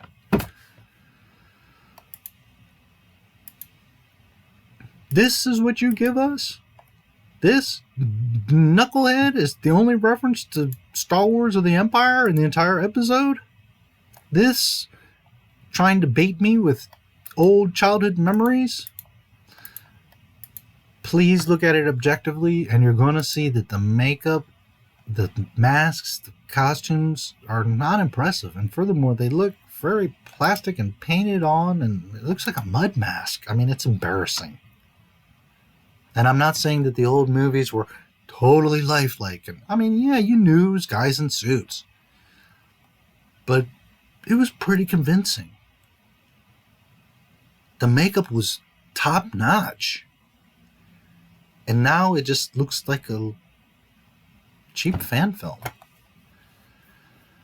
So I'm going to leave you all with this and my final impression of Star Wars, Disney, and this whole debacle, the Mandalorian that probably still doesn't load. Yeah. I mean, this is it right here in a nutshell. Sorry, something went wrong. Please try again. So here's my overall synopsis. First of all, to be fair, it's a cool channel. It's neat. It's got a lot of content. For kids, this is an absolute candy store. For big kids like me, to go back and be able to see Bambi and Snow White and Fantasia. Great. Spider-Man. I can't wait to watch all the amazing Spider-Man. Yes. I'm so happy. So awesome. So worth the money. Get it. It's cool. It's nice. It's good. Wall-E. I mean, Roger Rabbit. No doubt. Ugh. But when it comes to the overall, what this is hinging on, the overall quality of this and importance of it, and it simply doesn't load. It's simply a subpar with terrible makeup and convoluted story and just further putting the dagger into the heart of the end of Star Wars. My final synopsis is Disney Channel, the Disney Plus is cool and worth the money. Star Wars is completely destroyed, done. The new movie is going to solidify and finish it off, but it's done. We knew it since The Force Awakens. And I know a lot of you were trying to be optimistic. Oh, but let's see where it goes. They'll fix it. And they're so far behind, so screwed up. There's all kinds of rumors. It's November 12th. The movie comes out in a month. Like 5 weeks. And there's rumors that they're still refilming and re-editing and fixing stuff. And that they had to bring in Lucas. I mean, it's rumors. We don't know. But it's just a mess. So, two sides of the coin. Disney Plus, get it. It's cool. But as far as Star Wars is concerned, they've buried it. And what they've done is basically fake breasts. It's a boob job. Okay? So you see this chick at the beach, and I'm not trying to be vulgar, but this is just the best way I can. You see this chick at the beach, and she's got her little top on, bikini top or tube top, and you say, wow, those are really nice breasts, and they look real, and they seem fantastic. But then when you get her bra off and you start to look and touch and you start to realize, ooh, look at these scars. Oh, they're all lumpy and don't sit right. They don't feel natural. And just knowing they're not real, well, at least to some of us, just sucks the life out of it. Some of you don't care. Bigger, better. Yay, I don't care. Double D's, great. Some of us have substance. Some of us care, especially about tradition, history, lore, brands, franchises, respect. And it's pretty disappointing to see a really nice boob job thinking it's the real thing. And then you realize, well, no, it's just all fake. You fooled me. You suckered me in. I thought it was real. And, you did all the little tricks. But sorry, something went wrong. I'm done with my rant. I'm just a 45-year-old guy that loves Star Wars, that grew up with it, that lived with it, that lived it, that had the toys, that went to school with the lunchbox. And it's gone. It's been totally wiped. As far as I'm concerned, and I know I speak for a lot of you, Star Wars ended with Episode 6. I pray, at this point, you know what I would love? Is that this tanks so badly that Disney is like just getting death threats and is forced to basically beg Lucas to take it back because there's people like throwing Molotov cocktails at Disney Park. And unless they get rid of Star Wars, they're going to literally burn down the park. And that somehow, some way, Lucas gets the rights back.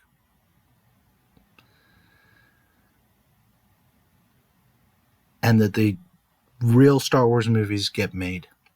That we can, and I'm sure any real Star Wars fan can agree with me, we'll just pretend this mess didn't happen. We just, just like they erased Star Wars, well, we'll erase Disney. And Lucas gets it back. Lucas makes 7, 8, and 9 how they're supposed to be made, and we can all just move on and forget this horrible nightmare. One can dream. It will, you can never say never, but it just won't happen.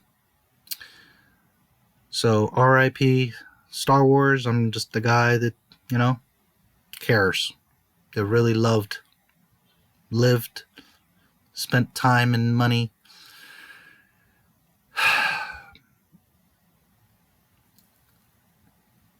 Disney Plus. All right, guys. I know that this is ridiculously long. Who knows if you'll even see this far, or if I'll even get the video get banned, because between the copyright and Disney probably getting butthurt, it'll probably all get taken down. But hopefully you guys see it. Hopefully you guys feel me. Hopefully at least some of you understand and agree. Disney Plus, check it out. Star Wars is dead. R.I.P. to my childhood. Please like, subscribe, and most definitely comment. How do you guys feel? What do you think? Do you agree with me? May the Force be with you guys.